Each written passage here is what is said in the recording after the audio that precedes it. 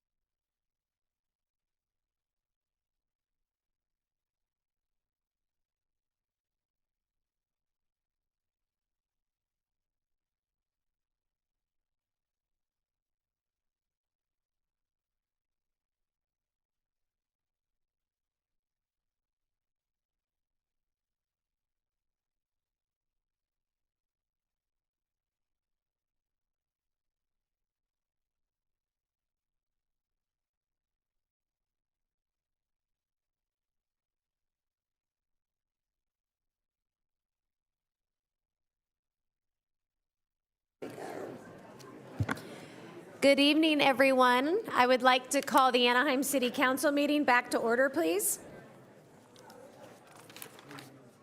The first item on our agenda is an invocation that will be offered this evening by Chaplain Nathan Zug with Anaheim Police and Fire. Following that, Councilmember Meeks will lead us in the flag salute. Would you all please stand if able?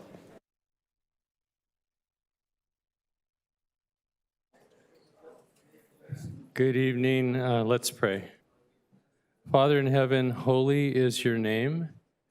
May your kingdom come and may your will be done right here tonight, just as it is in heaven. Would you give us today what we need and forgive us our trespasses as we forgive those who trespass against us? And lead us not into temptation, Lord, but deliver us from the evil one. I ask for grace, truth, peace, love, and favor tonight, Father, on our beloved mayor and council and on all of our city leaders. Thank you for each and every one of them. I pray that you would fill this chamber tonight with unusual peace. Thank you for our police and fire departments and all of our city departments who take care of our residents, businesses, and guests. Would you bless them and give them favor as they are all serving us in ways that we can see and feel. Please work through them and let them know they're doing a great job. I particularly ask that you would bless our city manager interim, Greg Garcia, and our new police chief, Manny Sid, as they lead our city and make many key decisions. I also pray for our search for another city manager, that you would guide that process. Tonight, Father, I pray for each and every conversation and each decision that's made, that you would be honored in all of our Anaheim decision makers. And I pray tonight for Michelle Yamas and her family, as they have recently lost a loved one. And lastly, Father, I pray for world peace for each and every country leader across the world as they rethink positions, that they would do everything possible to strive for your peace in this world. And I pray this and all these things in your holy name. Amen. Thank you. Before we begin the pledge, I would like to take a moment and thank the brave men and women in our armed forces who are serving at home and especially abroad at this time of conflict. We thank them for their service, their dedication, and we thank their family for the dedication of supporting their service members. So, ready? Begin. I pledge allegiance to the flag of the United States of America and to the republic for which it stands, one nation, under God, indivisible, with liberty and justice for all.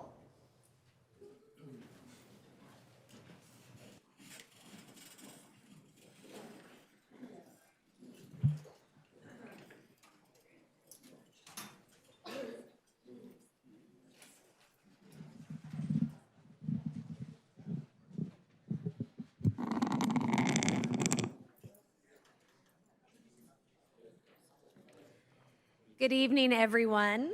Today we have the privilege of honoring Brett Finley for his contributions and leadership and service as Chief Executive Officer of the Anaheim Family YMCA. Brent has led the organization with vision, integrity, and heart. Under his leadership, the YMCA has strengthened its programs, expanded its reach, and its impact across our Anaheim community. Brent has always put the Y's mission first, and people at the center of every decision and initiative. His genuine care for others will leave a lasting mark not only on the organization, but on the lives of countless Anaheim kids. So Brent, thank you for joining us tonight. Your legacy will remain a lasting part of the Anaheim Y community and the city at large. We wish you best on your retirement, and if you could please join us to share a few words. And please have your family come up if they want.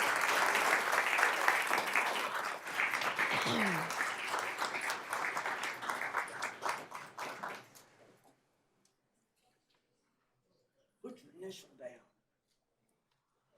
Your initial. Madam Mayor, thank you very much for those very wonderful, kind words. Certainly, it's been a true honor to serve this organization for, oh my gosh, I think I've counted almost on 5 hands, but stopped at 4 fingers to finally. Again, my grandson the other day said he thinks I'm too young to be retiring, so I think that's a call to action that he wants me to maybe be a guest coach on his soccer, his baseball team or something. So it's been a real pleasure to be here in Anaheim, the last stop on this Y legacy, this Y journey. I would be remiss if I would say that, or wouldn't say that the partnership between the YMCA and the city of Anaheim has probably been the greatest city YMCA partnership I've ever been a part of. So what we do is we do everything together, serving 4,000 kids in swim lessons annually, our growing youth sports recreational programs, on and on and on. Our growing youth and government program that is supported by the city is just incredible. So it's been a blessing. A pleasure, and I just look forward to seeing and watching all the great things that will continue to happen with the YMCA and the city of Anaheim. So thank you very much. Okay, with me is my my true partner. I did tell her that this was the last stop so she can actually open a few boxes that we've carried forward from a couple of other moves, Julie Finley, and board member with us, Tricia McDonald.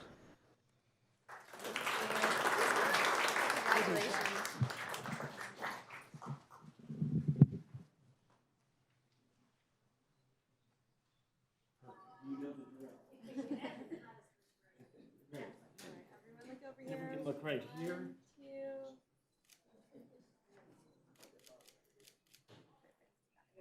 Thank you.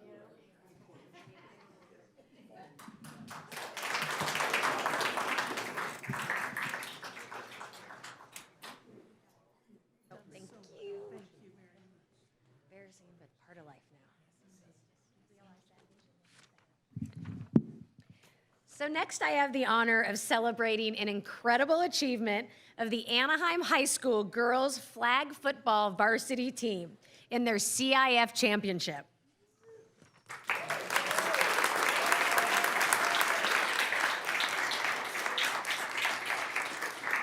So these amazing students and athletes demonstrated determination and teamwork. Their championship reflects months of hard work and discipline. They have set a new standard for their school and for girls' athletics. As always, we want to acknowledge your parents, your families, and your coaches who supported you along the way this season. So congrats to our Colonist champions, way to represent the city. Could you please join us?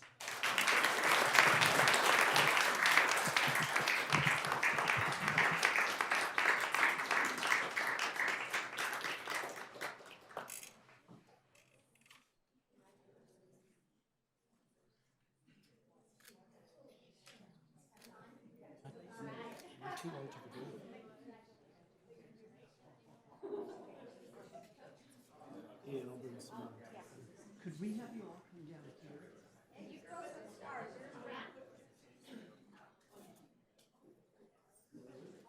And then. We have a.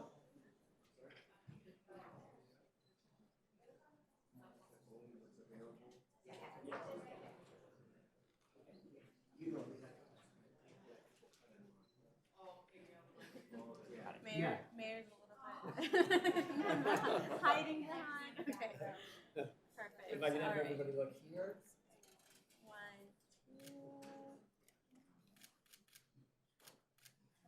2. And families, any photos? Anybody else want to take a photo up here? Can we post them on the... Yeah. Perfect. Okay, thank you. Congratulations.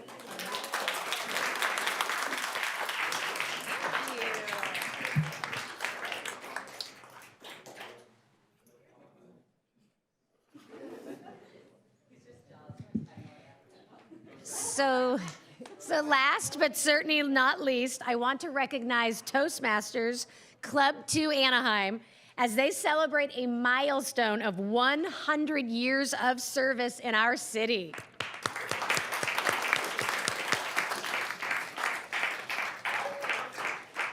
So for a century, this club has empowered members to develop skills in public speaking, communication, and leadership.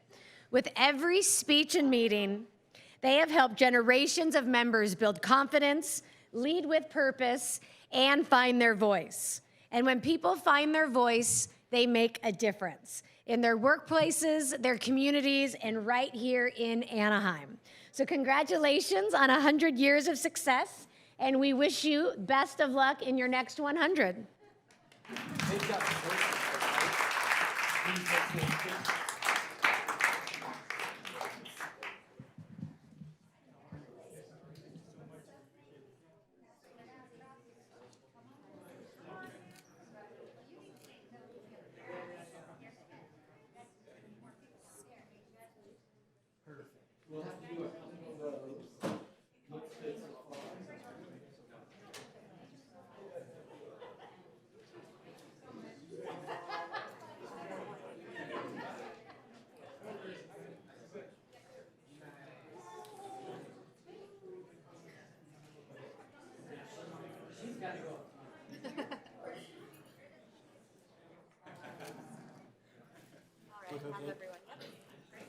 Great, if we could have everybody look right here. One, two. Perfect. Thank you, congratulations.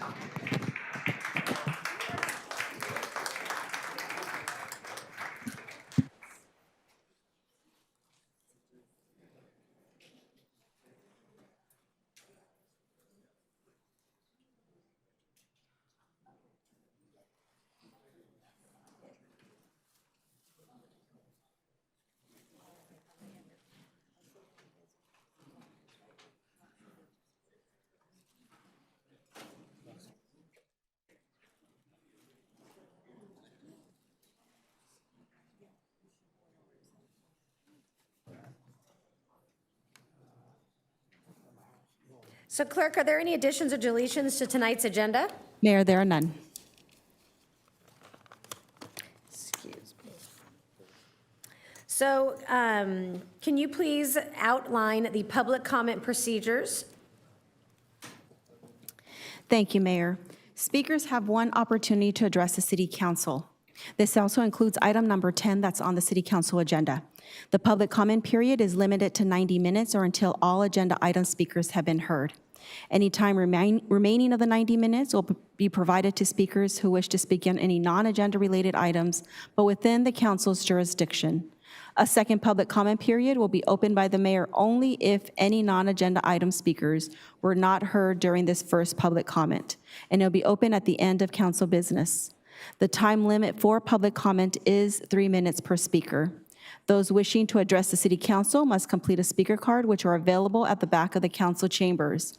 The name and contact information requested on the speaker card is optional. Any unidentified speakers will be called by the speaker card number. At this time, I'd also like to announce that Spanish interpreting services are provided at every City Council meeting. Simultaneous Spanish interpretation is provided through the use of headsets, and consecutive interpretation is available to anyone who would like to address the City Council. For translation services in other languages, we ask that you please contact the City Clerk's office at least 48 hours prior to the scheduled meeting. At this time, I'd like to introduce our interpreter who will make the same announcement in Spanish. Buenas tardes. La ciudad provee servicios de interpretación al español en las juntas del Consejo. La interpretación simultánea al español se ofrece por medio del uso de audífonos y la interpretación consecutiva también está disponible para cualquiera quien desee dirigirse al Consejo. Para servicios de interpretación en otros idiomas, por favor comuníquese con la oficina de la ciudad cuando menos 48 horas antes de la junta programada. Gracias. At this time, on behalf of the City Council, we would like to remind the public that Anaheim remains committed to freedom of speech, and we ask that speakers address the City Council with civility and refrain from making personal, threatening, abusive, slanderous, or profane remarks towards any member of the council, staff, or general public. We appreciate you reflecting this spirit when you speak. The time now is 5:17, with the 90-minute public comment period set to conclude at 6:47, or until all agenda item speakers have been heard. We do ask that speakers line up at the podium once they see their name appear on the projection screen behind me. And Mayor and City Council, for agenda items, we have 23 speakers, and we'll go ahead and call those speakers forward. Thank you. Before we begin public comment, I wanted to note that item 10 on today's agenda is the continuation of the festival project item. The public hearing on that item was opened, and after several hours of comment on January 13th. It was closed on January 13th. While the public hearing will not be reopened when the item is called this evening, the applicant and members of the public are welcome to voice their opinions and thoughts about the project during this public comment portion of the meeting. I have been assured by staff that comments regarding the project during public comment, whether made tonight or during prior meetings, will be included in any administrative record, and they will certainly be considered by this council. In addition, members of the council have the ability to ask questions of the speakers or applicants when that item is considered tonight. Thank you. And Madam Clerk, can you please call forward the first 3 speakers? Thank you, Mayor. Our first 3 speakers, Mark Herbert, David Green, and Mark Richard Daniels. Mr. Herbert, you could step forward at this time. Foot may not. He makes it sideways. This doesn't bend.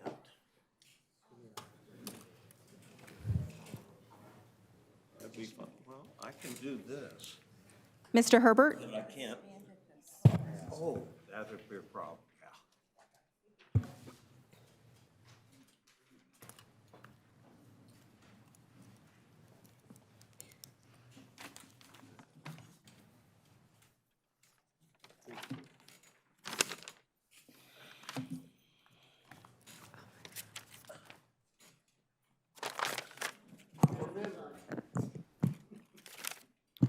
Mark Herbert, AnaheimGrease.com.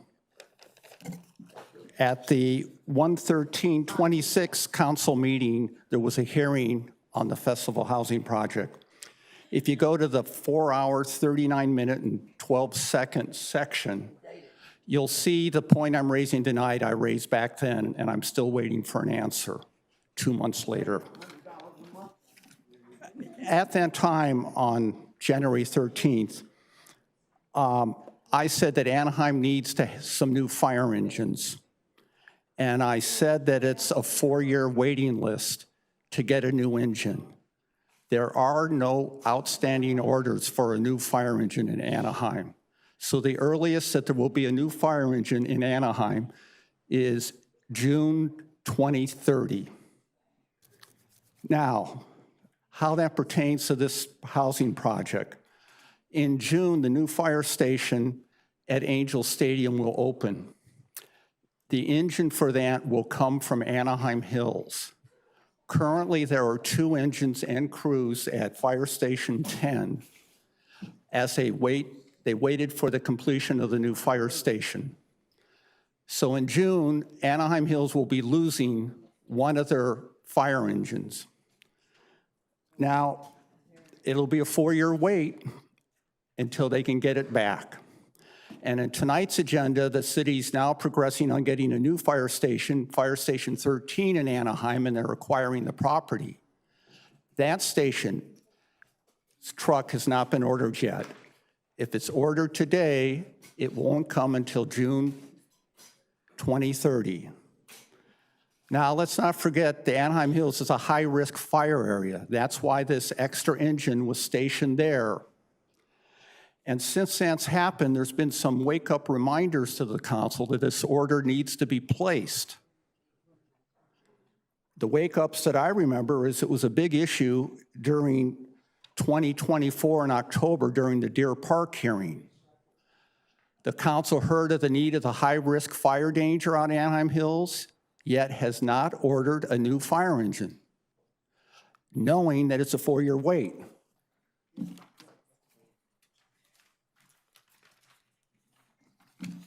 I'm going to pass out a handout from Fullerton, which documents their problem ordering a new fire truck. It's a 4-year wait.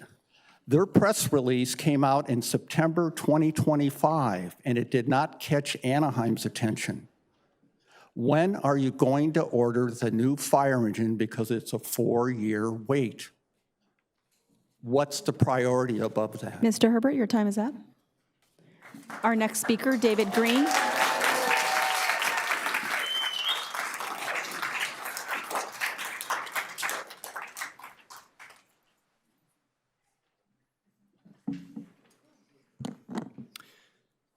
Good evening to all the council members on the dais and Mayor Aiken. My name is David Green. I've lived and worked in the city of Anaheim for 30 years. In all my years as a resident, I've never felt compelled to attend a council meeting, although I'm certain they've all been really riveting. I'm here today because of the Festival Center and the Deer Canyon development proposals. In the past 7 years, I'm guessing because of the use of apps to find alternative routes to avoid the 91 freeway, I've witnessed bumper-to-bumper stop traffic from the 91 on-ramp all the way off Weir, traveling miles up past Ralph's and to Serrano to the Monaco townhomes. This queue to get on the 91 can begin as early as 1 o'clock and can last until 8 o'clock at night. It's really gridlock. Right here in our neighborhood, I've experienced 2 major fires since residing near the Ralph Shopping Center, and I'm here to share when we were asked to evacuate by a police vehicle over a loudspeaker, there was nowhere to go. Cars could not exit the community, they could not turn left, they could not turn right, nobody could leave for safety. It was packed. I was struck cold when I saw the panic on the faces of my neighbors who had young children and pets in tow, when they were stopped within hundreds of feet of their effort to evacuate.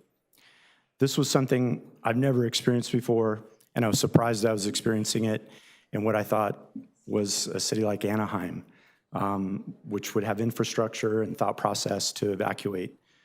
A lot of us have probably seen the signs up there. This is the evacuation center to go to. Appreciate all you guys back here. This is nice. So that was very chilling to witness. I understand that the Festival Shopping Center owners would enjoy earning more customer money to keep the shops open, and that's a valid community concern. However, we need to listen to the Planning Commission and local fire authorities about their grave concerns for further housing developments in the area. There has to be better solutions. Please vote no and continue to consider other options. Thank you. Our next speaker.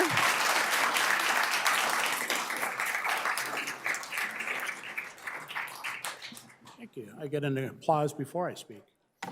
Anyway, you're asking a project of this magnitude in an area that is geographically not suited for this kind of a project. You're going to overwhelm the area with a lot of traffic and a lot of, what has been already said and said better than I do. I don't live anywhere near this area, but it's part of Anaheim, so it's part of me. You have to vote no on it. You have to, something that is so troubling is given the fact that you're going to have that much traffic and that much coming and going, and what has already been said during some of the other incidents that have happened in that area that you've had with fires and stuff, that the gridlock trying to get in and out of there. So you're going to add that much more of a population in that area, and it just would not work. So I suggest you, not sacrifice public safety and vote no. Our next speaker, Joseph Wadomara.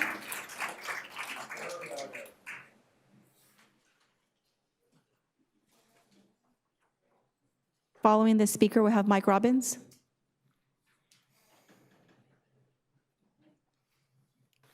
Madam Mayor and City Council members, thank you for allowing me to speak. My name is Joseph Guadarrama. I live off of Weir Canyon in Anaheim Hills. I'm speaking about the festival development. I've been a resident of Anaheim Hills for 10 years and lived through the frightening wildfire that occurred in 2017.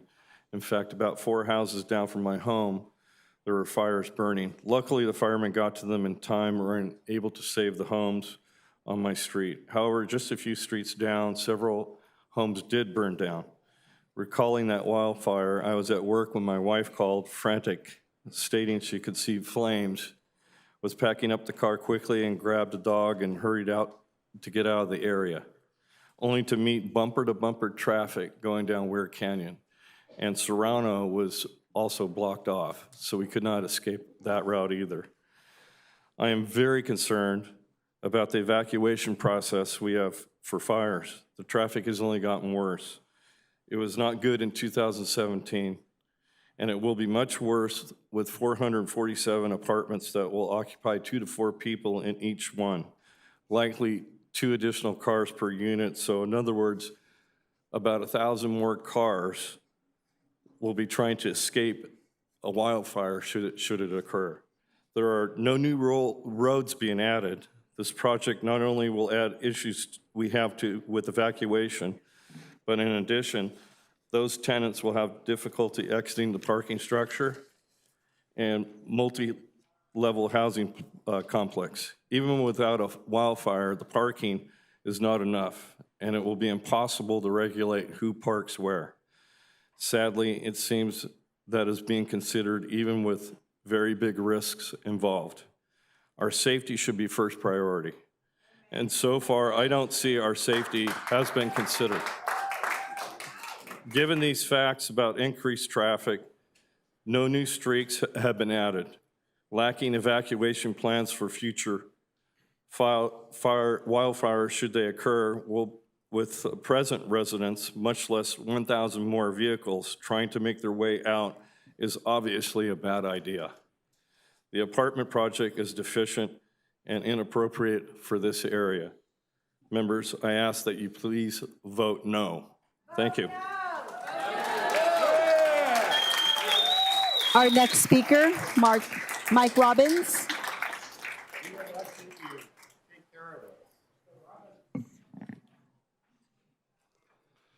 Mike Robbins. Money is the instrument of the powerful. When one replaces the other, we no longer have a republic, we have a receipt. $3 million, that's what Disney paid for the puppets on the city council. That $3 million purchased something specific. It purchased allegiance. Allegiance, when bought, has a name. We call it here political corruption.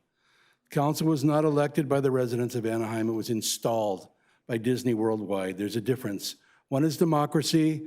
The other is an illegitimate transaction. The social contract, the quaint Enlightenment notion upon which this republic was allegedly founded, holds that government derives its legitimacy from the consent of the government. The people who live here, who drive the streets, who send their children to schools. But we watch with quiet desperation as the city teeters toward insolvency, money that could be used for purposes like emergency services. While Disneyland, the people you work for, pay 0 taxes on admissions and fees, 6% taxes on admissions and fees in Florida, nothing here. The Disneyland Resort generates billions and we get the privilege of traffic. The joy of watching their fire services under fire, underfunded, while a corporation that made $22 billion last year writes a check not to the city, but to the crooked politicians. When homes burn, and they have burned in the past, the question every resident deserves answers is this: where was the money? Not to fire trucks, apparently, not in emergency services, not in the infrastructure that protects the people who actually live in the city. The money was in this room, in these seats, in the campaign accounts of men and women who own their positions, not to the voters of Anaheim, but to a company whose mascot is a mouse, and whose morality, it turns out, is rodent-sized as well. You are the proof. The residents of Anaheim are not constituents, they're not stakeholders. They're not even by any meaningful definition the people you serve. Campaign contributions are not consent to government, they're the purchase of governance. And when a city council is purchased, the city hasn't been led, it's been sold. I would ask you to be ashamed, but shamed appears to be something Disney has arranged for you to be exempt from. 6% is what they charge on parking and fees in Florida. And we asked for 3% to balance the budget and give us extra money so we can properly provide services for the city of Anaheim that could protect people's lives. Thank you very much. Our next speaker, following the speaker, G. Price and Janine Robbins. Members of the council, I am here to oppose the festival development project proposed for Anaheim Hills, a community officially designated a very high fire severity zone under state fire severity mapping in an area with documented wildfire history, steep topography, and limited evacuation capacity. This proposal is not just incompatible, it is unsafe. This project replaces a 60,000 square foot cinema with a 400,000 square foot residential complex, more than 6 times larger, plus a multi-level parking structure, the only one of its kind anywhere in this part of Anaheim. The only comparable structure in the entire city is Mickey and Friends at Disneyland. That alone shows how dramatically out of scale this is for a hillside community surrounded by canyons, brush, and constrained roadways. But the core of this issue is this: you cannot increase population density in a fire severity zone without increasing evacuation capacity. Anaheim Hills has limited access routes, a fact acknowledged in fire safety studies, city emergency plans, and by residents who lived through evacuations. These roads already bottleneck during routine traffic. During a wildfire, they become gridlocked. So I have to ask directly, how can you justify adding hundreds more residents and hundreds more vehicles in a zone where the existing evacuation network already fails under pressure? This is not a planning question, it is a life safety question. The infrastructure must be corrected before any major development is approved. This is not complicated. It is not theoretical. It is not rocket science. There is an existing, well-documented program, too few ways in and out of the hills. Until that is fixed, adding more people is not responsible planning. It is increasing risk. Look at the zoning next door. The senior community immediately adjacent to this site is zoned for 15 units per acre. This proposal demands 36 units per acre, more than double the density. That is not smart growth. That is a developer forcing a project onto a site that cannot safely support it under wildfire conditions. The massing is wrong, the density is wrong, the location is wrong, and in a fire zone, wrong decisions have real consequences. This is not anti-housing, this is pro-safety, pro-infrastructure, pro-planning that respects the land, the risks, and the people who live here. Growth must be balanced, it must be scaled, and in a severe fire zone, it must be safe. This project is oversized, overdense, and out of character for the surrounding area, and it increases danger in an area already vulnerable. Ma'am, I'm sorry, your time is up. Under evacuation routes are expanded and infrastructure is upgraded. Ma'am, I'm sorry, your time is up. No major development should move forward in Anaheim Hills. Our next speaker.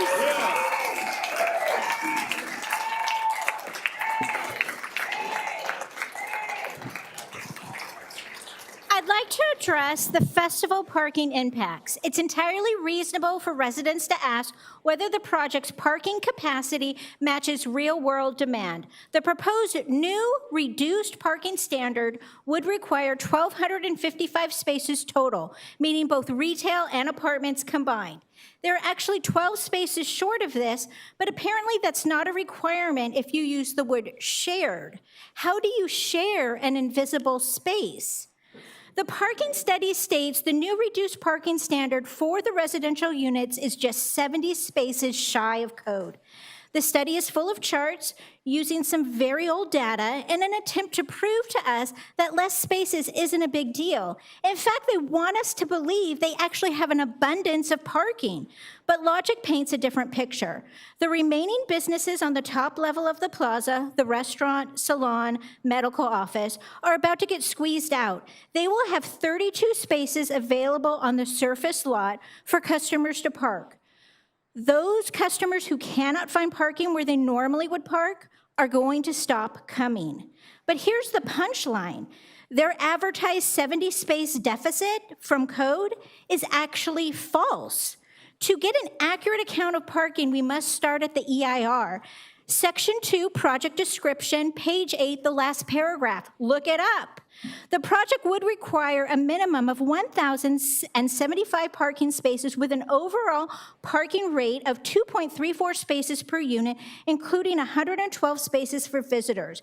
Oddly, this statement is never seen in the actual parking study. The parking study that is not attached to the EIR falsely states, code would require the project to provide 963 spaces with an overall parking rate of 2.15 spaces per unit. So now we are forced to do the math. They're giving us 781 residential spaces, 107 guest spaces, and 5 spaces in front for their leasing office. That brings their total to 893 spaces. Are you ready? It's 182 spaces less than the current code. Let that sink in. Nearly 200 spaces short. This will choke out the remaining businesses on the top level, forcing them to relocate or close. Housing without adequate parking can lead to overflow into neighborhoods, competition for spaces with existing businesses, congestion, and safety concerns. These are issues residents throughout our city know all too well. Just say no. Our next speakers, Janine Robbins, Kenneth Batiste, R. Joshua Collins.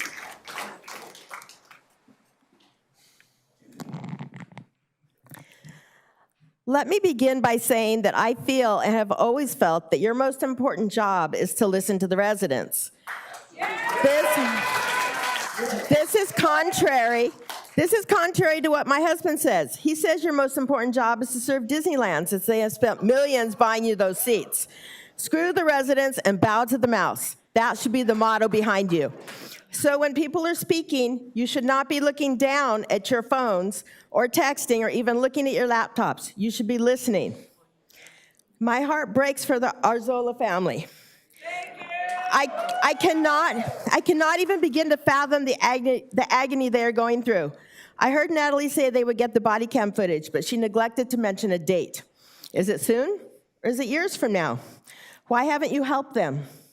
Many years ago, Sandy Lozo told me that state law supersedes city law.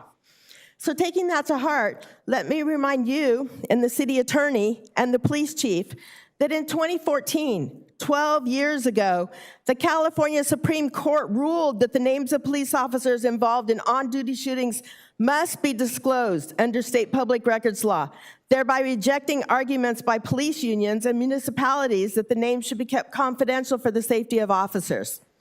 Release the name of the officer who murdered their son, their cousin, their brother, their friend, now.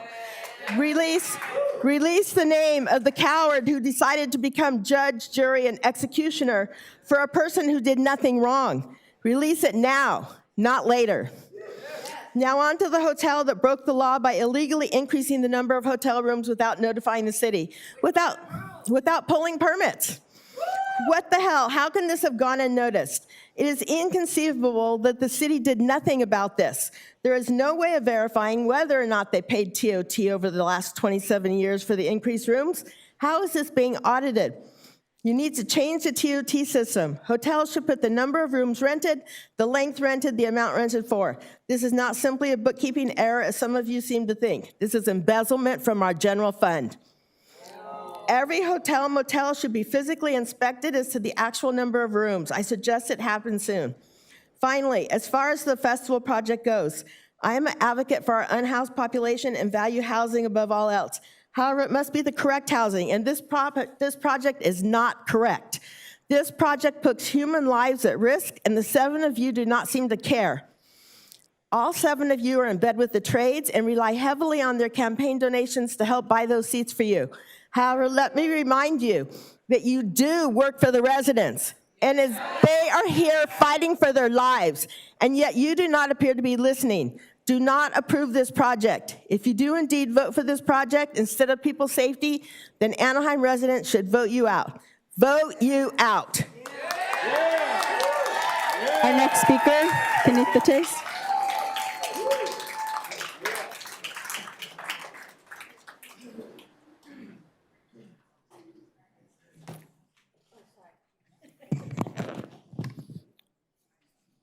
First thing, giving honor to God, those on the council that serving the God of the people. First thing to serve the God of the people, you got to listen to him. Because he's listening. My point is this right here.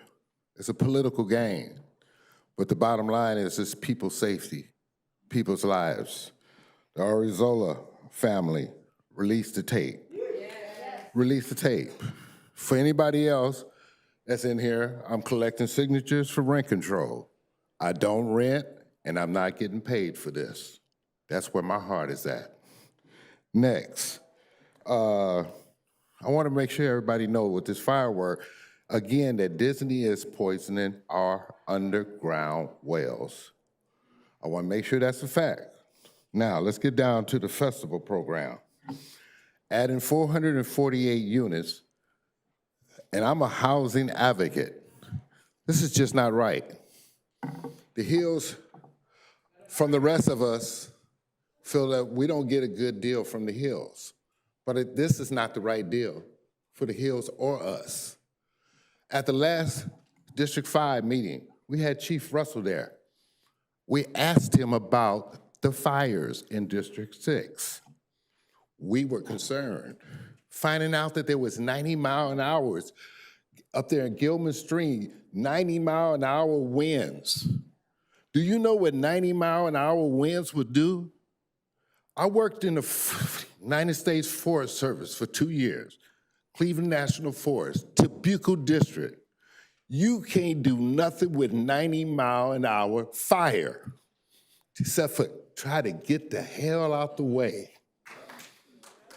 The point of it is, if it happened once, it'll happen again. And when it happened, how many of those people from down in the flatlands went up there and saw them people's houses burn?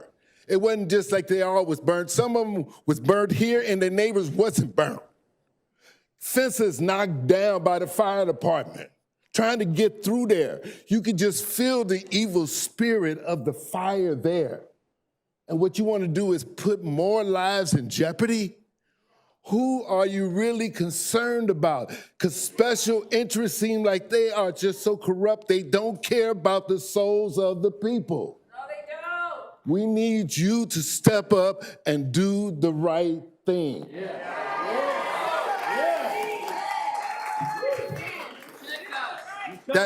That's what's wrong with our country today. Corruption has been accepted as the norm. We should get back to our cleanliness, our godliness, and our country will rise up and be stronger. Thank you. Our next speaker, R. Joshua Collins, followed by Doug Robbins.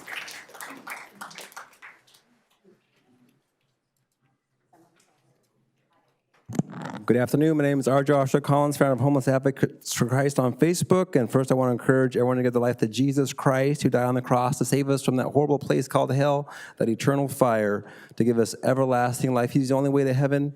We've all sinned. We all need a Savior. We all must be born again. I also want to talk about the homeless issue. There's so many people that are still needing affordable housing. From what I understand, there's still 9,100 units still needed for affordable housing. There's a waiting list for rental assistance, years long. So I just want to encourage the council to create more land for those in need, more affordable housing, more shelter. Also, rent control ordinance, be great to see something like that come to pass. We really need help, those of us that don't have a lot of money, and there's quite a few of us. I also want to talk a little bit about the issue regarding the last council meeting, I believe it was, that it was stated that the police chief said that black and brown people create more crimes than Caucasians. That's what I was heard at a community meeting. Supposedly he said that. So I did a little research, and I just looked it up on ChatGPT. Why not? I just looked it up. I said, there's no data about that. It says no published APD or FBI data shows this. And also, there was a data that was kind of interesting, though. African Americans are 2 times more likely to be stopped in Anaheim than Caucasians, and also 2.5 times more likely to be arrested for low-level and non-violent offenses than Caucasians in Anaheim. So this is facts. This is out of ChatGPT. I'm not making this up. You look it up yourself. But this is a concern. And also, what are we going to do to bring an end to that, right? Obviously, there's an issue.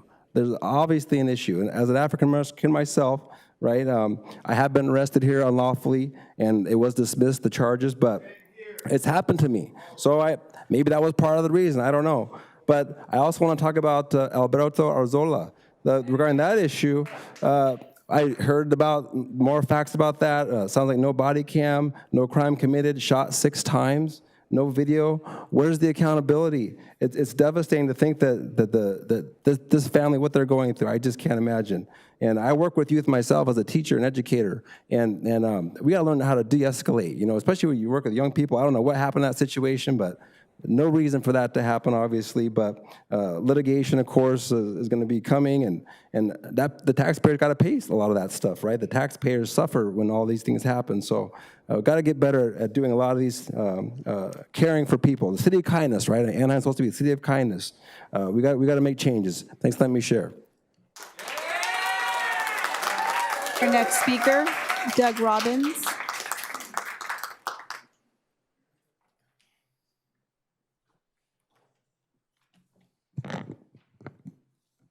Dear Mayor and council members, I'm here once again speaking about the Festival Center residential project. I've spoke with many of you in person, with the exception of Norma Kurtz, at your open house deals you had. I've been up here many times talking about this project and the dangers it imposes on us. We went back and forth with you and other city staff about the dangers this project puts residents of the area in. You folks seem to think you have this magic bulletproof plan to evacuate us in a life-threatening emergency, and while we appreciate that there is a plan, the community is not buying what you are trying to sell us. You underestimate the impact of the project and overestimate the evacuation plan.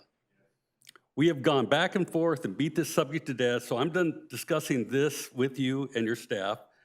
And it comes down to this. Bottom line is, you've been elected to represent what we want, okay? And we've made it more than clear that this development is an unwanted danger, yet it seems you disagree with what we want. Honestly, your opinion is not important. What is important is that you listen to the people you represent and start representing them. If this seems like a radical concept, maybe you should resign. It seems politicians these days only care about what we think while they are trying to secure our vote. And once in office, they don't care what our opinions are any longer. They only care about wealthy donors and lobbyists. Shea Holmes and Kurt Pringle, sound familiar? We have vowed to change that. We will no longer support any politician that will not listen to the people they represent. And we're no longer asking you to vote no on this project. We are demanding a no vote. Thank you.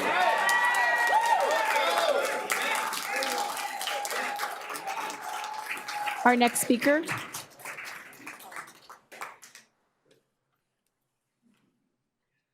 Hi again. I've been here before, and I'm here to plead with you to vote no on the festival project. Not only for me, not only for you, not only for all the citizens of Anaheim, but most importantly, take your eyes to the very back, last row, the young girl who, how old are you, young lady? 6? How old are you? 6. But for the children of our community.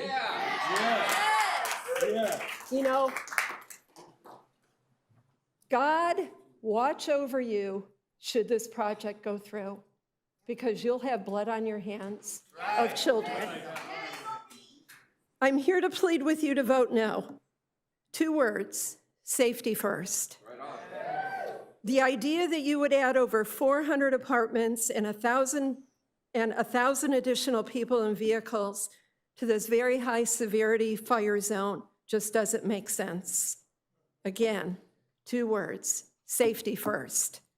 We need infrastructure improvements in our area. For example, the Fairmont overpass prior to any additional residential development along Santa Ana Canyon. Absolutely. 2 words, safety first. The evacuation analysis report shows that it already takes residents almost 3 hours to get out during a fire. Then to say adding another 14 minutes of delay is not a big deal is total nonsense. 2 words, safety first. For city employees, the city spokesperson, and some council members to continue to espouse know your way is a dereliction of duty. That's not the word I want to use, but it totally is a dereliction of duty. We all understand know your way. There's one way, get to the flippin' 91 freeway. And how do you do that? You get onto Santa Ana Canyon and you go to Weir or you go to Imperial. That's the option.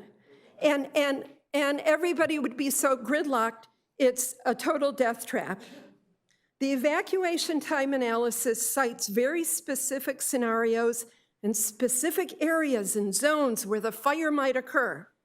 Well, last time I checked, a fire doesn't know just to stay in zone 3. Don't jump over into zone 8. Oh no, don't go to zone 5. So this whole know your way by zone is a crock of crap. So fire jumps, it goes crazy, it will go every way imaginable. And I don't know about anybody else, but I'm gonna get the hell out of Dodge. I don't care what zone I live in, I'm leaving. So 2 words, again, safety first. Ma'am, I'm sorry, your time is up. Please do the responsible thing, vote no. Our next speaker.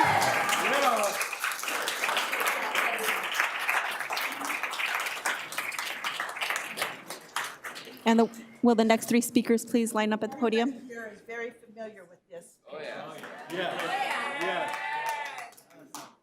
This is what we face. This is what we face every time we have a fire, and it's not once, it's not twice, and it will happen again.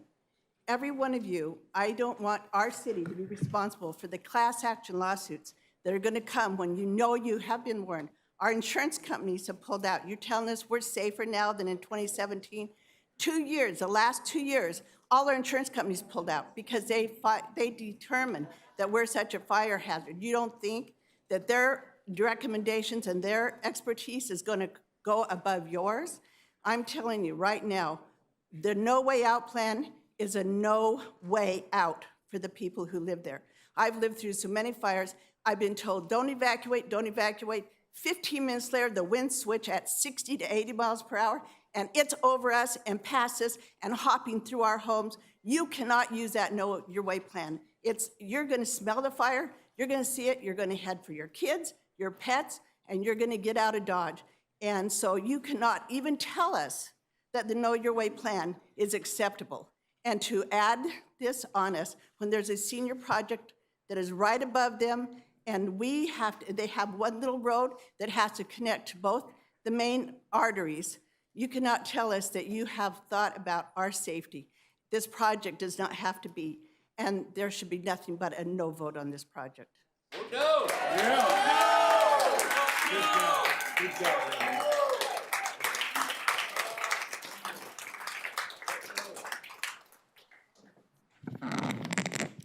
Back again. Good evening, Mayor and Council. I also am here to speak against the proposed festival project in zip code 92808, which is designated by CAL FIRE as a very high fire hazard severity zone, the highest fire risk designated by the state, and the only area in Anaheim with that classification. We are being asked as residents to allow density in the city in the highest fire risk area using the comparison of the former theater, which is not equivalent. The theater functioned as a neighborhood amenity. It primarily served nearby residents and generated staggered event-based traffic. It did not add permanent residential population. It did not introduce 1,000 sustained vehicles. Traffic conditions today are materially different than they were when that theater was built. Wildfire is also greater than it was decades ago. Both risk and congestion have increased. Extending evacuation times with minutes matter most. So what are Anaheim residents receiving in exchange for this project? We're being asked to accept smaller units, reduced parking, tighter safety margins, and the loss of valuable commercial property that many of us would prefer to see revitalized. Yet this project does not deliver meaningful affordability, improved quality of life, or create high-wage employment opportunities for Anaheim residents. We do not need this. We've already met our state housing requirements. There is no reason we can't deny this project and place housing somewhere that is not in the city's highest fire risk area. Every member of this council represents Anaheim residents. Public safety should not be secondary to development interests. For these reasons, I respectfully ask that you urge you to vote no. Approving a high-density project in the city's highest fire risk area is not responsible and is not good for the residents of Anaheim. And I will again say that I stand in solidarity with the Olazera family, and the names need to be released of the people involved, and they need that body cam footage so that they can have peace of mind. I can't imagine going through what they're going through. And the support that they have and the determination they have showing up here with the entire family is, bar none, quite a commitment. So they need some resolution. Our next speaker.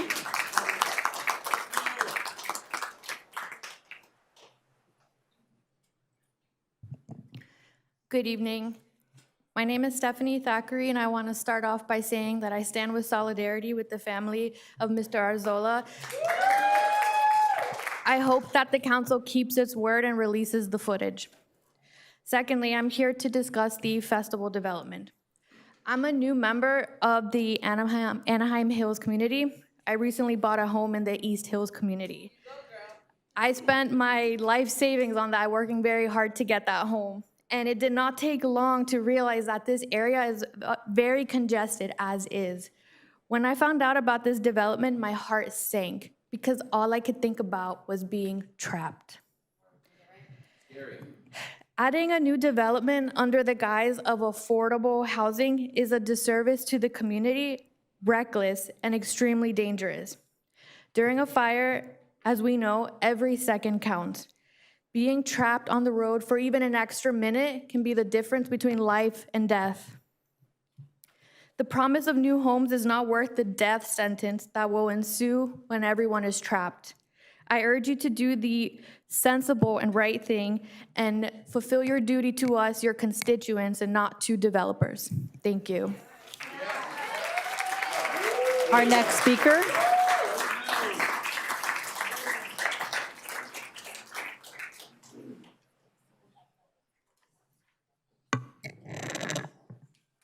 Hello, City Council and Mayor. My name is Andrew Winger, and I'm a resident of Anaheim.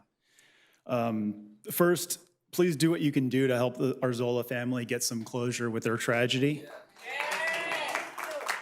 The festival project is one of these moments where the officials are saying there's no problem, while science and data is saying otherwise.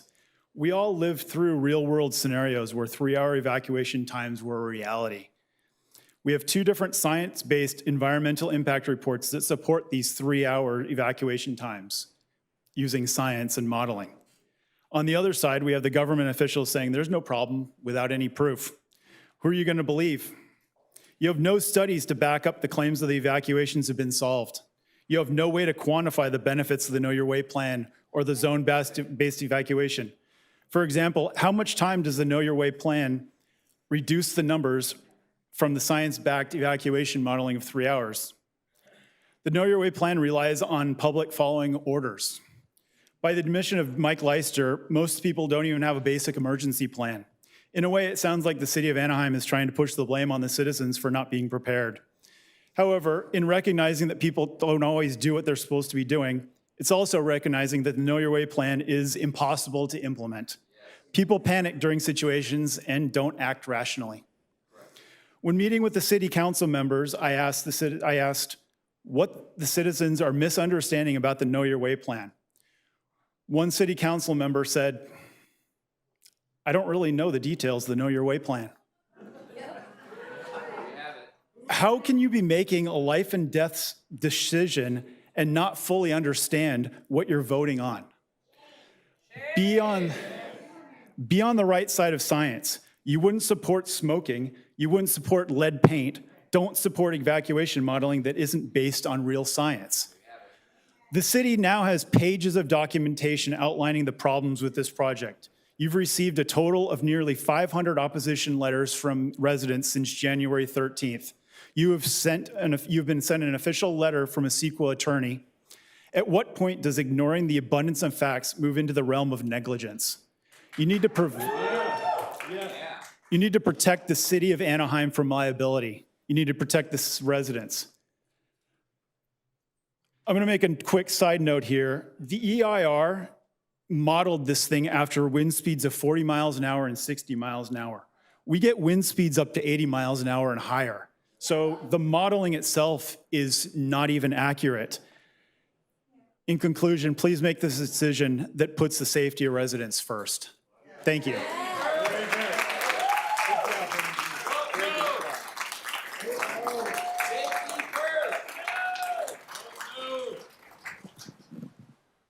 Hello, City Council and Mayor. Here we are again. You've heard me speak on this a lot. You've heard me talk to you about what happened to me when I was in Maui and when I was evacuated 3 different times from my home. But that didn't work, so let me paint a different picture for you. The Titanic was built with lifeboats for only half of its passengers. Why? Because the belief was that the ship's unsinkability led to a lack of preparedness for emergencies. Well, we all know how that ended. The Know Your Way plan is not fireproofed. If you vote yes on this festival project with the flawed Know Your Way plan, you would be repeating the same type of tragic mistake.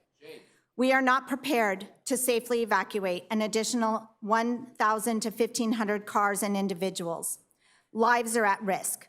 I urge you to vote no on this project. During the January 13th, 2026 Anaheim City Council meeting, Shea Holmes made a crucial statement. He said, and I quote, "Reducing the unit count apartment housing has the single biggest impact on traffic and evacuation times." Straight out of his mouth. He further explained that the project exceeds the city's adopted vehicle miles traveled, or VMT, per service population threshold, and therefore does create a significant, unavoidable impact. Let that sink in, straight from the builder's mouth.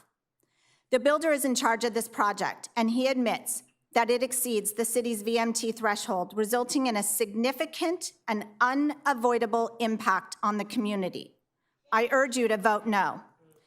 In addition, our own mayor in the February City Council meeting stated, and I quote, "I am extremely concerned about adding housing to this part of East Anaheim Hills of District 6.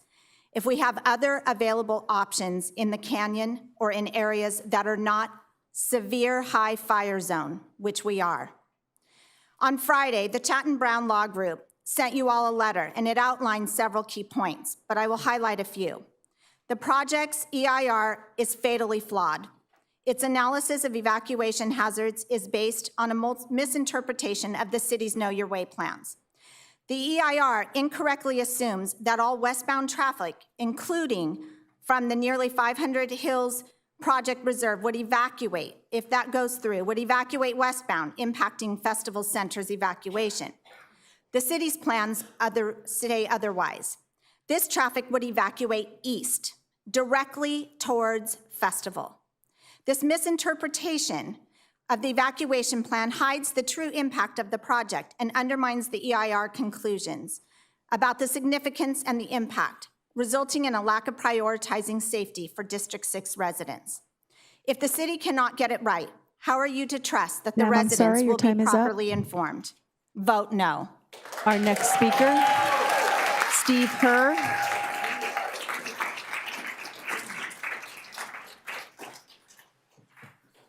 Good evening. I was hoping if somebody could pass this out, but I guess that's not doable, is it? Okay, thank you. While the young lady is passing that out, while I'm speaking, and it'll be very brief, you'll see it. If you can, I didn't realize we had this large map. As I'm speaking, if the people in the audience can let's look at that, and you'll understand. Okay, I just wanted to look at the map that you have and them there while I speak. Okay, District 6 encompasses 40 to 45% of the city of Anaheim. It's a high fire danger area, high fire danger area, yet it has the fewest main routes to safety compared to the other districts. And the other districts, please, I'm sure you're aware of it, but please review. Districts 1 through 5 has considerably more access routes than District 6, and they are not considered high fire danger areas. We are. And the other point is that the two main freeway access streets to the freeway are Imperial Highway and Weir Canyon. These two exits are 5 miles apart, a lot further than in the other districts. Compared to the other districts with much less distance between them, Gypsum Canyon is not considered main, at least for most of us, because it's the furthest part of East Anaheim. I'm going off script, but real quick, the other districts have so many other off-roads that they can shoot. They have alternative routes. We have two. We have Santa Ana Canyon just to get out, and then to Imperial Highway and Weir Canyon. That's 5 miles. I need the other districts to understand how we're looking at this. I reviewed the strategic plan of Anaheim that encompasses the years 2024 to 2034. It states 6 top city priorities. A, maintain financial responsibility. B, enhance livability. C, invest in infrastructure and amenities. D, fostering a high-performing city organization. E, and please listen to and E, supporting public safety. And F, promoting economic development and tourism. The project goes against, this project goes against B, C, and D, and that is enhance livability. This project does not do that. C, invest in infrastructure. Build alternate routes so we can get out. That's investment of infrastructure and supporting public safety. You guys have been listening to all Sir, I'm sorry, this. your time is up. Yes, real quick. You voted against the Deer Canyon project. Please vote against this project. Thank you. Thank you, sir. Our next speaker.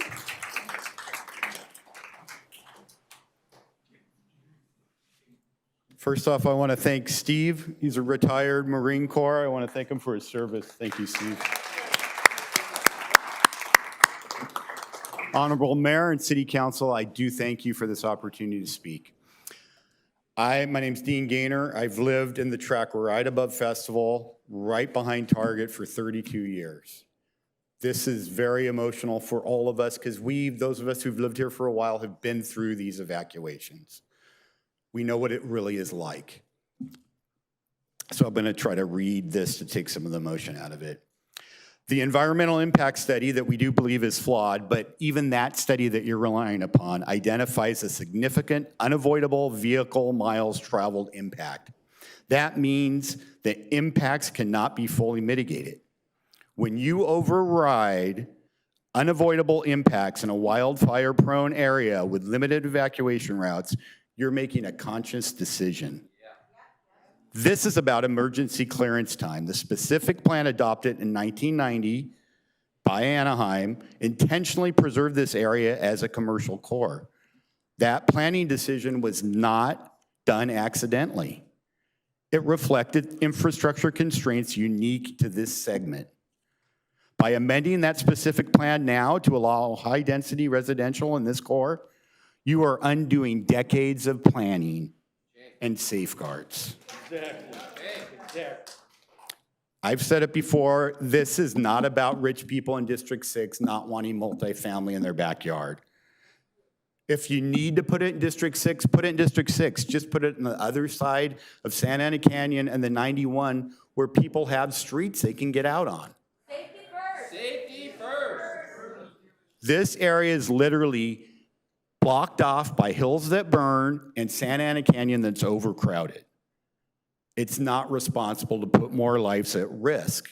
including ours who live there, but these additional 470-plus families.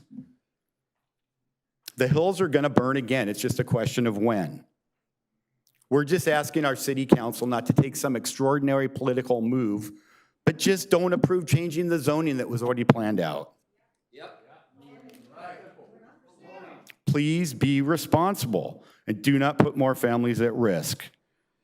I really want you, I beg you to search your soul and ask how you're going to live with yourself if there's another fire and people burn in their cars trying to get out, knowing that you voted to make it worse.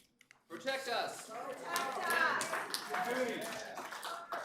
And commercial use is not the same as residential. When the winds pick up and the fires are, these 1,000-plus car owners are going to be in their units listening if they have to evacuate. And when they're told they have to evacuate, they're going to find out what we already know, that they can't. Vote no. Our next speaker, Mark Batizo. And with the next speaker, Mr. Fortezo, Mr. Mazzarella, and Mr. Hill coming up next.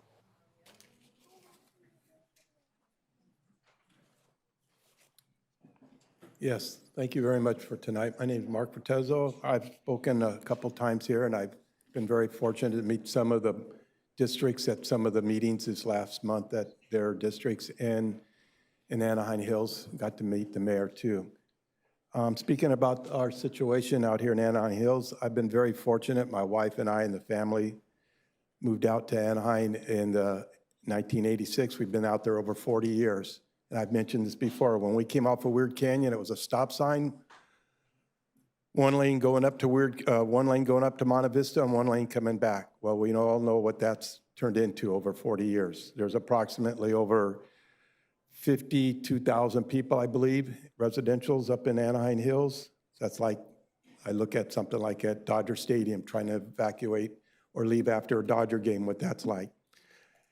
Coming down to Weird Canyon on the situation with all the building out in the Empire, Weird Canyon is the last on-ramp going into the canyon. Eastbound, westbound, La Palma, Orange Grove, Santa Ana Canyon, we all get bottlenecked from anywhere from 12:30, 1 o'clock in the afternoon into 8:30 in the evening, depending on what day. And these are just people passing through our canyon. So now come here, we have a fire condition. Santa Ana winds kicked up. I've been through 3 fires. The first 2, we couldn't even leave we left our house, we got less than a mile away. Vaughn's parking lot, which was the Target at that time, and Ralph's. We could not evacuate any further. The third one, I just stayed at the house and watered it down. I look at the growth in Anaheim Hills. We've been very fortunate. We like living there. My girls live there, my grandkids. We are very fortunate with the fire department, the police department. They've been very good in our area, but we're at our peak where we cannot allow any more building, more cars. We have to deal with the people that use the corridor. There's approximately 350,000+ cars a day that come through the canyon there, eastbound, westbound. 325,000 cars. So if there's a fire plan, God forbid we have to use it, but where are we going to go and where are those cars going to go trying to go or come from depending on the time of the day?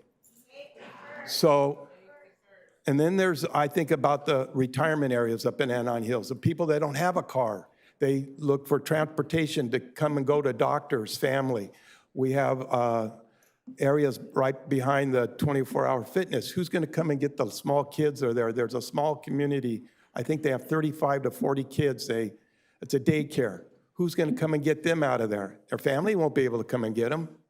sir, I'm sorry, your time is up. So thank you very much. Please vote no. And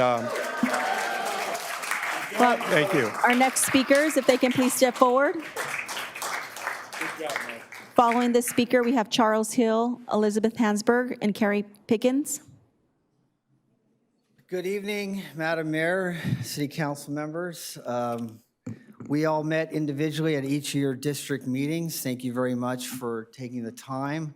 I did that because of how much all these residents care about their lives and safety during a fire. And during that time, when I was at those meetings, I found that each district has its own unique set of challenges and needs for each district. Wildfire is the overwhelming challenge, and evacuation is the most desperate need for the residents of District 6. Fortunately, District 6 doesn't have the other challenges of the district, but adding more housing in the high fire risk zone east Anaheim Hills will greatly magnify the already extremely terrifying aspect of trying to evacuate during an intense wildfire. I echo Mayor Aiken's comments in the January 13th City Council meeting when she said, "I'm extremely concerned about adding housing to this part, East Anaheim Hills of District 6, if we have other available options in the canyon or in areas that are not in a high fire zone." There are a multitude of other areas to build in District 6. And at that same January 13th meeting, Director Heather Allen said the bulk of the sites in District 6 that were actual candidates are north of the 91 in District 6. So you should consider, and what I learned from all the district meetings is that your state mandate does not force you to build in this area. You can build in other areas. So again, as District Allen said, the bulk of the sites in District 6 are north of the 91 in District 6. So Mayor Pro Tem Leon, I thank you for your efforts for District 6 as a board member for the OCTA, but we don't have the infrastructure yet to allow for more building. And Councilmember Maz, I want to thank you. You know what it's like. You grew up in Anaheim Hills. You have parents that live in Anaheim Hills, and you know what sheer catastrophe can do during a wildfire driven by high Santa Ana winds. Finally, I just want to say to Councilmember Meeks, I was a bit blunt with you because I don't think you understand your first duty as a rule is to represent your constituents. And your constituents overwhelmingly do not want this. If you feel that you need to vote for this project, you need to resign right now because you do not represent the constituents of District 6. So I urge all of you, for the lives and safety of all these residents, vote no against this project. Thank you very much.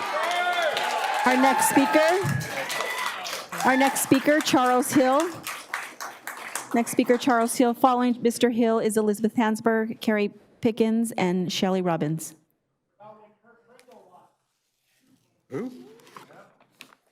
Let me just put this up here for a second. I'll take it down when I'm done. Hello again.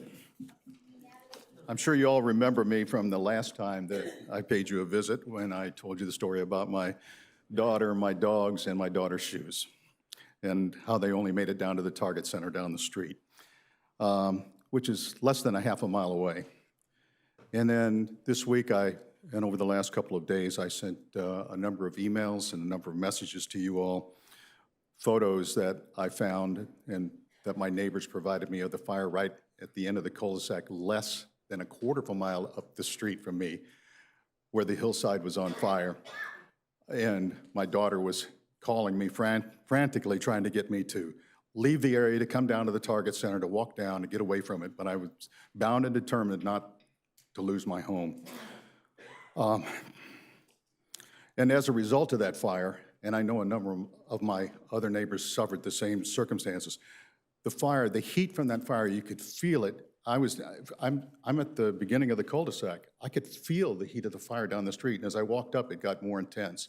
When everything was said and done, the smoke damage that I suffered was over $12,000 worth of smoke damage to my home, just from the smoke coming off that hillside up the street. Unreal, unreal. So that's why I'm trying to stress before that this is a commonsensical situation. These studies that have been done and provided by the Shea Properties, it's a farce. You should have gotten, and I think one of the prior speakers mentioned that a 57-page document from an attorney in San Diego that we asked to be submitted to you, that this is unbelievable. It's like there's no due diligence that's really been done. The Know Your Way program, someone mentioned the panic that takes place. I saw that panic. I saw the deadlock that was out there. There was no place to go. I understand that our fire chief, he's very good. He's an expert on wildfires, but he's not an expert on traffic or evacuations. As far as I'm concerned, it's more like find your way instead of know your way. And I think the other thing that came to my attention was how poorly you communicated this program that you tout so strongly. When I went back and I looked, what did you do? You rolled it out on your website at anaheim.net, and you had 2 community meetings you scheduled. How did we find out about that? You didn't put a statement stuffer in our utility bills. And guess what? Anaheim, thank you. I'm glad we're not with SoCal Ed, but thank you. But that's an opportunity for you to get a hold of people that are, older especially. I know that those people that live up above us. Mr. Hill, your time is up. 80% of them don't drive. They don't drive, and they don't have internet. They're not tech savvy at all. So please do the right thing and vote no. Thank you, sir. I'm please. sorry, your Thank 3 you. minutes are up. But don't forget your... Our next speakers. Mr. Hill, you promised me you were going to take your sign down.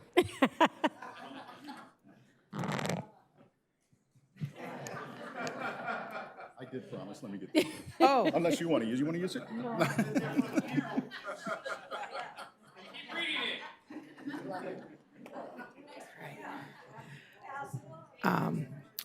Good evening, Mayor Aiken and members of the City Council. My name is Elizabeth Hansberg, and to date, I think I may be the only person that is here to support this project.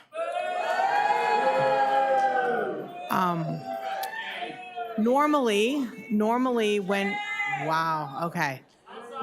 when we talk about how are we going to add new housing to existing communities, putting multifamily housing on underperforming commercial centers is like the #1 strategy that we use, right? We're not invading the fabric of the existing single-family homes. We're finding something that isn't performing well and trying to add an opportunity for more diverse housing types, right? Anaheim Hills, we know, is largely single-family homes. It's not accessible to young people. It's not accessible to people who can't afford to buy a home or pay $4,000 and up for a house in renting, but they could rent an apartment. So it does provide accessible housing in that area. This does seem to be a very more charged than other opportunities for housing. At the same time, that's not a function of this project, that's a function of the city. And I would urge you to find a way to make room for new housing and more diverse housing types in Anaheim Hills. We should not. Excuse me. Please be respectful and listen to all speakers. I know it's a heated subject and we have very varied and strong opinions in this room, but she has every right to express herself as you do. So if you could please extend her that common courtesy. Thank you. We should not have a neighborhood or a section of town or a district that can draw a circle around itself and say, no new major development here. Anaheim has grown. It's been one of the top producers of housing, but next to Irvine, of all the cities in Orange County. There's no question that you guys, between Santa Ana, Irvine, and Anaheim, have done the most to add housing stock to Orange County. Hands down, no question. And Director Allen is right. There is nothing in the state law that says it has to go, in a certain place. However, it matters for the residents of the parts of Anaheim that have seen the high density development in their neighborhood, and then we have a whole section of town that just doesn't ever have to accommodate new growth. That's not fair. It's not fair. And so finding a way to address the concerns so that every community in Anaheim, including Anaheim Hills, can make room for their neighbors so that the lovely 6-year-old that was referred to previously has a place to live when she grows up, really important. So I hope that you can find a way to make that happen. Thank you. Our next speaker, Carrie Pickens. Following the speaker, we have Shirley Robbins and Dr. Rick Moyer. Hi, I'm Carrie Pickens. Thank you for listening to my comments. I have emailed all of you my concerns about the festival project, and Natalie Meeks, you've replied to me a couple of times. However, I dispute your point, and I don't want to reiterate kind of what has already been said tonight, so I want to drill down on a couple of points that maybe haven't been as vocalized tonight. One is this project is wildly inconsistent with the community. You know, a leveled parking structure in Anaheim Hills, the scale of Disneyland's Mickey and Friends, it's completely inappropriate for the residential community of Anaheim Hills. The other thing is that a leveled parking structure will bring with it crime. Crime we don't need in Anaheim Hills. It's an attraction for, it will immediately become a catalytic converter theft superstore. It's a location for drug abuse. These are common problems in leveled parking structures. And what happens is, it's nobody's problem. The building operator, the management company for the apartment complex, they simply take the position of, well, park at your own risk and we take no liability. And so, whose problem is it? It's the problem of everybody who has to have a place to park in that apartment complex, and now their property is at risk. And the community is at risk as a result of what that kind of structure attracts. So, I think you've heard, and I certainly agree with the comments made earlier about safety, but in addition to that, simply the development doesn't fit. Furthermore, the idea that the fact that there was a theater there before and that somehow the traffic and vehicle quantity of the apartment complex will be equivalent to the movie theater, that's ludicrous. Yeah,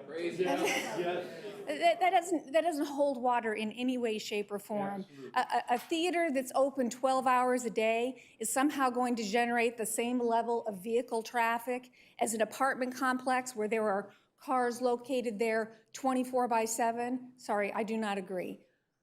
Please vote no. Our next speaker.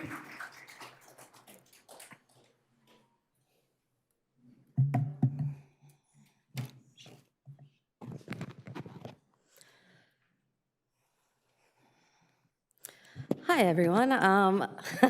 Usually I'm pretty bubbly and pretty nice, but tonight I think we're going to address a topic that's a little bit different than the usual regarding transparency, accountability, and what's been going on when it comes to new housing builds. In going through the public calendars, I found of each of the council members and the mayor, everyone included that's seated up here, there's someone that's not seated who is also mentioned, who is in the, stepped away. I'd like that record noted. But I'd like to say, thank you for joining us, that the calendar, your guys' calendars, just briefly looking from 2024 to 2026, the calendars, I've already found multiple errors. Key players that were missed, like how do you forget that your city attorney was at an event you went to? How do you forget that Kurt Pringle, the former disgraced mayor, who's also a huge lobbyist with Kurt Pringle and Associates, was at an event?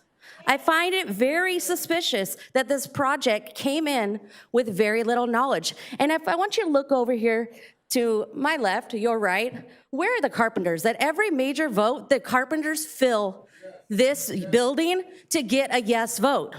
I have legitimate concerns about their absence. And there was a call on January 26th. Some of the people in front of me did write it on their calendars. Some disclosed part of the attendees that included the carpenters. And some did not even mention the carpenters in their meeting or that they had a secondary meeting. With that, I want to say that it's very interesting to me that Kurt Pringle and Associates has 3 different associates that are lobbyists that have close ties with a lot of people. When we first met up for this project, a lot of the city council members, or I'm sorry, they had met with the developers, the carpenters, and a handful of lobbyists, but very few residents in the beginning. It seems like we're walking into something that's previously been built. You know, I do want to point out on the calendars too, this doesn't just go here, it goes to the Planning Commission, because I saw several key contacts from the developers. They reached out to 7 different Planning Commission members within days of the vote that voted yes for this project. And yet, 4 out of those 7 responded to them, and 3 out of those 4 that responded voted for the project. Also, in looking at it, that's just me just starting to look, but I'm just gonna say that I think there's a lot of corruption that's possibly still going on. We need to look into Curtin Pringle and Associates and Tom Daly, because their lobbying got canceled as soon as they lost the Deer Canyon proposal. It's very interesting. I'm sorry, your time is up. Their contract terminated. Have our next speaker step forward. Following this speaker, we have Grace McGee and Brian McGee.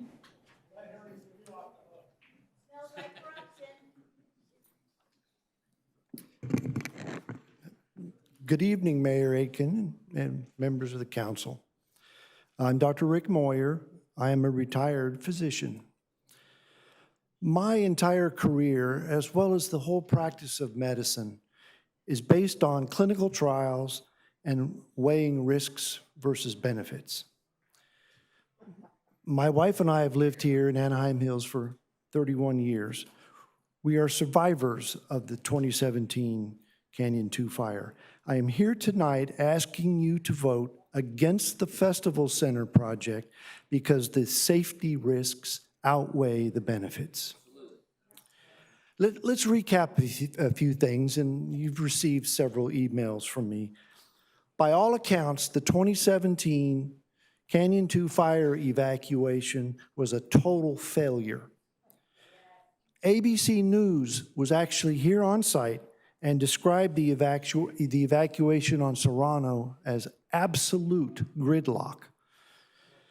During the evacuation, some of the residents have reported to you that it took 3 hours to travel what normally takes 15 minutes.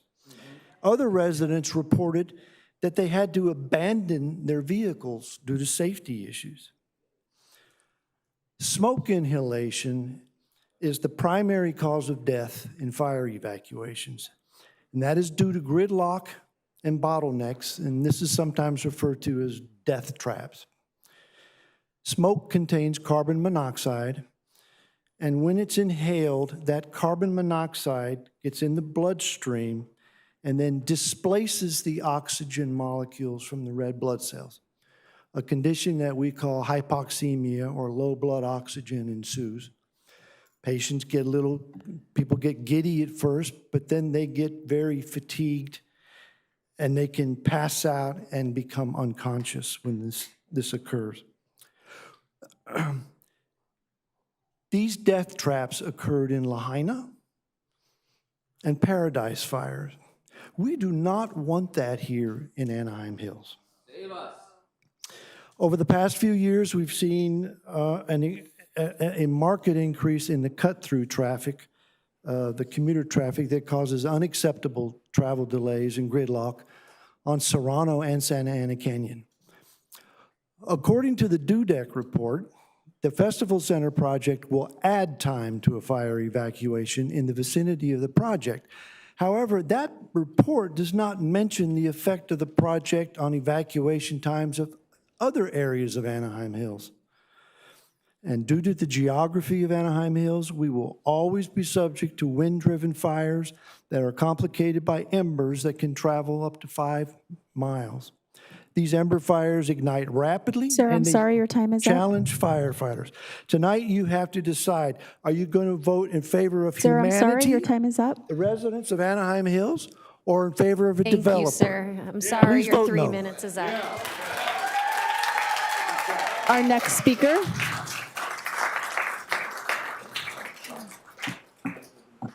Hello again, council. I ask you to please vote no on the festival project. I feel approving 447 units at this particular location would be negligent of the city council, as this location is in a known, very high fire severity zone that has well-documented 3-hour, badly bottlenecked evacuation times. The Overlook Senior Apartments behind the existing theater site have at least 300 seniors living there. How are they going to evacuate a fire with an additional 1,200 cars exiting ahead of them onto the one lane each way Festival Drive Road, and then try to merge onto what will already be a log-jammed Santa Ana Canyon Road? And how about the nearly 200 students at the Tutor Time Child Care Center next to the 24-hour fitness? How are they going to get out? And how about the residents in the existing 300-plus homes in the East Hills tract that is directly behind Tutor Time and Target? They have repeatedly stated that they could evacuate no further than the Festival Center in the last big Canyon 2 fire. And the Know Your Way plan has not adequately addressed this huge evacuation issue in this area. Furthermore, it is very unreasonable to think the Festival Center is even a safe place to shelter during a fire, when big commercial properties and grocery stores burn to the ground in Altadena and Pacific Palisades. As I stated last month, what has changed for the council to now support the festival project when just 16 months ago you voted against the Deer Canyon project due to wildfire and evacuation concerns? Nothing has changed except thousands of homes burned in 2 Southern California neighborhoods in Altadena and Pacific Palisades. And did you know 80% of the homes that burned in Altadena weren't even in a designated very high fire severity zone like they were before the 2025 fire? Anaheim's already designated as this because we've had so many fires. And those Altadena homes weren't even sitting in the world-renowned Santa Ana Canyon, known for having 70-mile-an-hour plus wind events every single year. And Anaheim Hills is an area known for having multiple large wildfires, 3 in just the last 17 years, with over 400 homes burned to the ground. And this project is 1 mile away. Please vote no. Our next speaker. Our next speaker, Brian McGee, followed by Doug Hill and Tammy Hill. Good evening. This morning I was reading an article from the LA Times from a little over a year ago, February 25 of 2025, titled "Evacuations Failed, Lessons Learned from California's Deadliest Fire." It was actually talking about the Camp Fire up in Little Paradise, California, where 85 people died in November of 2018. The winds drove those flames 100 yards per second. We have stronger winds and a drier climate. It'll be worse. I've heard that systems are in place. Altadena had systems in place. Their wireless evacuation alerts were sent 9 hours after the fire broke out, resulting in 19 deaths, all from people in the area that did not receive those notifications. Palisades had 12 deaths in a low-density area. We're much more dense out in the hills. You don't put out a fire by pouring gas on it. And you don't decrease evacuation times by adding high-density housing at the choke point of the canyon. There are better options available. Just as an aside, I thought, the old Kaiser Hospital would be a great place for it. Move those offices out by the festival, put the housing right next to the freeway at Lakeview. A physician's first responsibility is to do no harm. Please think about what your responsibilities are to the citizens that are living in the area. 2 weeks ago, there was a traffic accident at La Palma and Ware Canyon near Berlin Boulevard. I live right behind where this proposed development's going to be, and I was trying to get down to Home Depot, and I was parked underneath the freeway waiting to try to get through that one light at the off-ramp. It took me 4 cycles of the light just to go through there, and that was just during a normal commute because of one traffic accident. Do you think that there might be some traffic accidents when the entire community is trying to evacuate?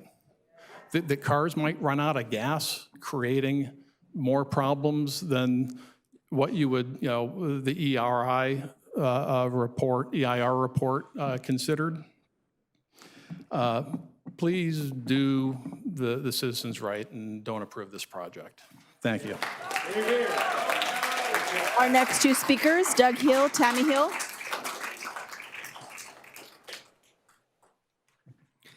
Good evening, Mayor Akins and council members.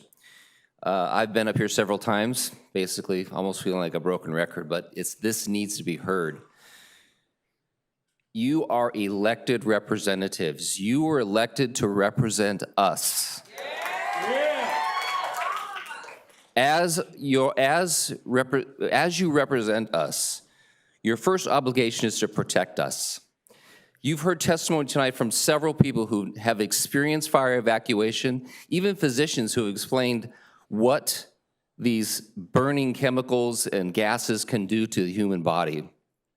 How is it possible you would vote for something that puts us in this type of danger? Really, consider that. You need to save us. I've lived in Anaheim for 30 years. I've had to evacuate twice. Once in 2007, took us 2 hours to get out. In 2008 and 2017, it took 3 hours to get out. Based on that time frame, I'm going to assume it's going to take us 4 hours to get out now, and that's probably without this new development. Anaheim Hills was not originally made to take this dense housing into consideration. There's one way out for me, and that's down my street to Santa Ana Canyon and make a left in order to get away from the fire. No one's going to go east. Everyone's going west. Know your way is ridiculous. We all know the way out. It's away from the fire, and no one's going to wait for my zone to be called. I'm going to get in there and evacuate my family, my pets, my precious items, and go. I'm not going to wait for someone to say, okay, it's your turn. That doesn't happen that way. When people panic, they move quickly. They do what they have to, and it's every man for himself, basically. It's a shame to say it, but that's really what it comes down to. So for you to expect us to get in line or wait for someone to say go or pick up a phone and say, hey, can you go rescue my parents? They're they're invalids and they can't get out. That's not going to happen. Natalie, we had this conversation about, oh, you can call the police and they'll go get your folks. No, they won't. I'll be on hold for 2 hours while we all burn. You need to listen to us. We've been through it. Please do not allow this development to take place. Councilman Leon, Councilman Kurtz, you guys voted for SALT. But look what the community says. We don't want it. We don't need it. Save us. Protect us from this travesty of dense housing in a high-fired danger area. Thank you. Our next speaker, Tammy Hill, followed by Charles Bottini, Julian Navarro.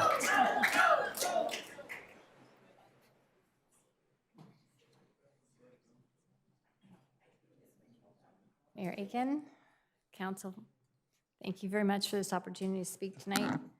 I know you've heard a lot of different stories. I know you all speak and believe on the Know Your Way. I was at one of the community meetings and I did pick up all the flyers for Know Your Way. And I was reviewing them. Little off topic, but I'm originally from the Midwest and I'm familiar with tornadoes. When I first moved out here to California, I was unclear of what all these firestorms were. And anybody coming from where I came from, you would just assume, as you would on these zones, that the fire would just blanket across, just like a vacuum on a carpet. But it doesn't. When wind is involved, it's like a tornado. And anybody that's ever been in a tornado realizes it can jump from place to place to place. So trying to say that we're going to exit zone 1, I'm in zone 9. Deer Canyon is my backyard. So I have to wait for 8 other zones to be evacuated before I get the go-ahead. I'm here to tell you right now, I would break the law because I'm not going to wait for that. Absolutely. Out of there. I did some of the math, and I understand having a plan. So within our community, we have about 19,800 residents. In Zone 1, Running Springs Elementary would need 9 buses to evacuate the children, because in the plan, it states that no parent can go get their child, the buses will come in and get them. Right. Zone 3, Anaheim Hills Elementary would need 6.5 buses. Zone 4, Canyon Hills Elementary, 7.3. Zone 9, El Rancho would need 16. Zone 11, Canyon Hills High would need 31 buses. Zone 12, Knoll Ranch would need 7.8 buses. Crescent Elementary in Zone 14 would need 11.77, and Zone 15 would need 7.1. This is a total of 97 buses. I looked up how many buses Orange has, Anaheim Unified School District. We have 90, so we're 7 short.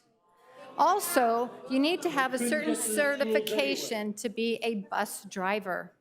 Do we have 97 certified bus drivers on the ready to pick up these students in the event that this fire would happen during when kids are in school? We also have 11 senior care facilities. We were told in this plan not to worry, our ambulance and paramedics would come get them. We have 7 ambulances in the Anaheim city area. 7. We have over 250 per facility. Please, think about what we're doing. Please, figure out a way to give us an infrastructure so that way we can all get out safely and live in our community. Thank you. Vote no.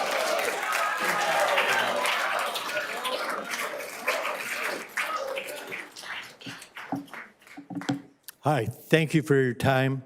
I'm Charles Bertacchini. I'm a resident of Anaheim Hills. I've listened to 30 people come up here who are way smarter than I am, giving some really good information to you, and I hope you're absorbing it and taking it. I will show you what a dummy I am. I've lived in Anaheim Hills for 40 years, and I have no idea what Know Your Way is. I have no idea. I've never heard of it. I sat here and people told me. I live in the Boulder, Country Hill Loop area. And if you say we dropped off brochures, I check my mail every day and I didn't get it. Number 2, you've had experts talk, show you why we can absorb this. There's been changes and all this. My experts are different. Like I said, you're dealing with a dummy here. My experts are Mercury Insurance, Allstate Insurance, State Farm Insurance, Travelers Insurance. None of them will insure my house. I've lived here for 40 years. I can't get insurance. I have insurance from Bob's Insurance that's behind a 7-Eleven in Phoenix, Arizona somewhere. If they don't think my house is insurable because of fire, that's the reason they give. It's a fire danger. They've figured out that my house is in danger of burning to the ground. Now, I don't know what your experts are, but my experts say we won't insure you. The other is, why is there this turnout? We keep doing this over and over and over again. Why do we keep doing it? It's obvious that these people are They're scared because they've lived through it. they've lived through sitting in traffic trying to get out and not able to. Everyone has their own story. Mine is my wife was over shopping. The fire was coming. I had to tell her. She called me. I said, get out of the car and start walking, because she says the car's nothing's moving. I'm going to die in my car. Gridlock. Exactly.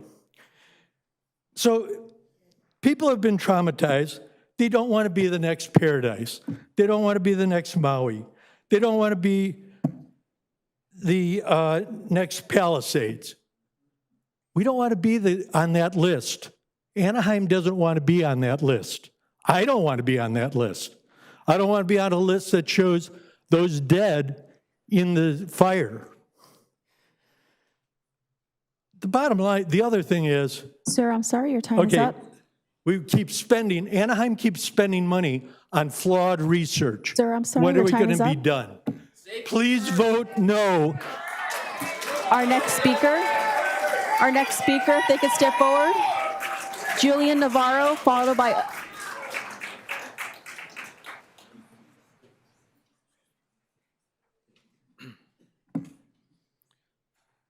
Good evening, Mayor and Council.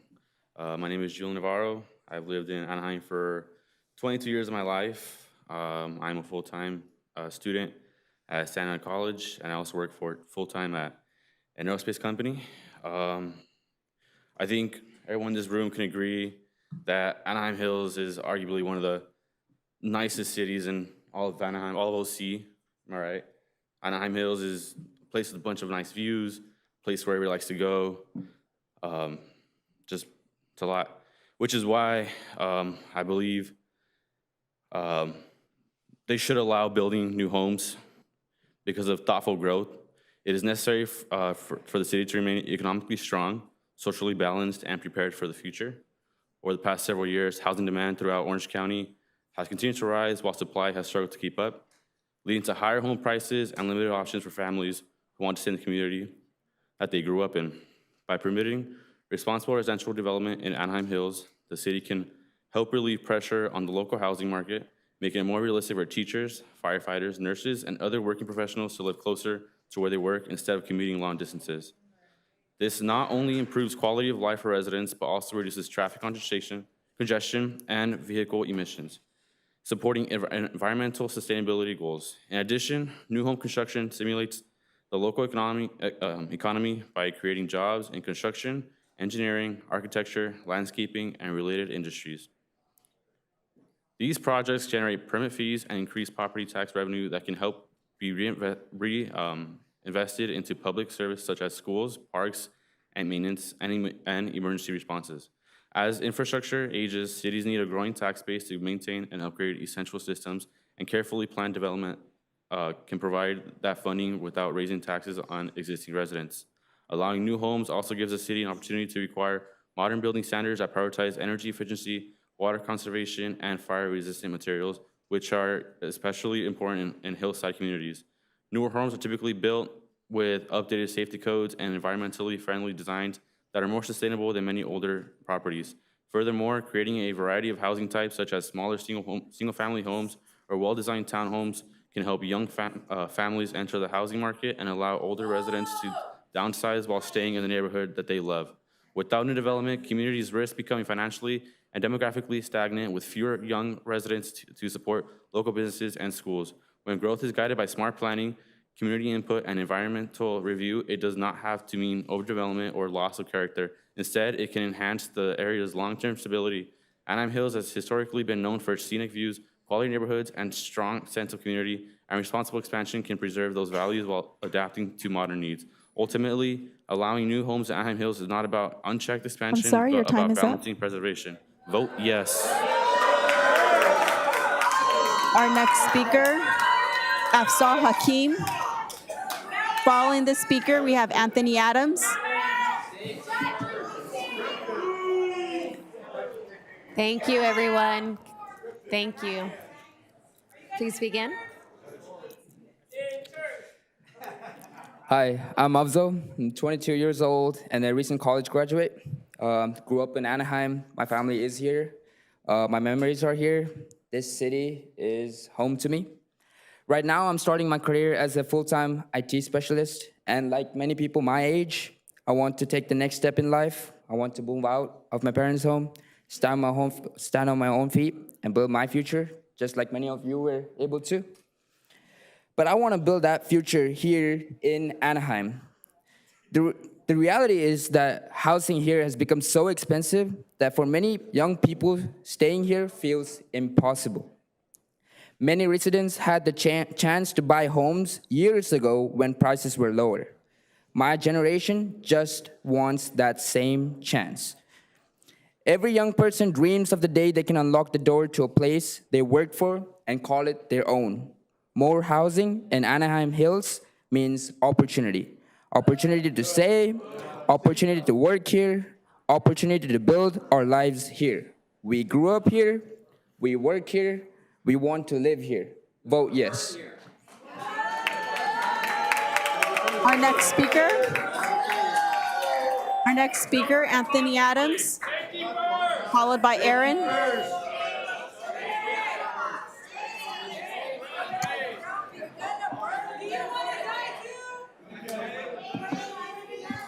Excuse me, folks, please, if we could try to respect the speakers that are their turn. All right. Good afternoon. My name is Anthony Adams. I recently graduated from Cal State University in Long Beach, and this is the stepping stone to the next chapter of my life. I'm not saying this for myself, but I'm also advocating for people my age as well, especially the ones that grew up here, went to school here, and want to build a new life here. So right now, housing costs are at an all-time high, and options keep shrinking. For young adults trying to start out, that means delaying independence, commuting further, or leaving the city altogether, which is a whole mess. We need housing. This project gives people in my position, or in any position, a real place to start. It adds options, supports local jobs, and helps this next generation stay in the community we all call home. So therefore, I'm asking and begging for you guys, please support this project so young residents like myself can have a fair shot at building their future here. Vote yes and thank you. Our next speaker, He can't even find his way back to his seat. Good evening, council. First and foremost, I want to say thank you to you guys for sitting here and taking all this, our comments, and it's a lot of burden on you guys. God bless you guys. I'm for the project. We had a lot of people come up here and talk about the pros and the cons, and mainly it's all about fire safety. That just keeps being thrown out there. I don't mean to offend anyone with this, but I mean, we live here and we've known about the fire hazard, and we say, hey, this should be a no-brainer for you guys, but yet we can't even make that decision on ourselves to move out of the area for the sake of our lives. We're still living there. And we're still risking our lives. But yet here we come here and we try to blame it on you guys. Come on. It's our own decision making. So vote yes on the project. Folks, please, I know this is an issue that brings up a lot of emotions, but let's try to please be respectful so that everyone has a chance to express themselves. Vote yes on the project. There's about 500,000 students graduating every year in Southern California. Those students need a place to live. They want to grow. They want to move out. So vote yes. God bless you guys. God bless you guys.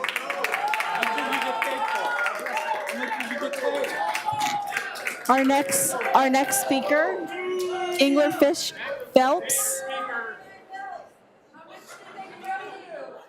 Our next speaker, if they can please step forward. Engler Fish Phelps. Is Mr. Fish Phelps here? Mr. Fish Phelps? We'll go to our next Then we speaker, have Andrea Phelps, and then Mr. Tim James.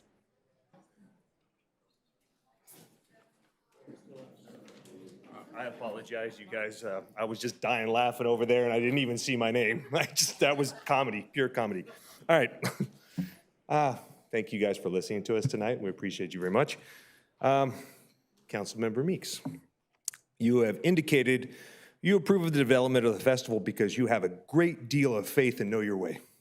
We've spoken many times about that. I'm here to tell you, the rest of the city council, that you shouldn't have faith and know your way. I recently attended District 6 open house meeting. My wife and I are eager to get clarification on major shortcomings of Know Your Way. Since its creation, we have wondered on how we would be notified, what was our zones, the time to evacuate. My wife and I have read Know Your Way, the information on the city website, and attend multiple open houses and meetings regarding Know Your Way and the info that was never provided. At recent open house, we've got a notification that you would start with boots on the ground, instructions being given over bullhorns by police and fire personnel. There are not enough boots on the ground to simultaneously make announcements up and down each street in any particular zone, knocking on doors, blocking roads, leading to active fire areas into the city of Orange, block entrances of the 91 freeway and keep zones from being evacuated on overcrowded streets. But don't worry, there's another step to Anaheim's plan, notifications through the Anaheim Alert System. Wait, what? Why is there no mention of Anaheim Alert System on the Know Your Way website or any accompanying flyers at the open house or at any of the Know Your Way meetings? I bet I know why.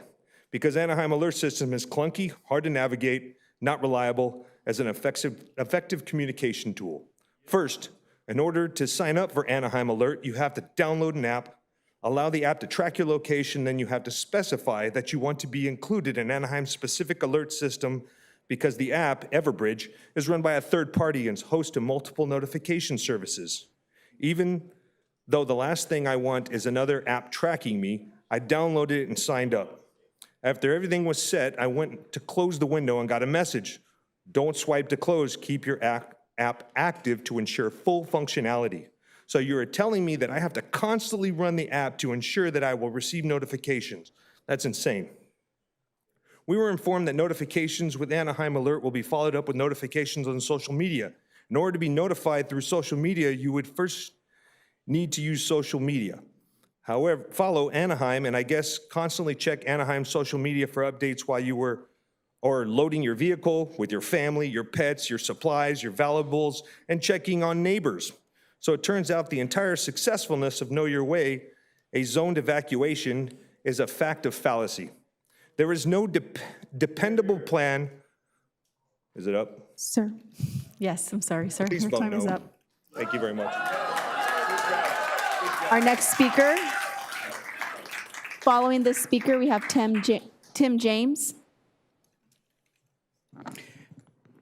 I urge the City Council not to approve the Festival Center project in its current form.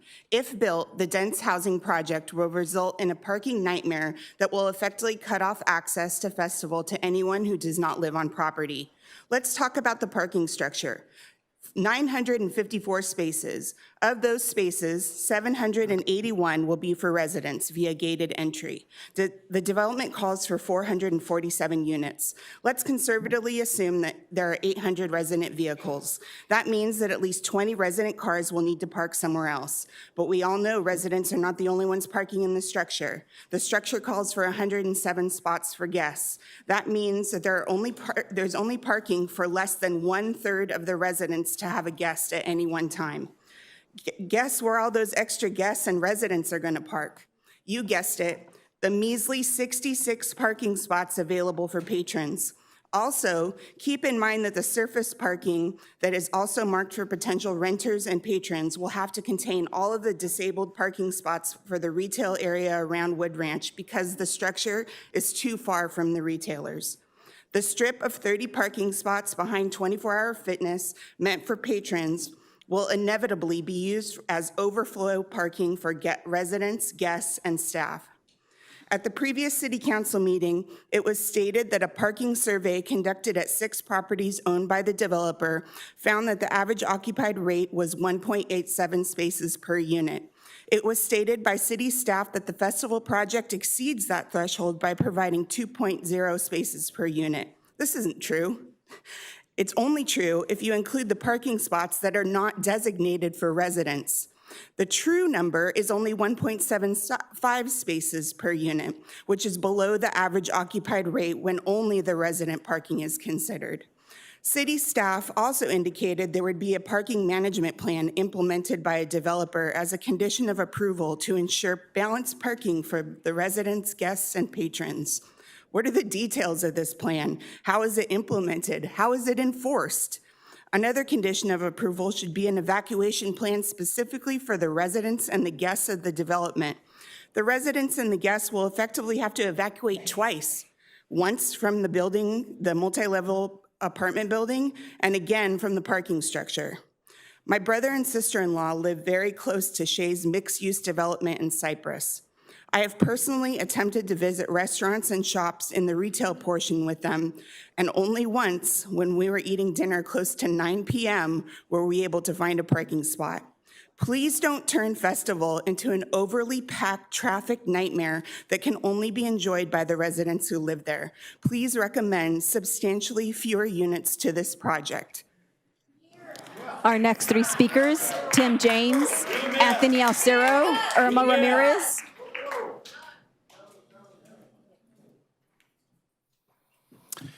Council members and Mayor Tim James on behalf of the California Grocers Association, speaking about the self-checkout ordinance. So we'll move a little bit to a different subject. Unfortunately, tonight's discussion on the self-checkout at grocery is at best a partial conversation, definitely an incomplete one. Not one council member, including the authors or any city staff, chose to reach out to Anaheim grocers to make them aware or to discuss self-checkout. Whether intentional or not, this situation appears that council and the city have minimal respect for the grocery industry by pursuing regulation without their knowledge or input. We ask council to hold off from providing direction until grocers have been engaged. Had council or staff engaged grocers, you would know that the regulation of self-checkout is a failed policy experiment. You would know it has resulted in removal of self-checkout due to overregulation and uncontrolled enforcement. You would know data shows it has no impact on retail theft, with self-checkout being the least likely place for theft. You would know employees are already fully protected from incidents in stores and are prohibited from engaging in retail theft situations. You would know that UFCW and its members have already ratified a collective bargaining agreement just months ago addressing self-checkout. And you would know consumers increasingly seek out self-checkout for its convenience.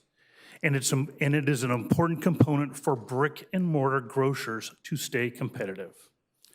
Instead, you chose not to engage grocers, chose to not understand how grocers operate self-checkout, and chose to not review both the data and real-world impacts of this policy.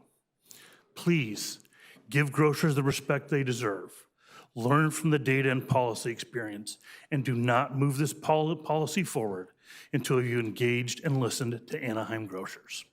We hope to work in partnership with you all in the future. Thank you. Our next three speakers, Anthony Alcero, Irma Ramirez, and Janet.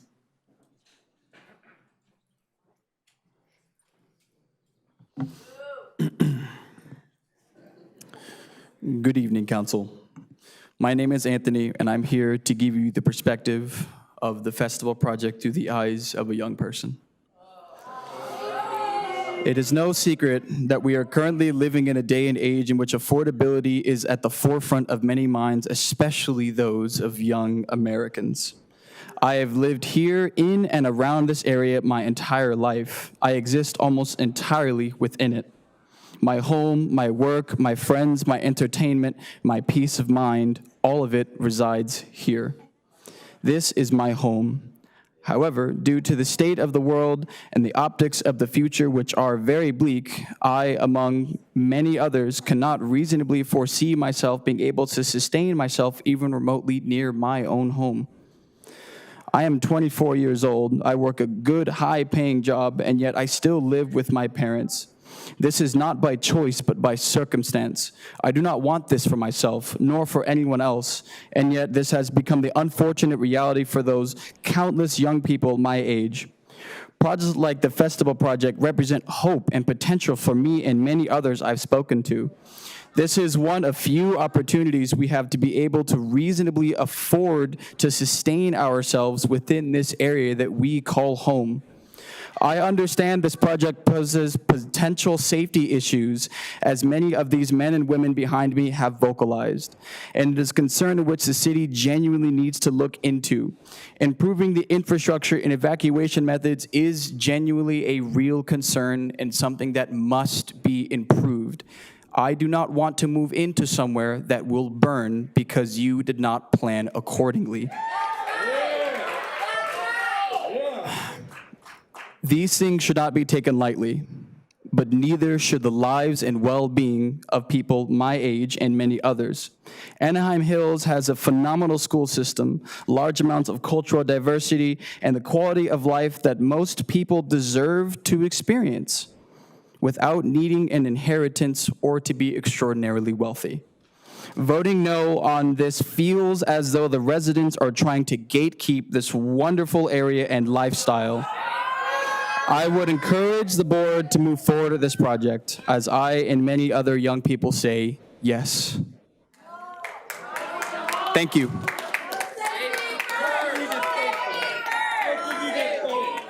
Our next Thank speaker, you. Miss Irma Ramirez. Irma Ramirez. Is Miss Irma Ramirez here? If not, it is Janet. Oh, Irma, thank you. Sorry. And then Janet, and then Juan Carlos.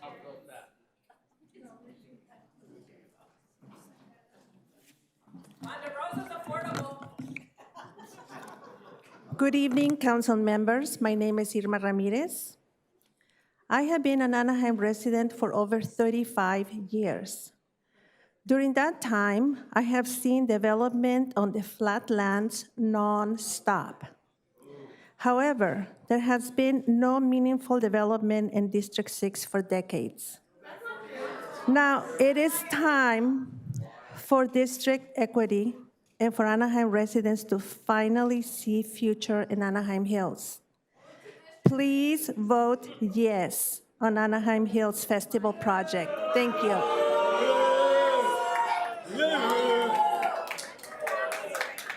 Our next speaker, Janet. Janet, if you could step forward. Our next speaker, then Juan Carlos. Is Janet? Hi, my name's Jeanette, and I'm here because I do approve of the festival. No, I'm not from Ponderosa, and I think, and people are discriminating us because everything has been built in the flatland and not because we're of color. We can't live over there, so it should be equal opportunity. And the people here are saying no because of the fire. There's families that want to come and live up there as well because of the education, because of the safety, and also, in District 3, for example, we had a developer wanting, they came to do, they wanted to do like building or stuff. People voted against it, and the city still approved it. District 5, they did the same thing, and people still, there was a lot of people that were against it, and the council still approved it. So it's equal opportunity for all. And I think the festival is a good option for people to stop commuting for 2 to 3 hours a day when they come to work over here. And thank you. Our next speaker. Oh, and the people here are being very disrespectful because I'm not getting paid. I just feel discriminated. I feel discriminated because of how the people are acting.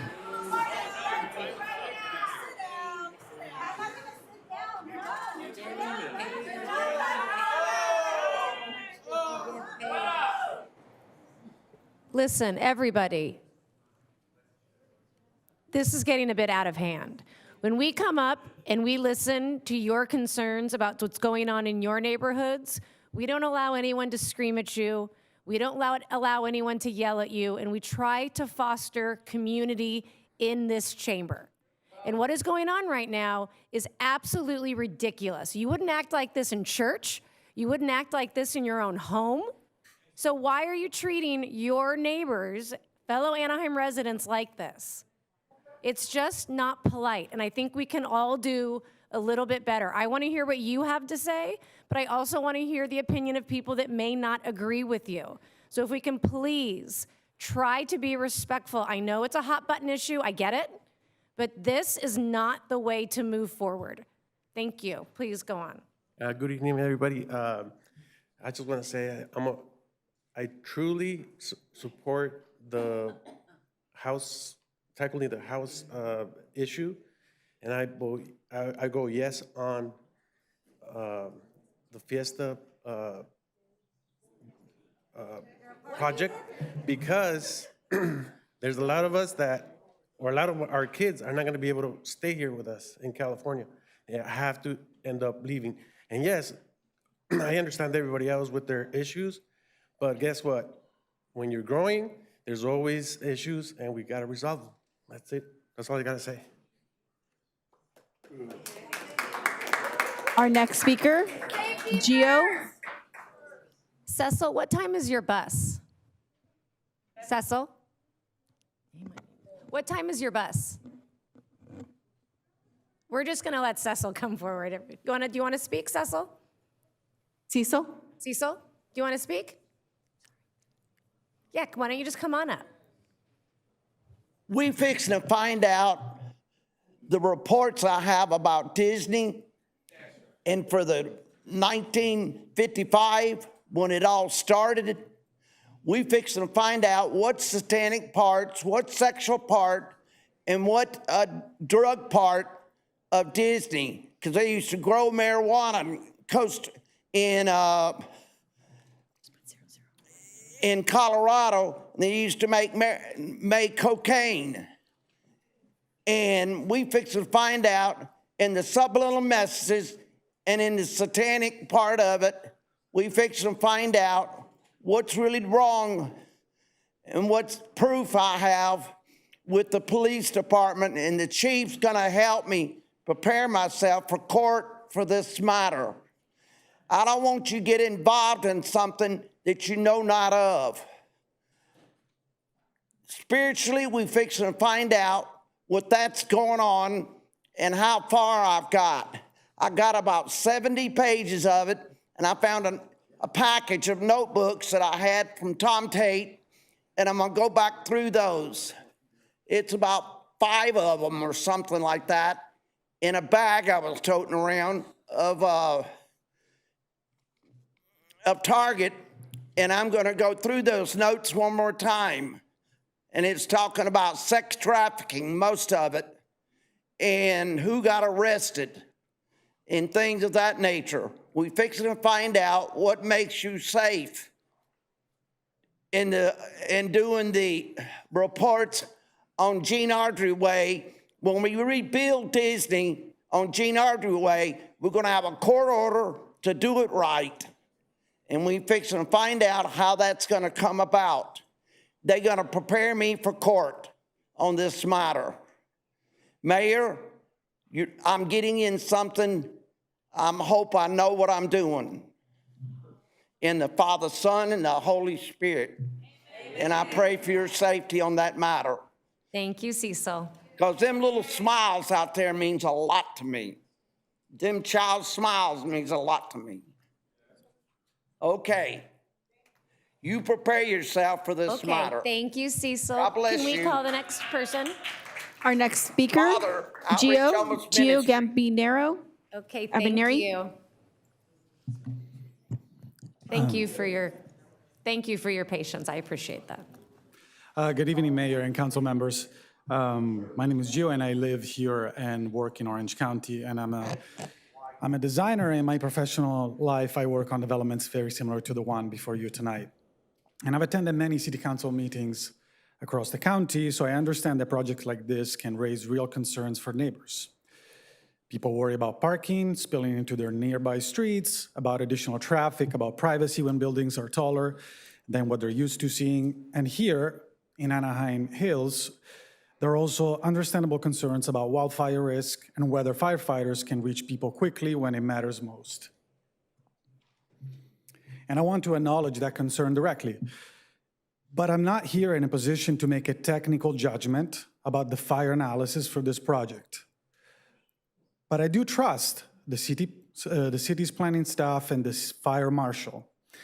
We need to trust them, whose job is to evaluate those risks carefully to ensure that any project moving forward meets the safety standards our community relies on.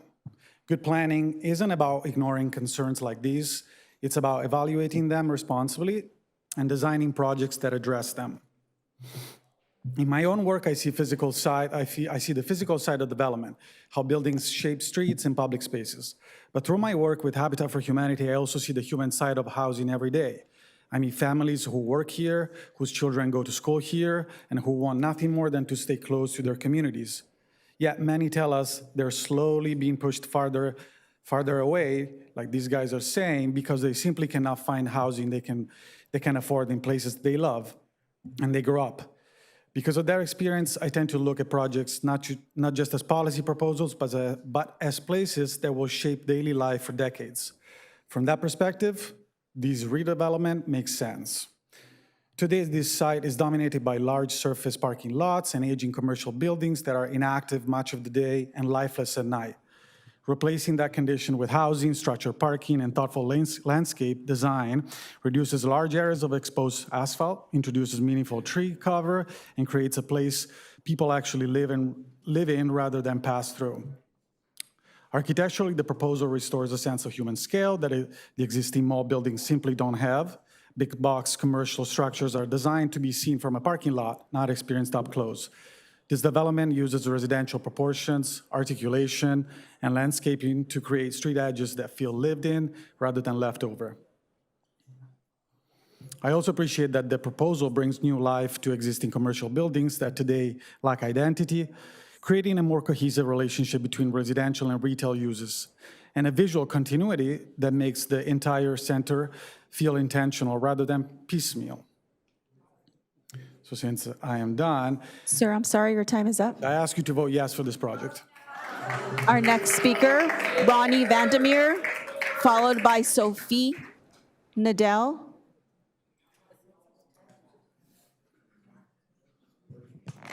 Good evening. I came here today to speak about a problem that I'm having at my own house. And to hear all these people speak about this, I felt really entitled to get up and share my input of, I live across the street from Colony Park. That was built as a low income. There is no parking. We don't have fire dangers, but we have a parking issue. We have a speeding issue, and nobody's taking any accountability for it, and I think that is outrageous. Mayor, you said you listened to us. Why don't you get off your phones and implement something where the council members have to look us in the eyes rather than looking on their computers, writing love notes, or doing anything else? You work for me, you listen. Yep. Now, back to my agenda. My house, my wall was crashed into by a car coming out that didn't stop at a stop sign. The city council member would now tell me that I cannot build a wall or fix my wall that I had there prior. I should be grandfathered in. I should not have to match those condos. I lived in that house since 2009 before any of those condos were built. Excuse me, they should match me, not me match them. Yeah. Yeah. Secondly, Natalie Rubalcaba, I think it's very unprofessional, and thank you for helping me out during Christmas, but when a resident reaches out to you, an email, a text form, and lets you know that there's been numerous accidents which people have gotten hurt, and only response you have, I'll look into it. I think that's a bunch of crap, just like you're not giving these people the body cam. Yeah. You are the one that can make it happen, and you're dropping the ball. I think you guys should all be disgraced of yourselves. You got a lot of people in here upset, and nobody's listening to none of them. You're on your phone, you're writing messages, you're getting up, you're walking out. How do you know what we're saying when you're not in that chair? How do you not know what's going on? They've had Pacific Palisades, live by that example. Hawaii had a fire, live by that example. Altadena had a fire, live by that example. Every single situation was houses where houses shouldn't be as bulky and as big as you guys are trying to put them there in Anaheim Hills. It does not belong. Shame on you guys.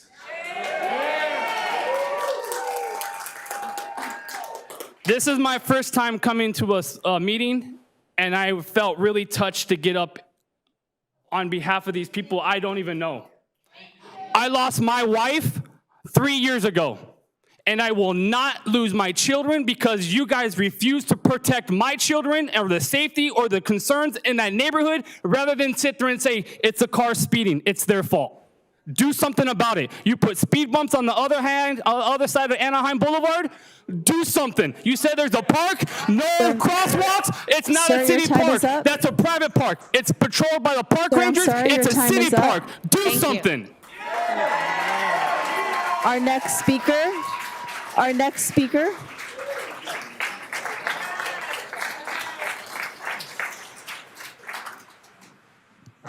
Hi, I would like to thank the council for their patience and kindness tonight.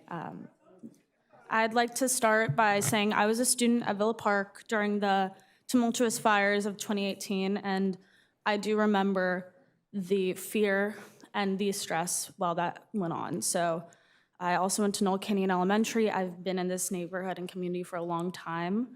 And I also understand that in the years since, we've had extensive resources piled into the county from Orange County Fire Authority, from CAL FIRE, and the Anaheim Fire Station. So it's been a lot of funding and preventative measures to prevent those instances from occurring again. But when I moved back to Orange County from college, it has become unaffordable, and the houses my grandparents and my parents bought are now close to $1 million when they bought them for 20% of that cost. The cost of living is constantly accelerating with health insurance rising, groceries and gas prices, and to be able to afford a home where I grew up is now no more than a pipe dream. Creating affordable housing would be investing in our future and our next generation. And to give access to a great place to live, such as Anaheim Hills, where there's great schools, a great community, and fresh groceries, would be making sure that the next generation of children is given the same opportunities that people my age and older had. So please invest in your community from the ground up by voting yes on this affordable housing. Our next speaker, Julie.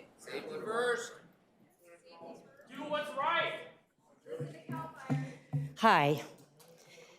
I hate this more than anything, but it's my life that I'm fighting for, and I really hope you are all listening, paying attention. I have a word to say to these young people. This project does not include any affordable housing. It has, okay,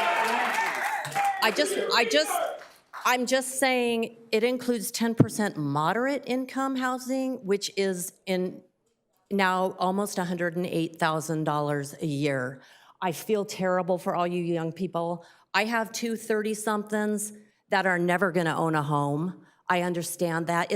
It's heartbreaking, okay? But if you think this is gonna be affordable apartments, you're not correct. I just wanna tell you that.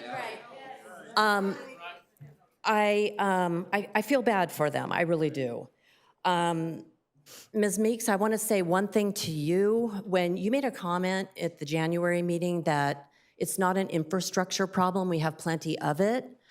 But according to your safety element that was updated due to get your housing element secured, all you did was identify neighborhoods that have only one exit. You just identified them. Nothing has been done about them. We can't get out of them because of the gridlock situation that we're trying to get into. We're gonna burn up in there. So you've identified them as problems, infrastructure problems. You have done nothing to eliminate them. That needs to be done first. First and foremost, because I live in one of those. I can't get out. I back Deer Canyon. I'm gonna burn. It's very important also to note that your wind, the wind studies, they're insufficient. Those winds up there, they blow my patio furniture across the yard into the neighbor's yard. We're talking extreme wind here. We're not talking about a little breeze. And those, I'm surrounded, U-shape, with dry brush, that it's gonna kill me. In my go bag, I have a respirator mask because I think that I will die from smoke inhalation, as you heard an expert talk about tonight. That's my fear, and it's real. Pushback is different when it's life-threatening, as opposed to being something you don't want in your backyard, or something that you don't like because it's an inconvenience or it's traffic or I want something else. This is really serious. I've been trying to fight this problem for over a decade. Before Deer Canyon Park project, before festival, nobody at the city is listening. We have water problems up where I live. We don't have insufficient pipe. Ma'am, I'm sorry, your time is up. Anyways, thank you for hearing me out. I hope you're really paying attention to all this because it's a matter of life and death. Sorry, your 3 minutes are up.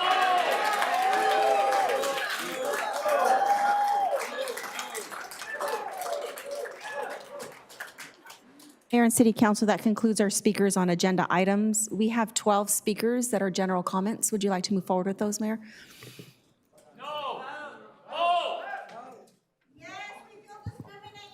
Sorry. Move forward with the 12 Oh, general yes, comments. please. And our next speaker, Leslie Lopez, Cara Lopez, and Christina Lopez.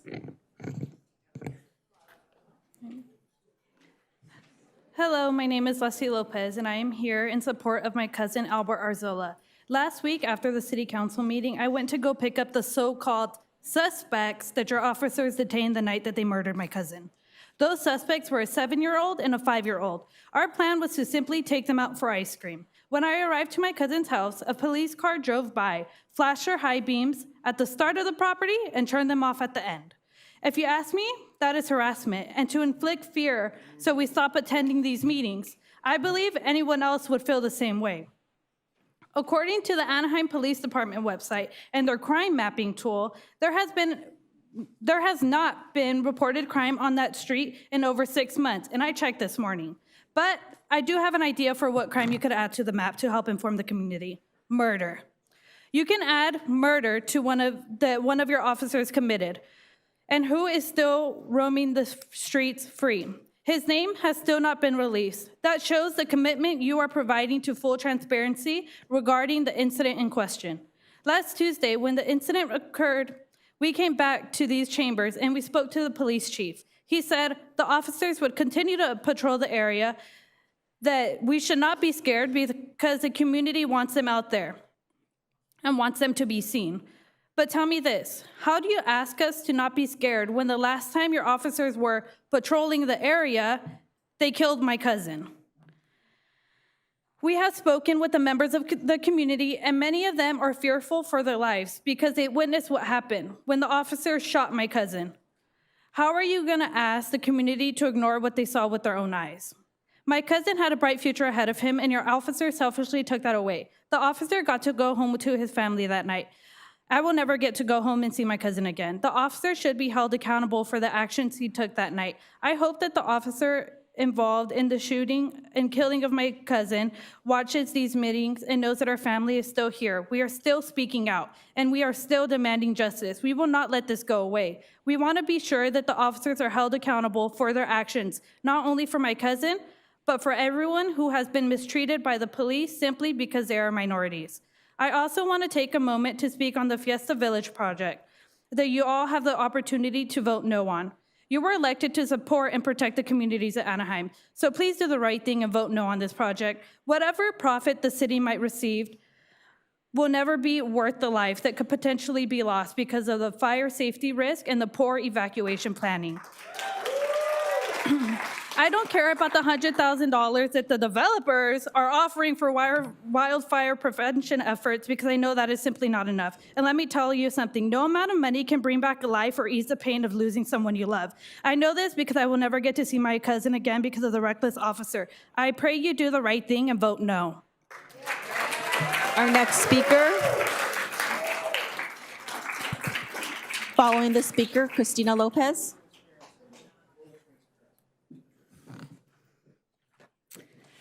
Hello, my name's Caro. I'm here once again, standing with the family of Albert Arzola. He was a 19-year-old that was murdered on the front porch of his home by Anaheim PD. We have yet to know the name of the officers that chased him down and shot him that night. The family has yet to receive the unedited footage that they and others like me have been demanding. They were told that they would have it by now, and just like Anaheim does, Anaheim lied. The footage that they're going to see is not something any family member wants to watch. Their son, their boyfriend, their nephew being gunned down. But Anaheim PD and the city of Anaheim leaves us full of doubt, and for us to have to watch and have to beg to see this horrible footage. Not only are we here again demanding or having to demand for what I think is the bare minimum from our government, we have to ask the Anaheim PD stop harassing the Arzola family. Just this past Sunday, the family gathered for a barbecue, and multiple police vehicles showed up, as well as more than a handful of officers. Why do they feel like they have the power to do anything they want on these streets? I am disgusted by all of you for not doing anything about this since Albert's death on December 6, 2025. I'm disgusted by Anaheim PD for doing what they have been doing for as long as I can remember. Empty promises from everyone involved. We demand once again the unedited footage of both officers who were involved in the murder of Albert. We demand you let the Arzola family grieve and stop the harassment immediately. We demand government officials that have integrity, that say more than, we will just wait on the investigation, or we will replace you. Justice for Albert.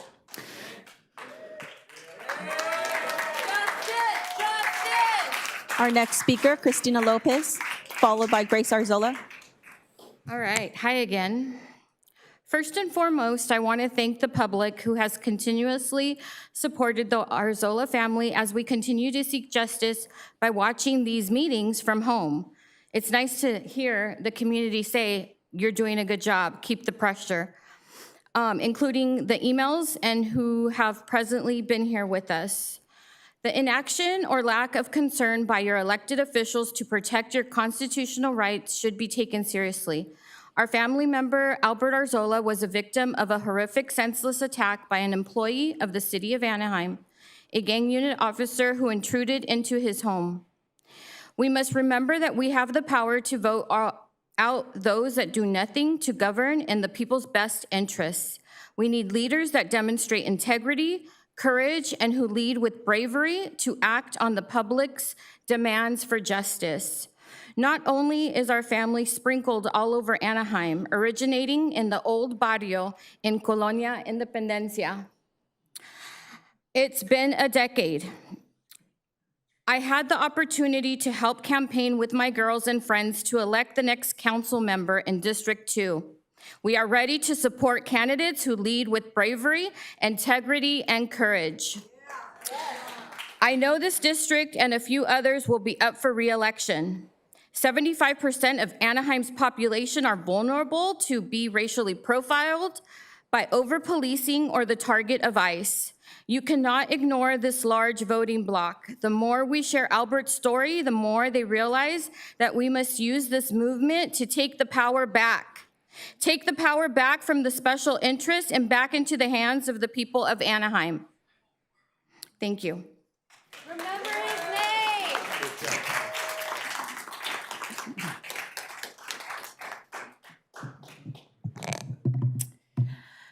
Hello, I'm Albert's aunt. I was mayor. I have to agree with you. Decorum, but where was the decorum for my family? So I'm going to play the video because you asked us to not interrupt people when they were speaking. But in the middle of a traumatic experience, this is how your officers spoke to my family. So let me play it for you guys because it shouldn't be double standards. It should be the same.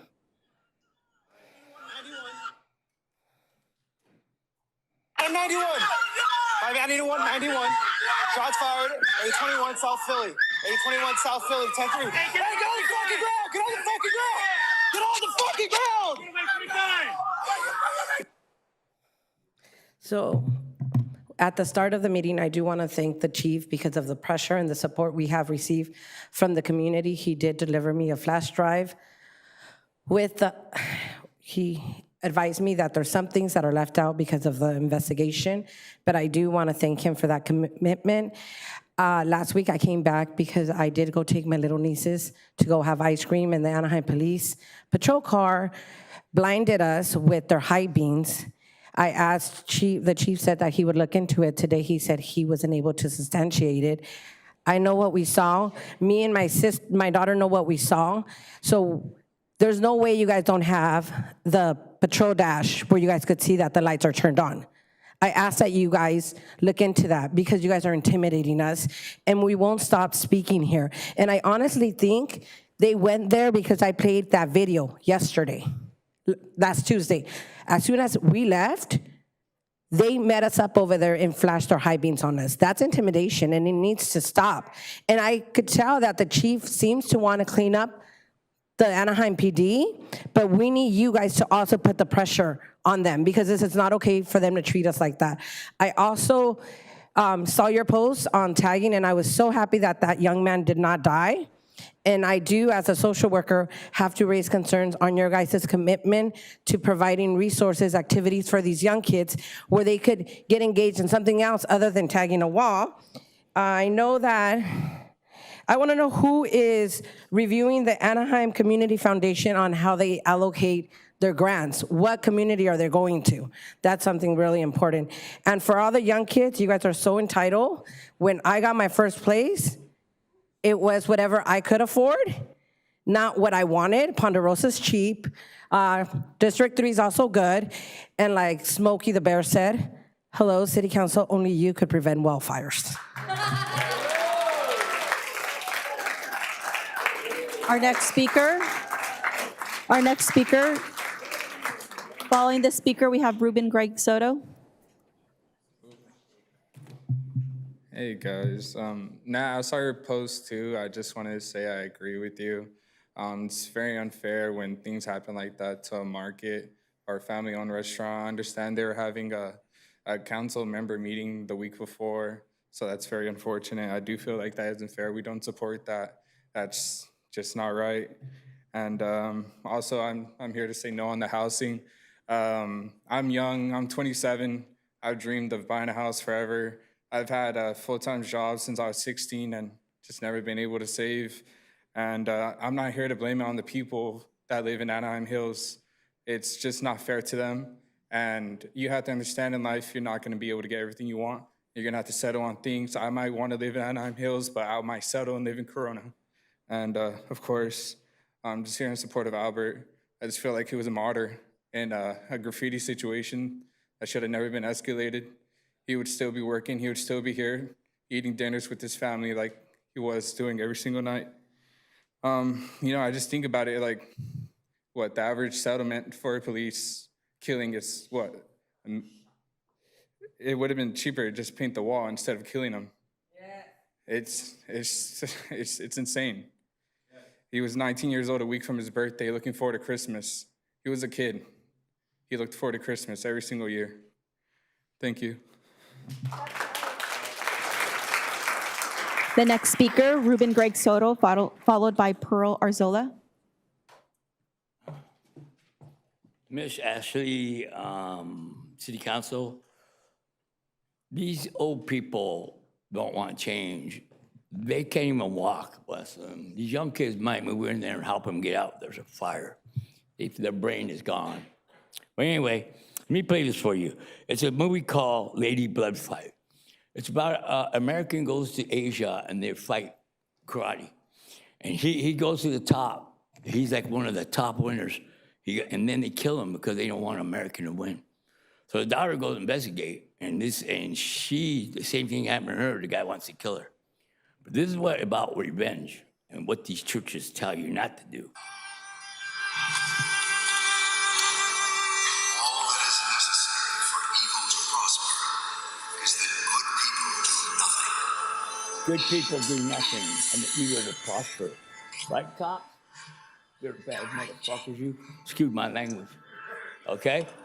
Now, I did this as a city councilor in Riverside, and the mayor told me I like that star as I walked out the door. Now, Fullerton PD again with Robert Boss. I exposed the first time they took my car. They did it again. They took my car, and I gotta go get it out. So I got any good people gonna help me get it out and not have to pay again or lose it? So he did it on purpose because I got him in trouble for environmental and paying his people under the table and many other things. And now he wants revenge. But you know what? I never stop. So is there any good cop that want to help me that threw me in the gutter and falsely arrest me? I sure hope so. Hey, hello.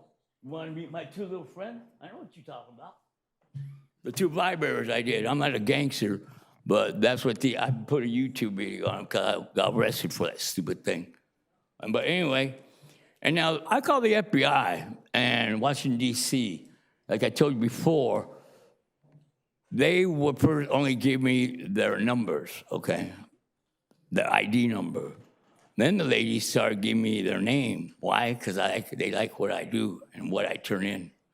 Hey, anybody want to help me? A good guy? You think you are? Thank you.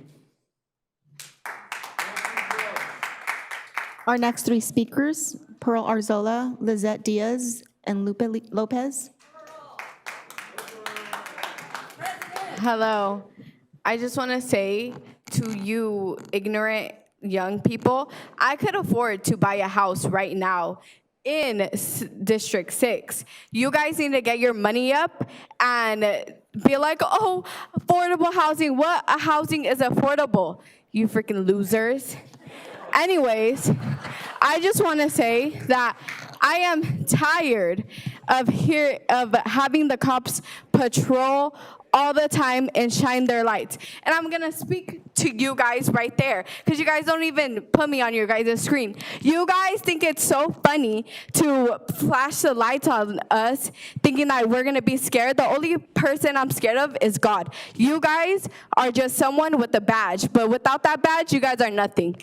And you guys should also vote no, because why would you guys want people to die in a fire? That is so fucked up, and it's honestly the most disgrace thing you could do.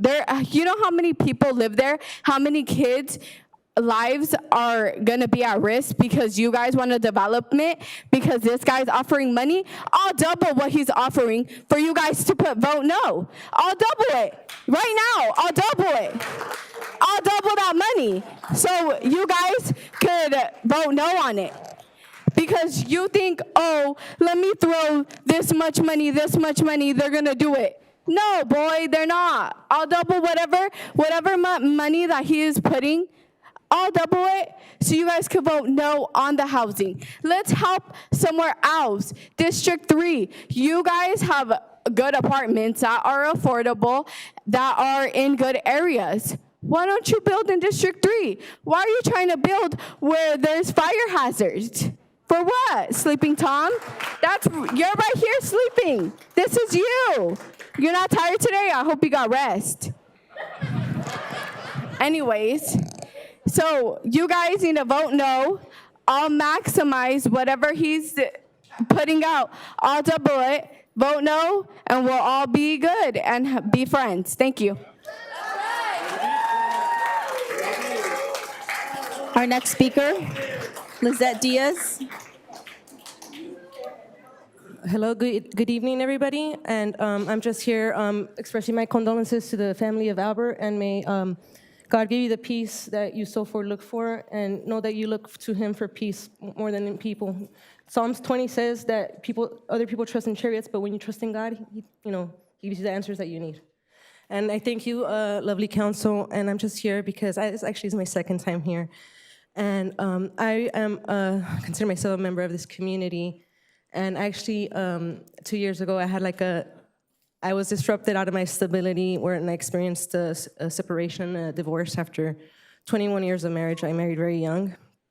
I have 2 young children, and I have an eldest daughter too, she's 19, but I'm looking just for help I was on housing, and it wasn't a marriage that wasn't, it wasn't peaceful. And I only seek peace. I seek to God, and I just seek for the peace that He gives me. And I'm just asking for a little help, with the housing situation. I placed myself on the housing list, and I had to kind of start over. I had to, drop out of college. I was going to Cyprus for music because I was hoping to maybe teach, kids music because, music is very healing. And, I'm a member of my church with pastors that have been incredibly supportive during one of the hardest times of my life, and that was here in Anaheim. Actually, I came from my friend's salon, as you can tell. I'm actually going to church right after this, and she's also from Anaheim. Her name's Ari, and her beauty salon is, you guys go to Ari, okay? And you know what? And so God placed me in this community, and I hope to keep being a part of it. And I just want a little bit of help for a little bit, because I hope to get up my feet again. I had to start over, and I'm actually, I hear all these stories, and I just feel like, I'm just praying, God, just give everybody peace here, and no matter what, we have, like the Bible says, we have to love each other. If we don't have love, we don't have nothing. I don't know why I'm saying this, and with all the bad stuff that's going on in the world, we just need a little peace and a little love, And we know that when you guys took on this job, you guys set to do your best, and I hope that you turn to God for that guidance with every story that you read. We don't know how it, hits you, and I know that you guys, I tell my mom now I was older, you know what, Mom, I blamed you a lot when I was younger, but I realized that you just never set to ruin my day. You never set to ruin my life. You did your best that you could. And I hope here everybody does their best in helping each other out, in hearing everybody's story, and just hope, and I thank you so much for your time, and may God's peace be with you all. Thank you so much. Thank you. Ma'am, Lizette, I was going to see if Grace, could you raise your hand? No, sorry, other Grace. I was going to have you speak with her, or Andy, just about housing and opportunities so we can get so we can get your information. Oh, he's right back there. Sorry. Can you raise your hand? Do you see him? Thank you. Good evening, Mayor and members of the Anaheim City Council. Your mission is for the quality of life, Mayor, of every Anaheim resident. And so, as we see here that the quality of life is, you hear the speakers talking about the festival project, voting no. We see families of the Albert Arzola saying to provide justice for this young man, 19, that was murdered by your employees on December 6, 2025, by an unmarked vehicle who was rushed. And what does that mean, rushed? At the time of violence of ICE, Mayor, at the time where we're at this time, an unmarked vehicle gets out of the car with men, ununiformed. What I mean by ununiformed, I mean like full body uniformed, to be rushed into somebody's property home, in the boundaries of their home. Wouldn't you, Mayor, run? Wouldn't you get scared and go to the safest place that's close to you, which would be your home, your family? This young man, a U.S. citizen by generations and generations in Orange County, when the lands were still cow farms, when there were strawberry fields and orange fields forever. This is where this young man's family comes from, generations, many generations ago. And so what I want to say is that, Mayor, and each of you from District 1 all the way to District 6, I want you to look at this audience. If you are an Anaheim voter, raise your hand up high. That's right. All of you Anaheim voters, look at these council members and mayors, because if they're up for re-election, you know how to vote. And watch and see who the Anaheim PD is funding in this diocese. Look them up. If they're receiving money from the Anaheim PD, then you know how they're going to support. So I ask each and every one of you to do the right thing, because just like the festival project that are asking you to say no, and the Arzola family is asking you for justice, Mayor, and I hope you're writing my notes there, is that we're watching your vote, we're watching your behavior, and we're watching who's funding you. Thank you. Our next speaker, Art Castillo. Art Castillo. Well, I just want to add on to the no over there. My friend, he lives over there. He's about 70. He's got some medical problems. And his family said, you got to get out. So they're selling the house right on Fairmont and Santa Ana Canyon Road because of this issue. And they're very, because he can't drive anymore. He can't get out.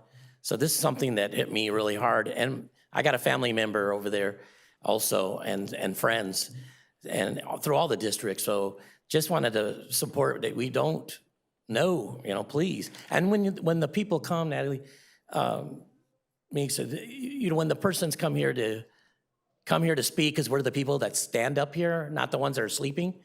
You should be listening to them, and they're the majority. Maybe they voted for you. I don't know, but I think you should look at that. You guys all should look at that. We're here all the time, and we're here. But it's 52 years for me. I haven't seen anything happen yet, any positiveness towards the people here in those communities that are always being targeted. So I just want to throw that. But I knew all the family members of these people all these kids that got killed. And I do know that because I was in the streets, and I've been there, and I actually spotted the police coming with their guns drawn, breaking down a door when they knew the kid wasn't there, with a mother and her little kids, and they would go do this every day with guns drawn. And I know the names of the officers. I know what they used to do, and the shining lights on the houses and breaking in house. Boy, I don't think you guys know any of this stuff. I can't even, it'll take me too long, but breaking in houses with guns with little children, and they know the parents are not there. It's called retaliation. You guys, maybe Natalie Bacavi, you would probably have more experience than that, to the neighborhoods that were being attacked all the time. So this is something that, please listen to some of the things that we say. We're trying to help. We're trying to have a good community, and we're going to be getting together so they can hear what some of the things that you guys haven't even heard. And one last thing during John Welter, Chief John Welter, they were chasing 3 boys over a backyard, and they accidentally killed this person, but he wasn't Mexican, and they settled with him. And a lot of these young kids that were killed, some of them, like I said before here, they told me that the officer said he's going to kill them, and they did. So what's going on? I mean, you don't know that we're getting this retaliation. I got bumped. I already said it last time. I got an intimidation bump. And then when I was assaulted over on Brookhurst and Orange Avenue, when there was a fire, this guy was going to one of the West Anaheim Neighborhood Association. That was the officer. He saw me. So that's premeditated. And he attacked me. Then he attacked me at Cortina's. And what really hurt me the most was there was an old couple there, and they said, "You can't do that, Tim." He hit me in the face, and he was pushing me back. And what happened was the lady said, "You can't do that." And quote, he said to that young lady and her husband, I'm sorry, your time is up. he said, "Shut the fuck up or I'll do that to you too." And then he grabbed me by my arm, and he says, "Get the fuck out of here." I'm sorry, your time is up. Thank you. Our next speaker.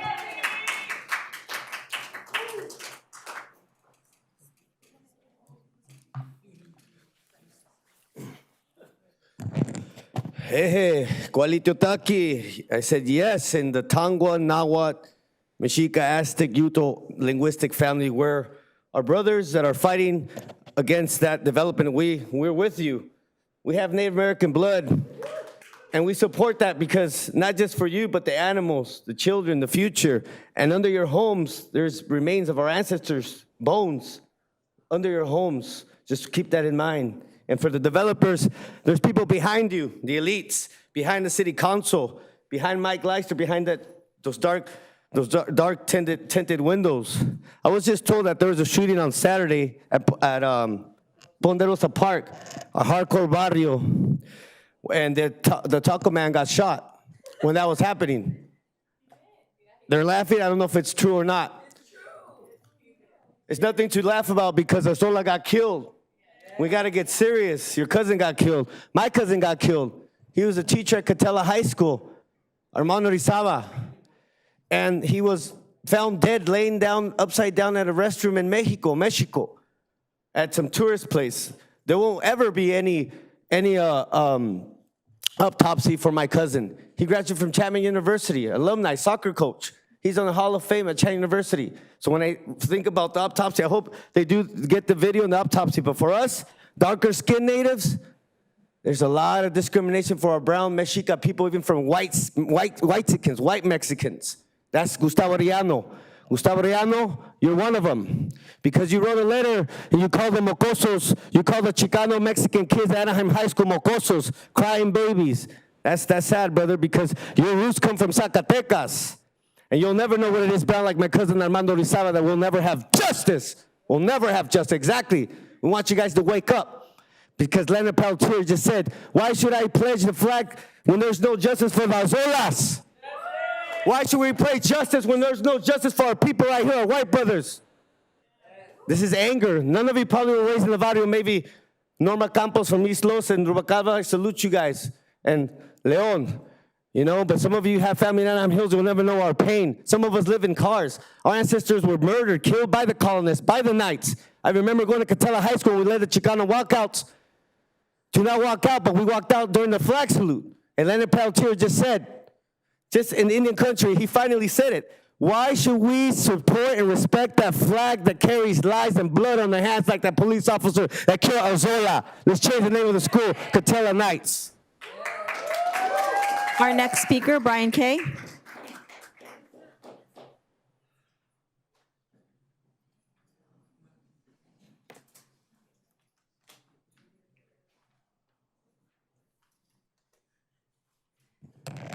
Happy day.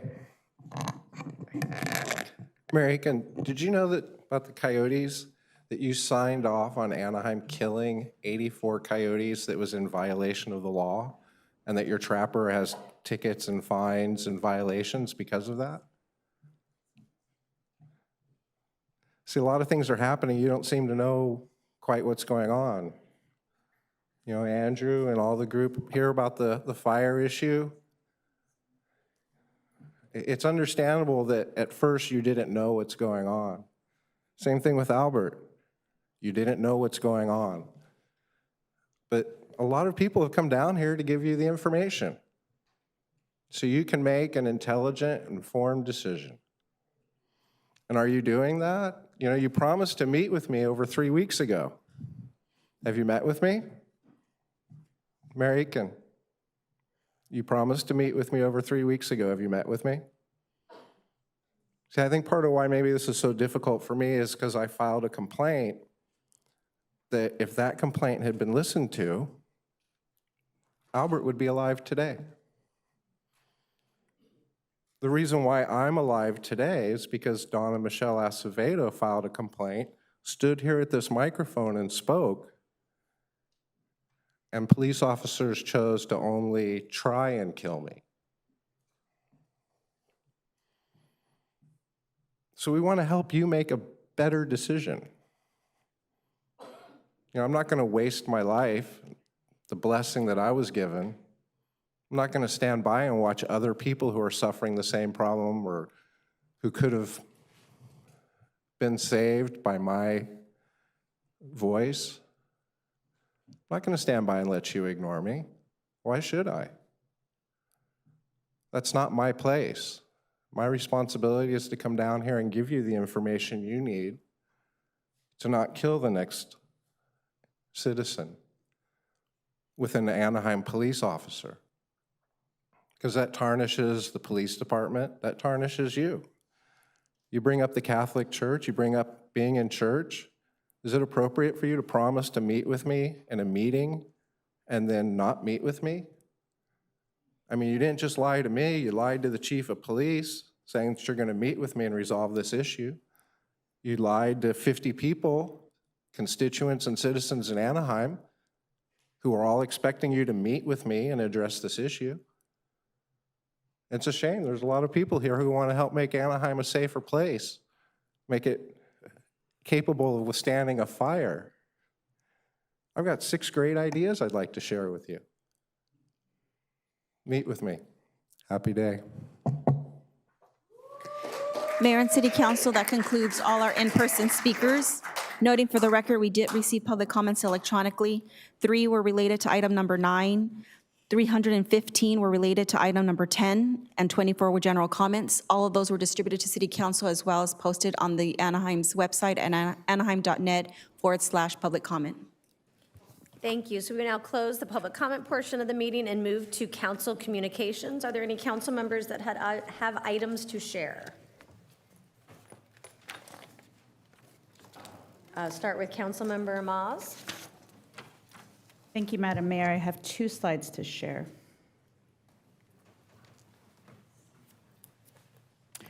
Just wanted to share that I had the opportunity to read with students at both James Gwynn Elementary and Sunkist Elementary this week for Read Across America Week. Spending time in the classroom is always a good reminder of the steady, important work happening every day to build strong readers. Anaheim Elementary School District continues to do a thoughtful job bringing in community guest readers to support that effort. So thank you to our educators for the consistency and care you do to bring this work and to bring us all together. And thank you to Anaheim PD for joining today. Next slide. Just a quick reminder that on Thursday, March 19th, I will be co-hosting alongside with the Sierra Club a screening of Join or Die. This is a documentary about why you should join a club and why the fate of America depends on it. The film explores how civic participation and community involvement shape the strength of our neighborhoods and our democracy. Doors open at 5:30, and there will be several local service clubs and organizations there to share about their great work and how you can get involved. That's all I have. Thank you. Thank you. I don't see anybody else ringing in, so I'll move to my slides. I have a couple of things to report on. So like Councilmember Moss, I also got to spend the day for Read Across America at Gwynn Elementary School. They did an amazing job of introducing me both to the amazing bilingual program that they have in English and Spanish, as well as their regular classrooms up through the 6th grade. Such sweet students. I love Read Across America Day, so I just want to thank everyone at Gwynn Elementary for letting me spend a couple hours at their school. Next, both my parents went to Santa Ana College, and they're proud Dons, and my dad is a Cal State Fullerton Titan, so it was fun to accompany him as well as our Lieutenant Governor to the Vision and Visionaries Award that helps raise money and honors some of the amazing alumni of Cal State Fullerton and the work that they are doing in the community. I want to reach out and thank the Orange County Business Council for asking me to lead the Pledge of Allegiance at their annual event. They had hundreds and hundreds of people there honoring some of our small and large businesses throughout Orange County and the great work they are doing.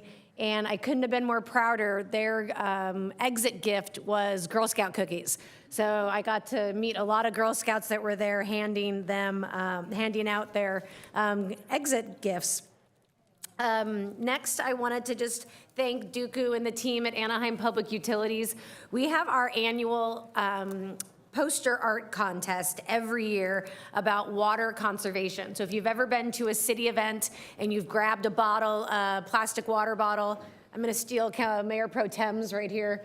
They have these beautiful drawings on them, and those are done by our Anaheim school students. So over 800 people submitted drawings on water conservation, and only a few were chosen. So it was fun to honor them, to have their artwork that's going to be hung in City Hall as well as the City Hall across the street. And then they got to go to, for a lot of them, their first Ducks game, which is pretty cool because the Ducks are having a moment. Last, I wanted to just play something for you. I saw this on local news. I have to watch local news because I can't handle international news right now. I can't handle national news. But this is something that, I don't know, do we have the video? Okay. Perhaps. Forrest Hetty Chang tells us about a program. Well, wearing clean clothes to school may not even be a thought for a lot of students, but access to laundry is a big challenge for hundreds of families in Orange County. NBC4's Hetty Chang tells us about a program making laundry not only easy, but free for students. Laundry may not seem like it has anything to do with student success, but the owner of this laundromat and school district officials here in Anaheim believe it does. They really want to make sure the students' basic needs are being met before they go into the classroom. And so too does Superior Laundry co-owner Patrick Lee, whose family business has teamed up with the Anaheim Union High School District to provide nearly $9,000 worth of vouchers to students and their families for free laundry services at his 2 Anaheim laundromats. I just think with so many families juggling multiple jobs, rising costs, this program really helps to eliminate one area of stress for the family. Lee believes the students don't have to stress about basic necessities like cleaning clothes. They can focus more on their education. We would give them a laundry card, soap and softener to start any 2-load washing machine and dryer. And anytime. At any time. Unlimited. Unlimited. Lucila says she can relate when it comes to her grandkids. She says her grandsons would benefit from the program. They play sports and don't have a washing machine at their home. Lee says he saw the impact of the free laundry program for Anaheim elementary school students who have been using the vouchers since the program launched there 3 years ago. District officials say more than 80% of Anaheim elementary students are economically disadvantaged. So we just want to be a good neighbor in the community, and our business model is do well by doing good, and hopefully we can do more, with all the other school districts in the neighboring cities and so on and so forth. The Lee family says it's also working with the school district to get free laundry drop-off and pickup services available at some Anaheim high schools. In Anaheim, Hetty Chang, NBC4 News.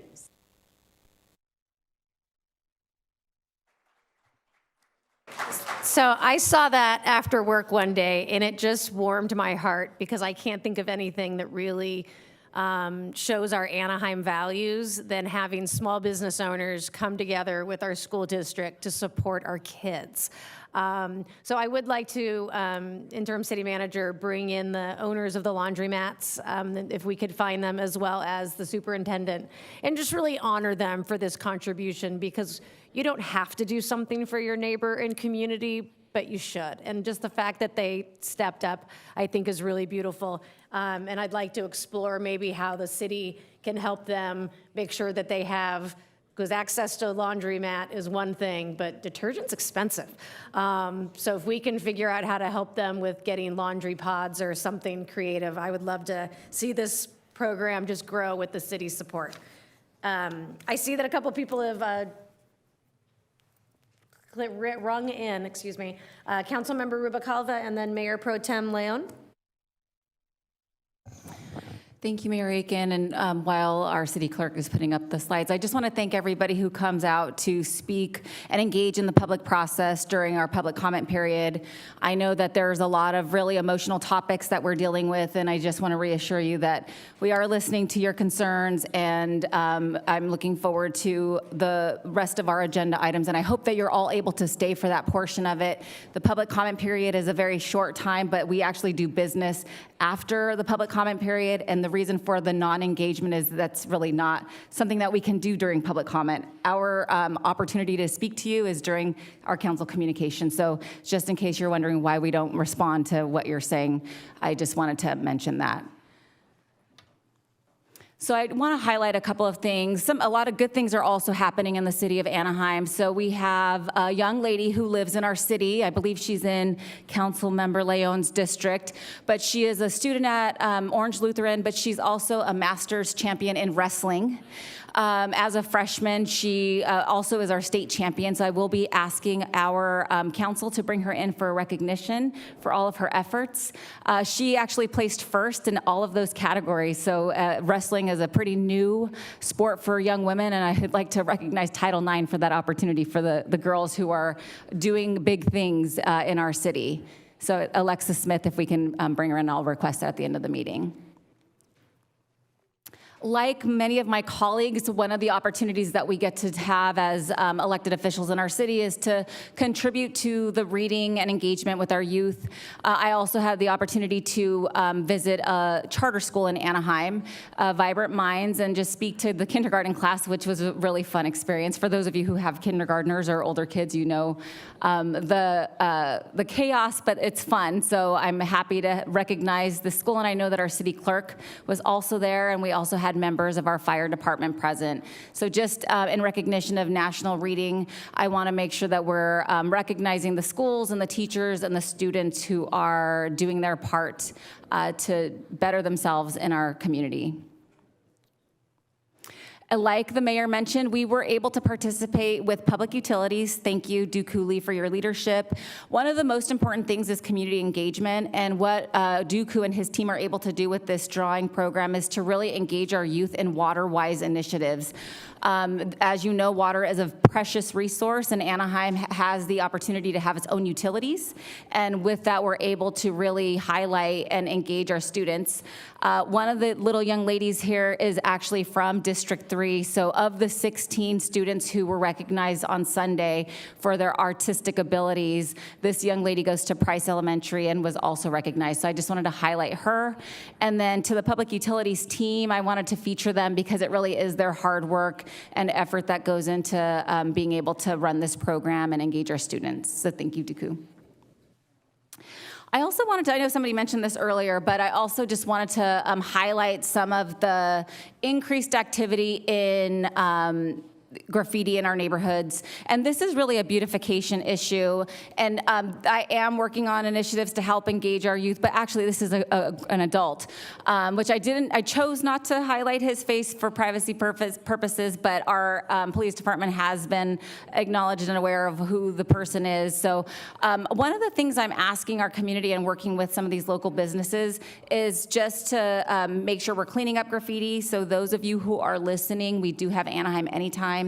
Our city spends a lot of money to ensure that our community is clean and beautiful, and we have a public works department that responds to a lot of these graffiti issues that occur within 24 hours. So please help us do your part by reporting this graffiti. And then also, if it is gang related, it is reported to Anaheim PD for record keeping. So I just wanted to bring this to everybody's attention to please help. It does take a village to ensure that our communities are kept clean and safe. So that's sort of a little public service announcement. One of the things I want to recognize, we had a public commenter come in about a month or two ago, but my office is really excited to work with city staff and a local artist to honor this young lady. Her name is Mia Mejia. She is a student in Anaheim, and her family are residents of Anaheim. She went to school in District 2, but she lived in District 3. Unfortunately, she left this earth far too soon.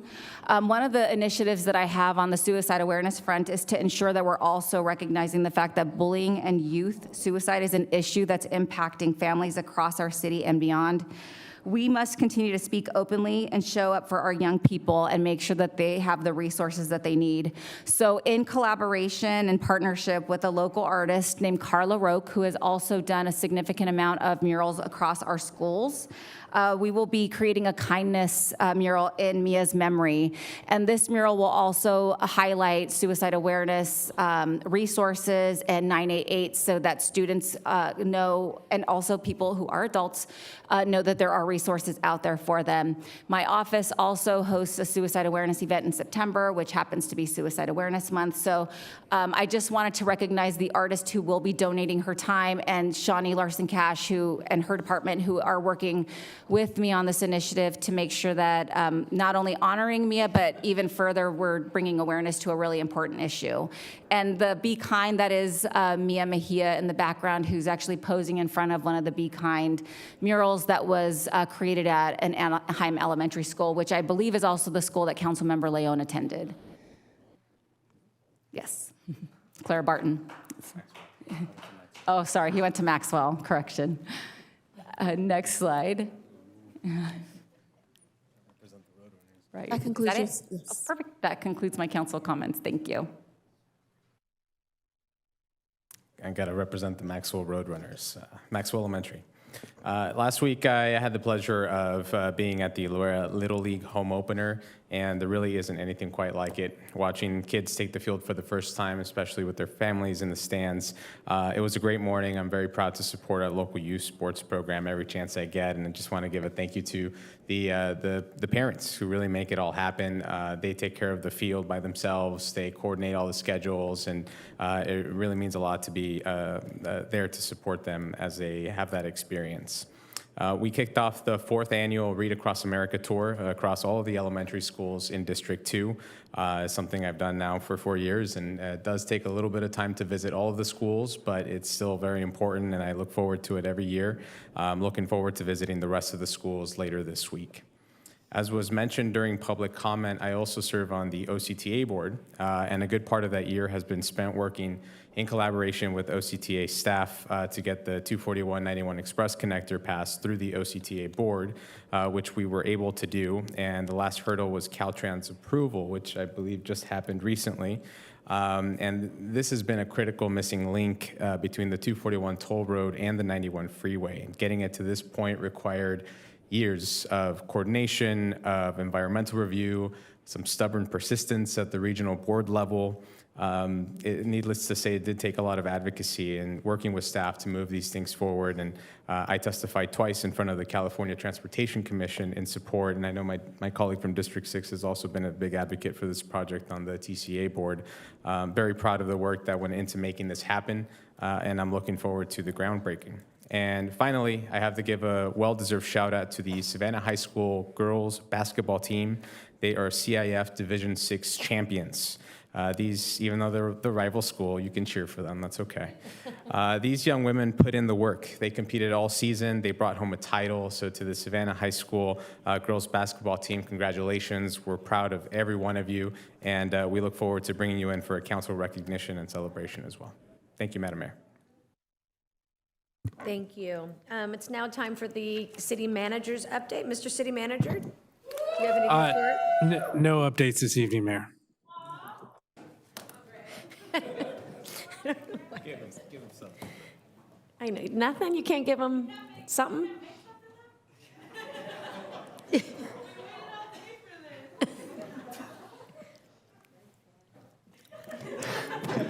I appreciate the support, but no update this evening, Mayor. Sorry.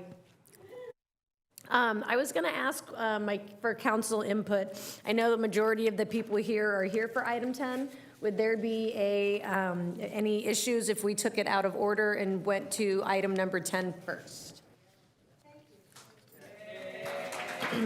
Okay. Okay, seeing no immediate dissent, can we, Mr. City Manager, turn to item 10? Yes, Mayor, I'm just waiting for our planning team to assemble. Yes, I might have done that to them, and I apologize. So item 10 is a public hearing. As I stated at the beginning of the meeting, we are not reopening the public hearing, but we did give everyone a chance to, both at this meeting and prior meetings, able to make their voices heard and part of the record. So right now, we're going to move it over to the clerk. So clerk, could you please read the public hearing? Thank you, Mayor. Item number 10 is a public hearing for development application number 2023-00043, the final environmental impact report, ER number 5358, and mitigation monitoring program number 397. A general plan amendment, amendment number 6 to festival specific plan number 90-1, with zoning code amendment to chapters 18.08 for this festival specific plan number 90-1. The zoning and code development standards of the Anaheim Municipal Code final site plan, as well as the development agreement number 202500001. And this is for a project that consists of the entirety of the existing 85.7 acre Anaheim Hills Festival specific plan, generally located south of Santa Ana Canyon Road between Festival Drive and Roosevelt Road in the city of Anaheim. Thank you, and so sorry to the planning team to make you run. I'm so sorry about that. Mr. City Manager, may we have a staff report? Yes, Mayor, this presentation will be provided by Heather Allen, our planning director, and her team. Thank you. Good evening, Mayor, members of council. As Greg said, Heather Allen, Planning and Building Director. With me this evening, Amanda Loffer, Senior Planner, Joanne Wang, Deputy Director for Planning Services, and Leonie Mulvihill, City Attorney's Office. Excuse me, and also behind me are all the important colleagues from the departments who reviewed this project at the interdepartmental review. So this item is the continued public hearing for the Anaheim Festival project. And the Planning Commission at its November 17th meeting recommended City Council approval of the project.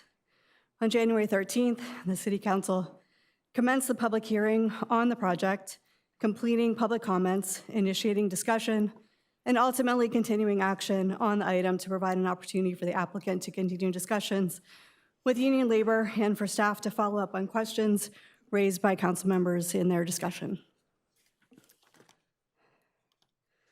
So the project includes a demolition of a vacant movie theater building and the construction of 447 multifamily units within the upper tier of the Festival Shopping Center, also called Development Area 5. The project requires a general plan amendment, specific plan amendment, including amendments to the zoning code, final site plan, and certification of an environmental impact report. The applicant is also requesting to enter into a development agreement with the city. A full analysis of this project was presented at the January 13th public hearing. There have been no changes to the project or technical studies from what was presented at that time. On the next slides, I'll discuss the questions posed to staff by council members in their discussion on January 13th. With respect to the residential development potential of the Development Area 5, the proposed specific plan document includes several references to the unit count in DA5 as the 447 units which are before you. Because of this, any future redevelopment or changes to increase the residential unit counts would require a specific plan amendment and additional environmental analysis. However, in response to questions regarding future additional residential development potential in DA5, staff recommends that the general plan figure LU5 on the left and LU4 on the right of the screen be amended to further clarify that the maximum allowed dwelling units in DA5 is 447 units. This would include density restrictions for specific areas throughout the city, consistent with other areas as shown on LU5. And with these recommended changes, if a future developer does propose additional residential units in DA5 or any other area of the festival specific plan, both a specific plan amendment and general plan amendment would be required in addition to the subsequent environmental analysis. These staff recommended changes to the land use element have been included in the attachment 2, which is the draft resolution to approve the general plan amendment. They confirm the proposed development intensity and is not they're not new information. Regarding development impact fees, the draft development agreement includes Exhibit D, which establishes the development impact fee that the project would be subject to. The applicant would be responsible for paying these impact fees at the time of building permit issuance, importantly at the rate that is adopted at that time. On the screen is a breakdown of fees that are identified in Exhibit D, estimated based on the currently adopted rates. So if these rates were to be reset, they would pay those fees at the currently adopted rates at the time they pull their building permit. Applicability of additional impact fees was also discussed, including police and fire impact fees and affordable housing in lieu fees. The city does not currently have a citywide police or fire impact fee, and therefore the project would not be subject to the Platinum Triangle impact fees, as it's not in the Platinum Triangle, and these fees are specific to facility needs in the Platinum Triangle, not citywide. The inclusionary housing ordinance applies to residential developments filed on or after October 8th of 2024. Because the application was submitted in August of 2023, the project is not subject to the requirements to provide affordable units or alternative options, including payment of in lieu fees. However, the project does include 45 moderate income affordable units. For reference only, staff has provided the breakdown of these fees on the slide based on the currently adopted rates and the unit breakdown of the proposed project.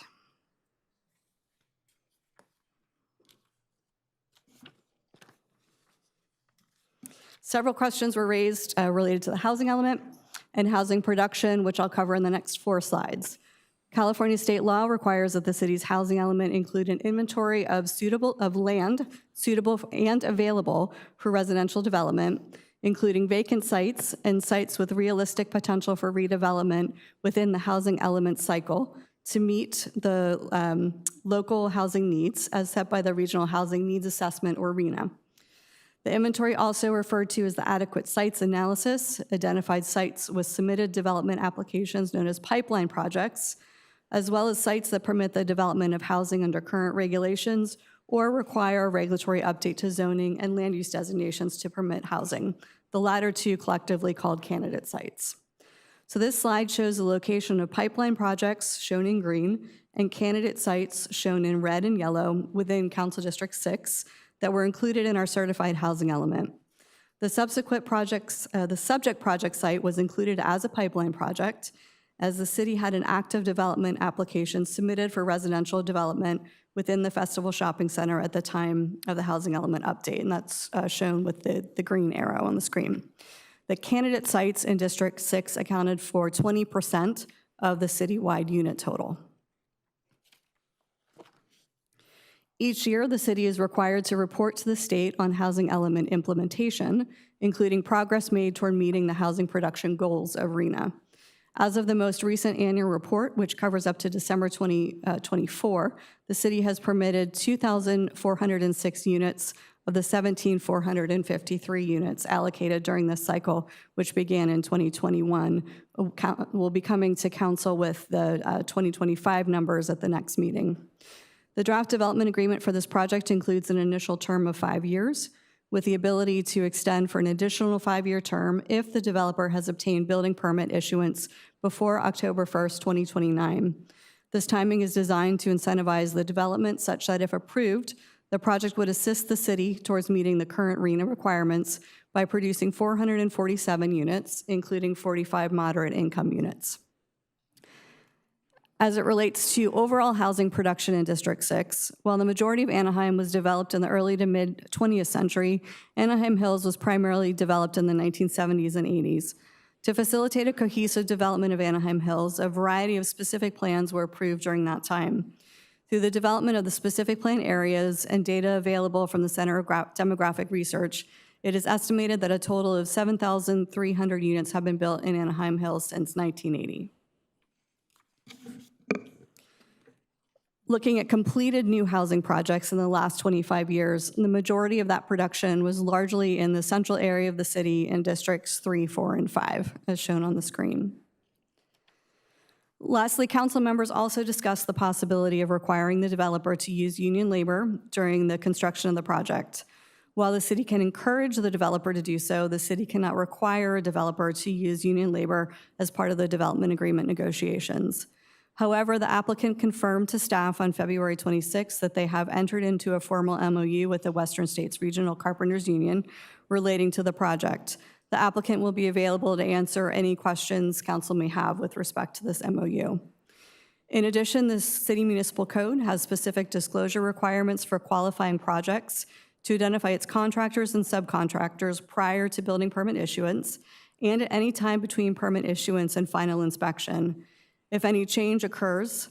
This information is a public record and provides the public, including union labor groups, the opportunity to review the contractors and subcontractors associated with qualifying projects. Failure to comply with the provisions of this code would be considered a violation and can result in the suspension or revocation of building permits by the building official. These disclosure requirements would apply to the project if approved. Staff believes that the proposed project is compatible with the surrounding area and would provide for the redevelopment of an underutilized area of the Festival Shopping Center. The project would allow for the introduction of residential uses in the Festival Center and would provide new design guidelines that will encourage high-quality commercial improvements to the rest of the specific plan area. Project impacts, with the exception of VMT-related impacts, were determined to be less than significant with the incorporation of mitigation measures included in the project mitigation monitoring program. The project includes a variety of public benefits and would assist the city in meeting required RHNA housing units. The comments recently received from the Chatton Brown Law Group have been reviewed and included as part of the record, along with other public comments received. The commenter does not identify any significant new information that was not adequately disclosed by the EIR. The commenter does not identify any new significant impacts or any substantial increases in impacts beyond those identified and disclosed in the EIR. Staff continues to recommend council approval of the project, and we and additional technical experts working on the project are available to answer any questions you may have. Thank you. Thank you very much. So are there any questions by council at this time? Please ring in. I'll start with Councilmember Rubacalva. Thank you for the comprehensive overview. Is the fire chief here? Hi, Chief Russell. I have a couple questions for Chief Russell, if you want to come on down.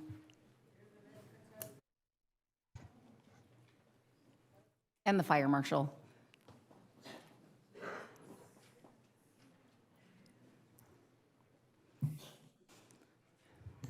Thank you, Chief, and thank you, Fire Marshal Young. Just a couple questions related to the safety of the development. So the difference between this development and the Deer Canyon is the Deer Canyon was a brand-new development in the middle of a wildfire danger zone.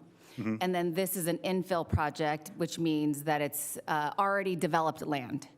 That is correct. So can you share why you thought the other one was less safe than this one?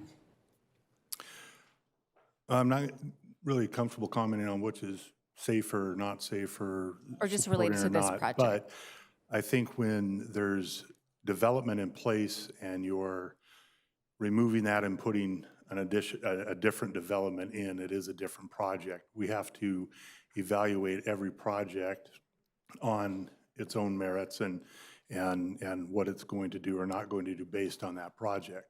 The Deer Canyon project, in my opinion, was a much larger, much more complex project, and putting in an entirely new community into that canyon was much different than this project. What are some of the things or investments that you think the city can make in this area that might be able to help mitigate some of the fire concerns that we're hearing from a lot of the residents that reside in Anaheim Hills? Yeah, thank you for the question, ma'am. I think we're already doing a great deal, and the opportunity to explain that. I think one of the things that I feel very strongly about that we need to do more aggressive is our weed abatement. I believe we need to take that in-house and have the ability to do weed abatement all year long, not relying on contract crews that we fund through grants and other things that can come until they get a higher priority because they belong to the state, and they can pull those crews at any time. The goats do a great job, but they are limited. All the tools that we have are limited, but I really believe being able to do weed abatement year-round on those target areas, on our evacuation routes, on other things would be extremely beneficial to the city. What type of investment do you think it would take to have a weed abatement program in-house in Anaheim? So without speaking really to grants that are available that we are pursuing, and we have staff working on that and others, to bring it in-house, buy the equipment, get it started, would probably be on the low end 1.5. The upper end would probably be 2 million, and that's, Annually? No, most of that would be startup. Okay. The ongoing costs, the operating costs would be for the personnel. I'm envisioning it being very similar to our ambulance operators, where it could be a hiring pool. We could hire labor out of our community, train them to do weed abatement, and then we also can train them to respond as what we call a type 2 hand crew in the event that we get a fire. Not a hotshot crew but some other agencies are doing that, and they're very, very successful with that. And then again, helping get them into a job pipeline, into a firefighter position here in Anaheim or whatever city they got hired in would be a success. So most of that money that I'm speaking about would be startup, but there would be ongoing costs for salaries. We'd have to hire a couple positions for managing, but there are some grants out there that some of my staff are researching to kind of offset that. And thank you for that. And budget season's coming up, so I do encourage you to include that in your budget. Thank you. Just a quick question related to the hand crew that you just talked about. would that eventually over time pay for itself, like the ambulatory program? Yeah, thank you for the question. In our preliminary findings and talking to a couple other agencies, Los Angeles City, Chula Vista, Corona, that have went down this venture, we could, I believe very confidently that we could get it, the ongoing costs close to being cost neutral. A big part of that would be is if we did, rent them out to a fire, like we do fire engines and overhead that get reimbursed and an admin fee on top of that. We would want to have enough part-time staff so we could keep doing weed abatement here. Like I mentioned, our wildland inspector is researching some coastal grants and some other grants. There are funds out there that go to like the Conservation Corps and others that we may be able to apply, bring those back in to help support that and weed abatement citywide. Assisting the parks, any place that we need to do that on our evacuation routes, I think would be significant. On some of our others would be where I would highly recommend that would be good to do. My nephew's a firefighter in LA County, and he fought the Eaton fire. So one of the things he did mention was the hand crew, and that Anaheim does it really well. So to hear you reinforce that, I think is important for us. So it's something that we can do to help mitigate any of the concerns that some of our residents have ongoing in that area. Now to shift a little bit on when you guys, and I don't know if this is probably a better question for our fire marshal, but when you are reviewing a project for safety and for any fire concerns, when you're looking at how you're going to recommend it or not recommend it, can you give your process just to council so we can get a better understanding of what that looks like? That's a really good question for the fire marshal.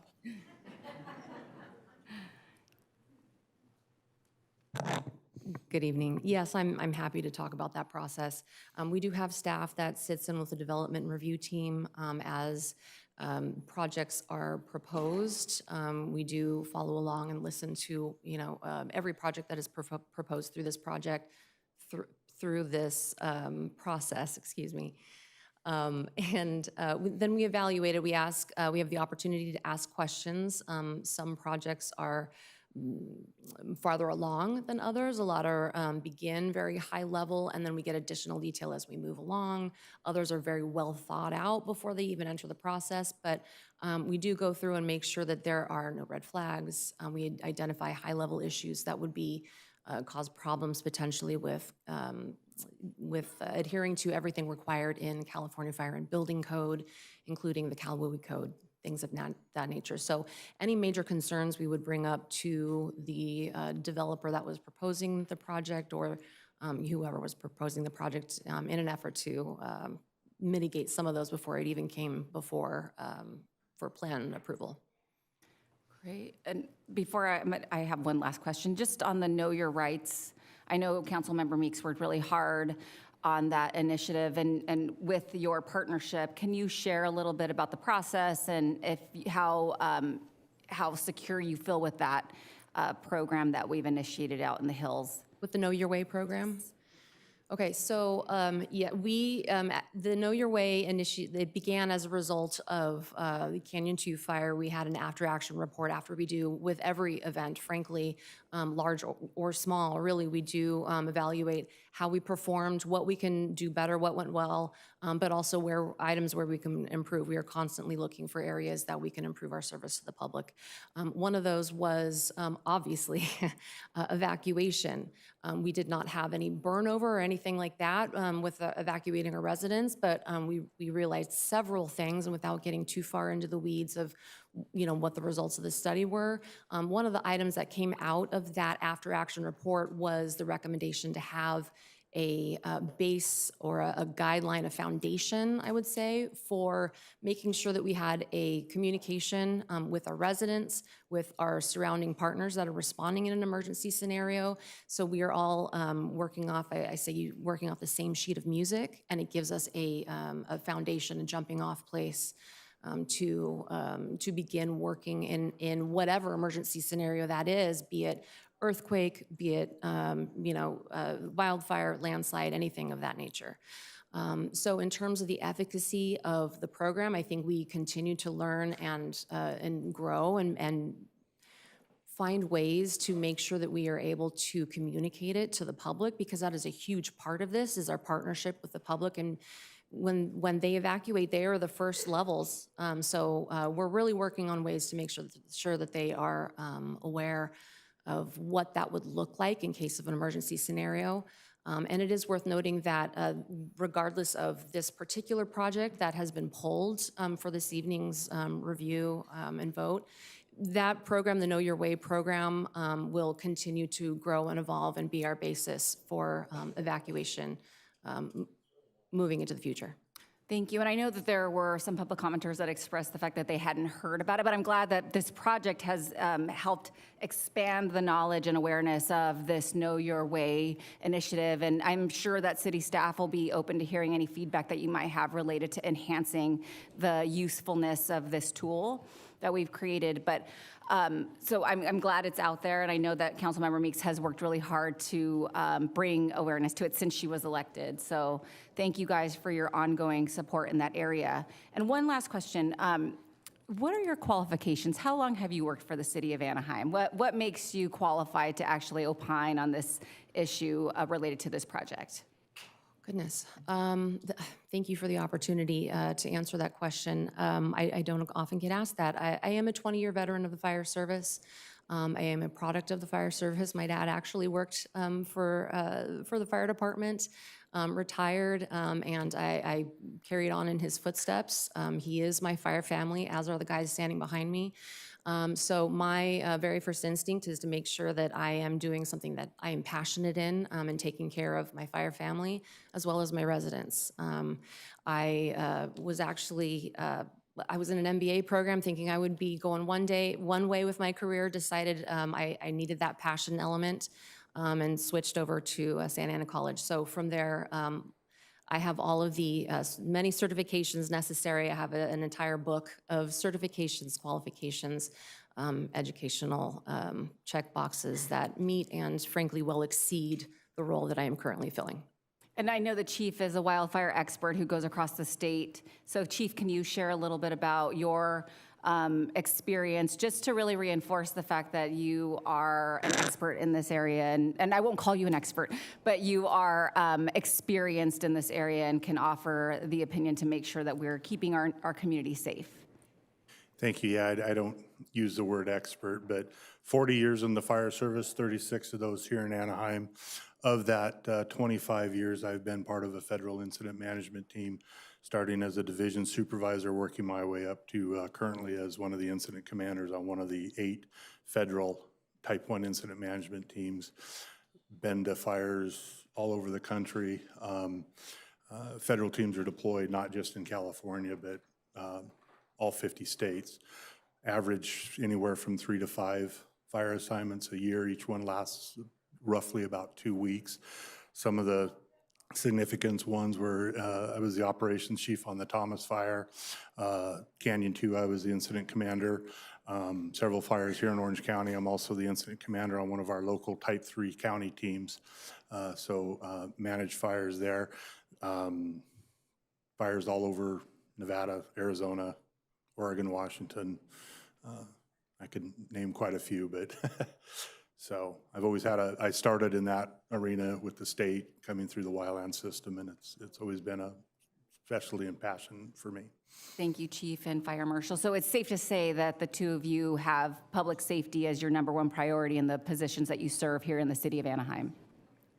Yes, ma'am, that is correct. And if I may just indulge me for a second, I would like to, and not, whatever, trying to change any vote or anything, but I would like to say, since the Canyon 2 fire, I think it's important to say some of our successes or where we are now, and I'm sure you guys, pardon me, are all aware of this, but currently some of the upgrades that we have in Metronet, our dispatch command center, monitor 24 hours a day. We have 42 wildland cameras. 12 of those are here in Anaheim, and the rest we can monitor. So our early warning is much improved. I can bring those cameras up if I'm at home and get notification of a wildland response. I'll start watching those cameras, as our battalion chiefs will, and anybody else. We've hugely improved our response matrix into the mutual threat with agreements with the Forest Service, CAL FIRE, Orange County Fire, and Anaheim. And thankful to all of you, we pay every year for what we call our wildland protection agreement with CAL FIRE.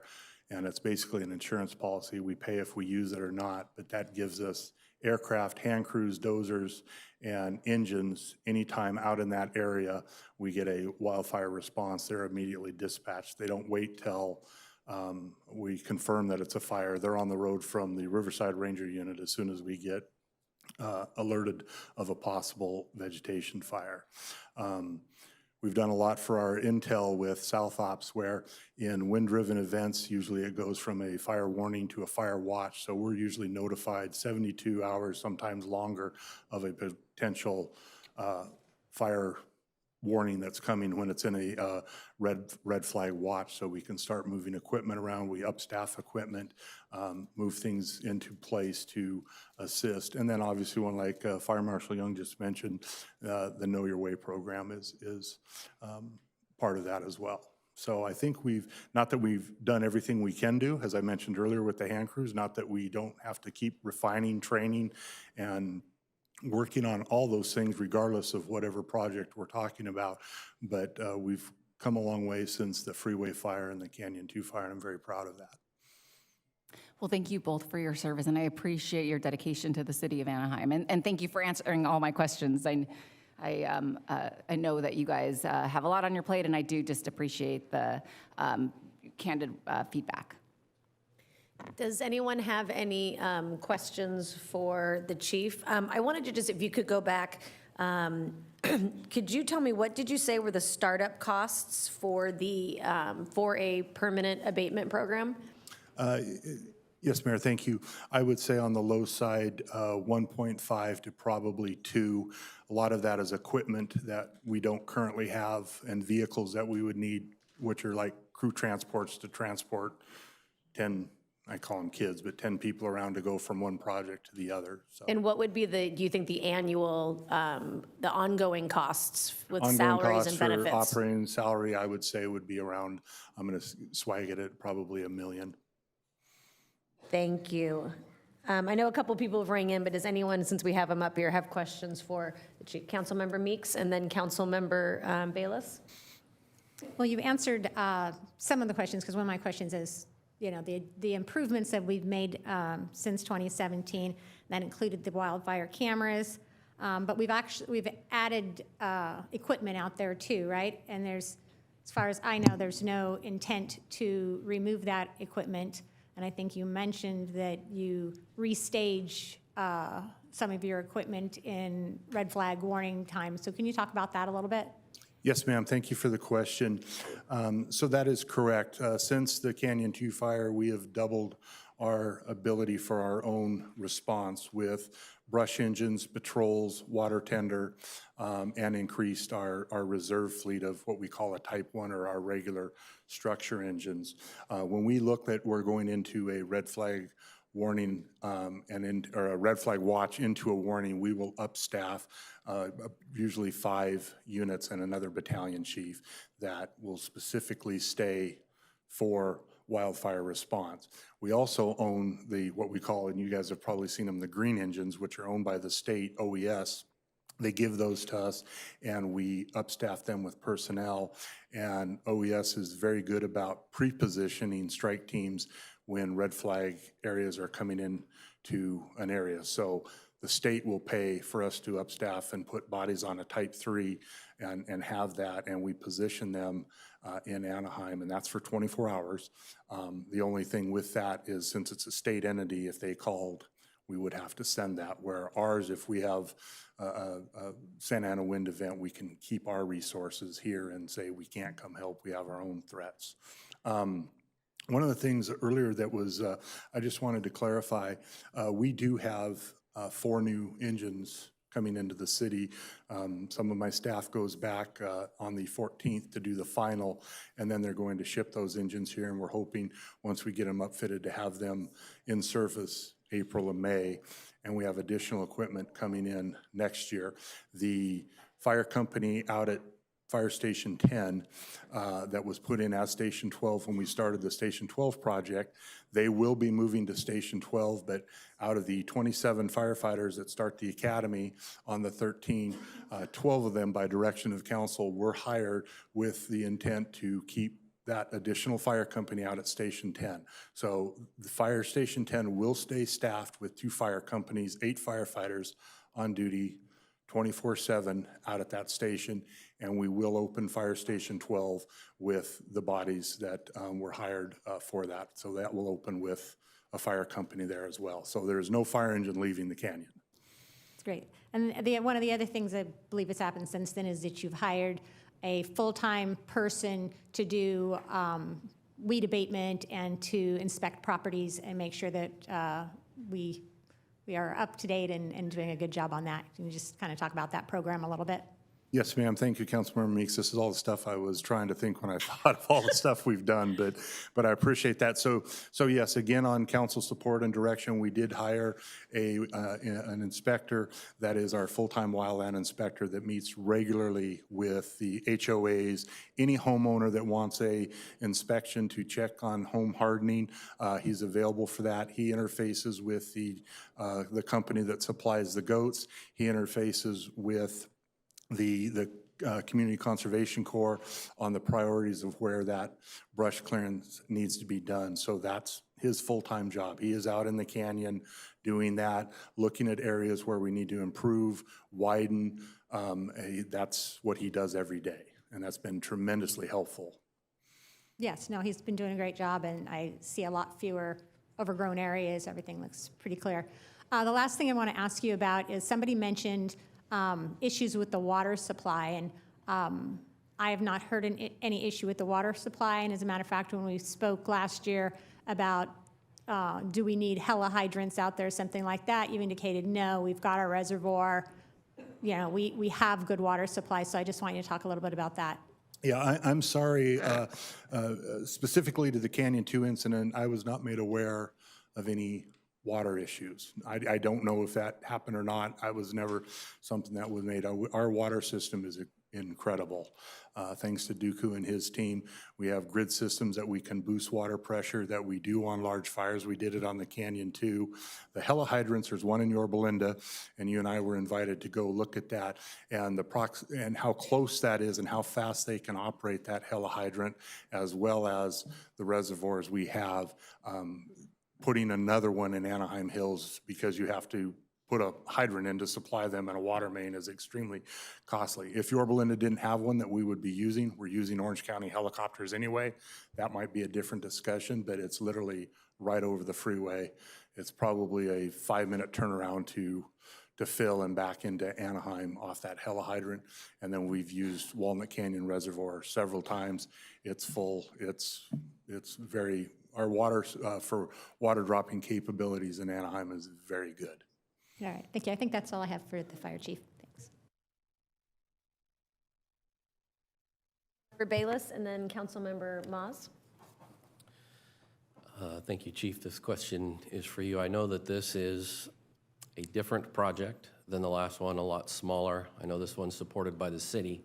We had a lot of commenters come out and say that the movie theater, you know, the max use was 1,000 people. They never saw 1,000 people out there, and I get that and understand that, so we're comparing 1,000 to coming in 1,000. So my question to you is this. Let's say that this was a brand new project, the movie theater wasn't there, and we're just adding the new people that are there. Do you still feel comfortable that you could evacuate the area? So thank you for the question, sir. I actually had that thought earlier today as I've been looking at all the angles and wanting to provide the best information I can, and I thought of that exact scenario, and I actually discussed with Fire Marshal Young after I was thinking about it, and she brought up a good point that, what ifs are very difficult to predict. And the way the project was developed and the inputs that were given were on that project. So if that project wasn't there and it was just, 1,000 cars coming in from zero without running that data and understanding what that would or wouldn't do may change that, or maybe it wouldn't. But back to the short answer to your question is, me and my staff, our job is to protect the public, and whatever the decision is, we minimize and reduce the risk and evacuate. So we're going to evacuate people. I know there's been a lot of discussions about the Know Your Way. It's not been tried, it's not been tested, and that is true. However, every plan has to be flexible. Every plan has to be inputs change. Having a plan we have plans for earthquakes, for high-rise fires, for all kinds of things that are high risk, low frequency, that we don't get the opportunity to exercise very often. However, we still have to have a plan. So, very long-winded, sir, I apologize, but I just wanted everyone to hear that the plan is there. I believe that the plan will be successful. Now, to what degree, and not saying that it's going to be perfect, not saying that we're not going to have challenges, not saying we're not going to have to pivot and address some of those things. We're ready to do that, and we will do that, because we're going to get people out. Thank you. Do you have any further questions, council member? Okay, thank you. Council member Maz? Thank you, Chief. I believe I did answer the question. If you want me to clarify, I would believe it would be the same. Thank you. Council member Maz? Thank you, Chief, for your work and the many conversations we've had about this topic. I'm going to keep my questions on public safety, and I think they're all in the fire realm. I will do my best not to get into public works. Was there any loss of life in the 2017 fire? No. I would just like to respectfully disagree with anybody who says that it was a complete failure. I would agree, ma'am. Thank you. Moving on, I've done my own homework on this. I've talked to friends and family, as was mentioned in here. I lived in Anaheim Hills off and on from 94 to 2010. Mrs. Merrill, I went to school with your son. I remember going to the theater when it was packed and seeing Forrest Gump and being in line out to Santa Ana Canyon. So point being, I do have friends and family there. And it's important to me that I make any decision based on facts and not feelings. And that's what I've attempted to do in all of our conversations and the meetings that I've had with several staff members. So I just preface that to any of the questions that I ask. How far can embers travel? Depending on the conditions, we'll take an extreme, because that's what we're all talking about with a significant Santa Ana push, which is usually 25 miles an hour or higher. 40 miles an hour would be extreme, and then anything above that, you're looking at brand spread can be a half mile to a mile. One of the things, though, that is significantly also plays into that is, are those firebrands landing in a receptive fuel bed? And what is the probability of ignition when they do land? So when it gets into a structure environment, and if they're landing on roofs that are combustible roofs, or they're landing on dry leaves, or things like when we talk about home hardening, that's a receptible fuel bed. If they're landing on a green watered lawn or something like that, that's not a receptible fuel bed. So we look at the probability of ignition, and we calculate it's a percentage based on how many of those brands are able to ignite based on weather and a bunch of things that are factored into a computer to give us an output of. Thank you.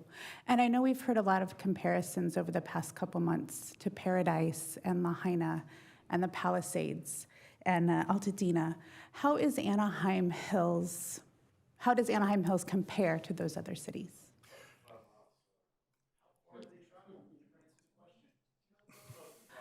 The question was answered. Thank you. So if you look at those fires and what I've studied on them, obviously they were all catastrophic fires, and that I understand the fear of our citizens out there, and I do understand that. There were some significant differences on those fires. We'll take Lahaina, for example, because that was brought up. One, the fuel loading in Lahaina was much different than ours. They had dead sugarcane fields all over. They also, a lot of those structures that burned were of combustible type with fuel right up against the road with very narrow roads. They were on an island, so once there was only one place for them to evacuate to, in basically the water or the beach. The other challenge they had is when you're on an island, getting resources in to assist is very challenging. They were only able to get 2 helicopters because they had to get them over there. Fire apparatus had to come over on ferries. So that's a different, I do want to point out that the new construction that was built on Lahaina did not burn. That was built to current fire codes and that kind of. Thank you. How about Palisades and Altadena? So Palisades, very challenging fire. 2 words that we don't use in the fire service is always or never. So I don't want to say we'll never see those situations again, or we won't. Obviously, that was the extreme of the extreme Santa Ana wind condition. And we had extreme winds here as well. I was very concerned. We were clocking winds around 80 miles an hour out of Black Star and Fremont Canyon. So that is the speed that fire enveloped was very challenging, especially when it gets into what we call community conflagration, where it moves out of the brush, gets houses going, and it goes house to house ignition. You need a wind, something very, very strong to, and a lot of their streets didn't have wider streets, 2 lanes, 3 lanes, that type of stuff to put any fire break, essentially, for lack of better words, in there. Another significant thing is the majority of the people evacuating, the way they went is they had to go through the flaming front towards the thermal insult and towards the rate of spread of the fire. That's different than our evacuations that could be going away from the fire. So that's a significant difference. So there are some similarities. I mean, obviously, very catastrophic, very, very scary situation, very bad situation. Not saying I wouldn't say that there aren't some of those things that could happen in the canyon, but that was what they experienced on that. Thank you. What can we do to increase evacuation capacity? I'm not sure if this is a question for you or Public Works. I would feel more comfortable with Public Works or traffic. That's not my expertise, so I don't want to misspeak or give people the wrong sense of what I'm saying on what we could do to increase that. Well, thank you, Chief. I appreciate your time, and I'm very proud to have you as our chief and leader of fire here in Anaheim. Thank you, ma'am. Thank you. Councilmember Kurtz? Thank you. You mentioned something in one of your answers, and the embers are flying, and if they land on something combustible, we have a problem. If not, they die out. And you have a person in the fire department that full-time job is taking a look at that. So when that person finds a neighborhood, a home, a street that may run into trouble because of their landscape, their roofs, what is the procedure to mitigate that? So it's thank you for the question, ma'am. It's kind of twofold. If the individual's out driving around and he sees something, then he will find out whose property that is, make contact and try and educate them, inform them, and assist in any way we can to clean that up, do fuel reduction. If they call and say, my neighbor's overgrown palm trees, a wood pile right up against the house, dead leaves, then we'll go out and Adrian will go out, make contact and try, and we don't charge for that, to try and suggest, show them. That's kind of that ground zero thing that you've heard about, of really trying to reduce that fuel and that risk so that rate of spread or that spotting potential is minimized. And we have, certainly we have homes all over the city that are not taken care of, usually because, or sometimes it's because of a senior citizen, excuse me, who can't do it himself, can't afford to have it done, so they start stockpiling things. Are there any programs or any ways that we can help residents who don't have the ability to take care of that? We would look at that. I don't want to misspeak here. If I do, ma'am, jump in. But I would say that Adrian would look at that and on a case-by-case basis, and if we had to assist those citizens, we would figure out some way to do that if they were limited on their resources to do that. Another thing I failed to mention earlier on one of the questions is, like things, our tactics in these type of wind-driven fires change dramatically all the time, and the way we address the fire, the way we fight, and obviously evacuations and life safety is always our #1 priority. What we also do that is the norm now in the fire service that we didn't used to do is we do what we call tactical patrol. So we order as many fire engines as we need for the problem, but we assign strike teams into neighborhoods to do tactical patrol, where they will just stay in that neighborhood even though there's no problem now. They will continually to check that, to go in the back of neighbors' homes, go look down the hill, check them, and they will. That's their job.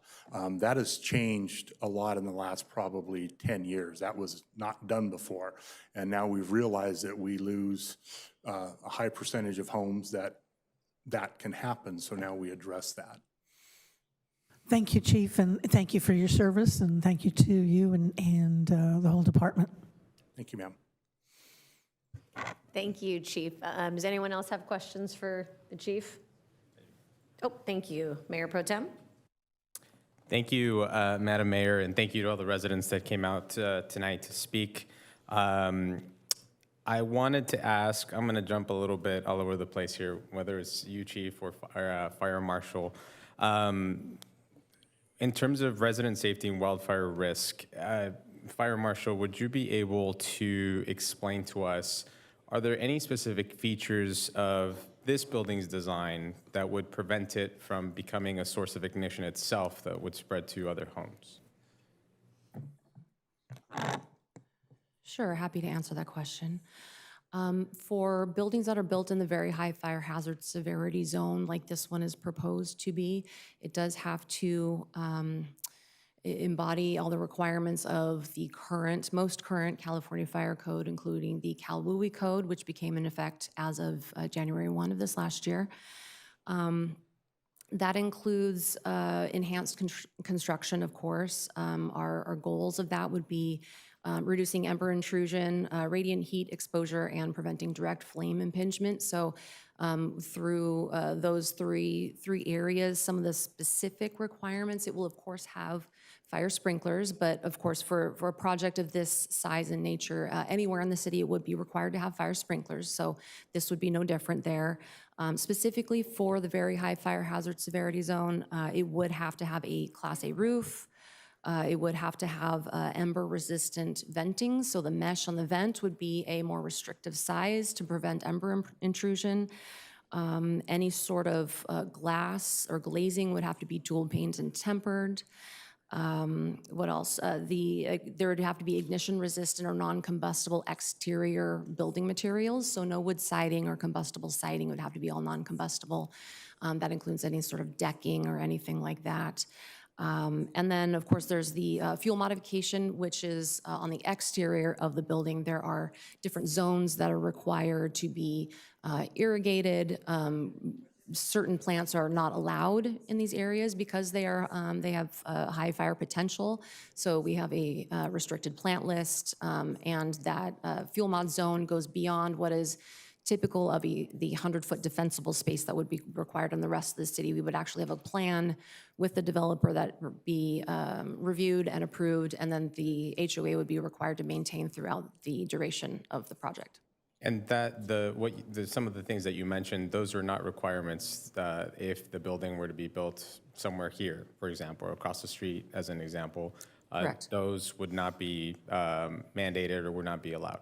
Yes, sir. So some items like the fire sprinklers I mentioned would be regardless of where it was, but almost every other of those requirements are singular to the very high fire hazard severity zone. Not that it couldn't be required in another project for another reason, but if I understand your question correctly, those are, if this project were in another area, that would not be included.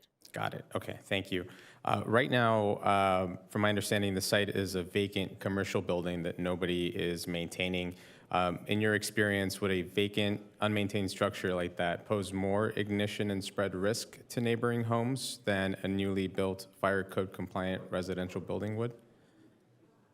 That's a hard one to answer. It depends on how it's maintained. Even though it's vacant, we would require that it be maintained appropriately. So it depends on the external situations, a lot of external factors. So not really an apples to apples comparison, I'm afraid. Okay, cool. Thank you. You specified a little bit about the plan for landscaping and vegetation immediately around the building. Can you just go a little bit into more detail as it's compared to what it is now? What additional landscaping or vegetation or watering requirements would be needed if there was a new project built? Sure. So no palms immediately. Palms are a no-go in that area. So all of the trees that were selected would have to be reviewed and approved through the landscaping plan. Anything within, I want to say it's a total of 200 feet from the structure, would be dedicated zones. So the first 20 feet would have to be irrigated. Beyond that would have certain limitations in the grouping of shrubs, trees, height, crown diameter. All that would be part of the plan review process and how the landscaping or the fuel modification plan would be approved. And then it would have to be maintained in perpetuity until superseded by something else that would also have to be approved and maintained. Got it. Okay, thank you.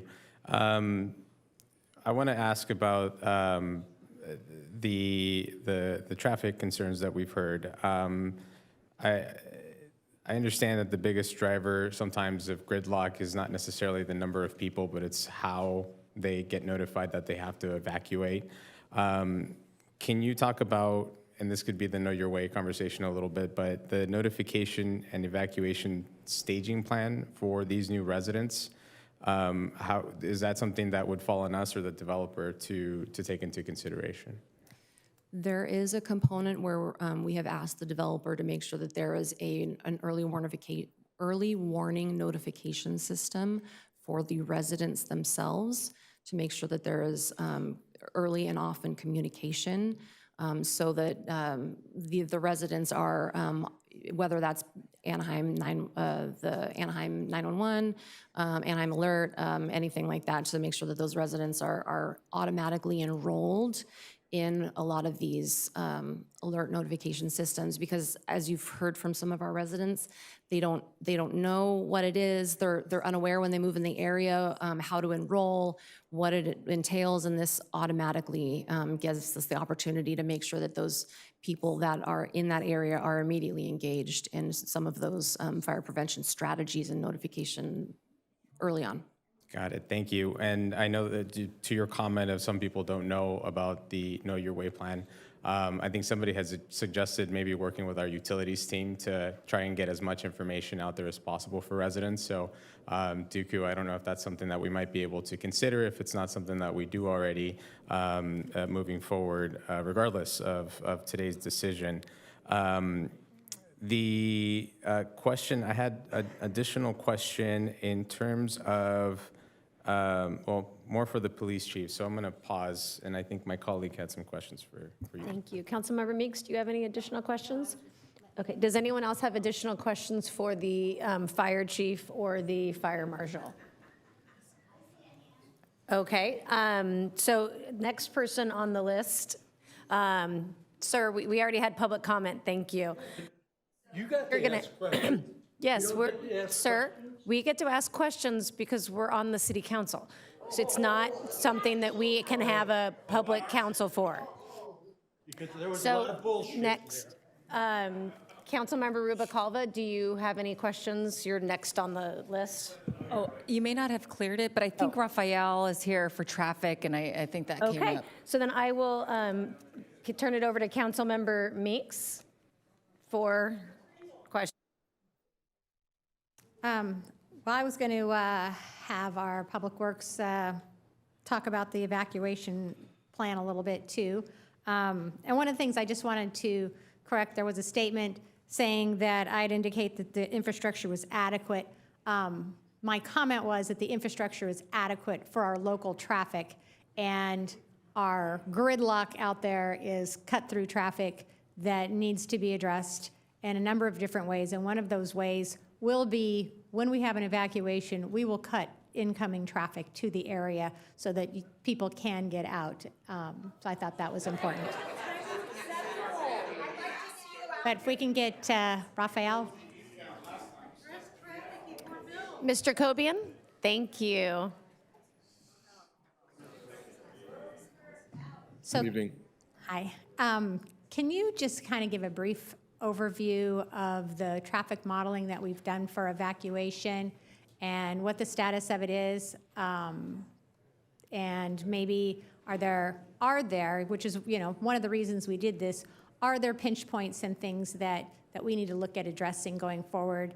I think we've talked about Fairmont, but let me let you speak about that a little bit. Thank you, Councilmember Meeks. That's a great question, right? And I'm going to take a step back to what you asked. Is there enough capacity out there? And I've heard that from a couple of council members today. Do we have enough capacity out there? And I'll tell you, the way I think of capacity as a traffic engineer is our asphalt, our curb to curb. We have enough capacity out there. It's going to be capacity management. And that's what you were talking about a little bit. It's going to be able to utilize both sides of the road under an emergency event situation. Last time I was here before you guys, I was talking about utilizing Santa Ana Canyon Road and shutting it down. That's capacity management. That's giving us the opportunity to be able to use both sides of Santa Ana Canyon Road. Now I'm effectively doubling our capacity to be able to get people out. That's how I answer the question, do we have enough capacity? It's not allowing our typical traffic to come in, reserving that capacity for that emergency situation and be able to get people out. And so that includes capacity on Santa Ana Canyon Road, which we've got 2 lanes in each direction, and we've also got a shoulder, right? We could easily fit 3 vehicles in each direction under an emergency evacuation situation. We've got Weir Canyon Road that's built out pretty wide as well. It's got several lanes in both directions. So that's why our Know Your Way plan and our emergency evacuation plan includes immediate severing of the people coming in and being able to use all of that capacity, all that infrastructure that we have out there solely for the purpose of trying to get people out and obviously still getting our emergency responders in for handling the emergency. Okay, does anyone else have any questions for Mr. Cobian, Councilmember Rubicalva? Thank you, Mayor Aiken. So just to expand on what you mentioned about cutting off access from freeways, can you describe what occurred previously that did not happen? We weren't communicating with other agencies and how we've learned from that experience? Absolutely, and as Fire Chief mentioned it earlier, right after Canyon Fire 2, we have an after action report.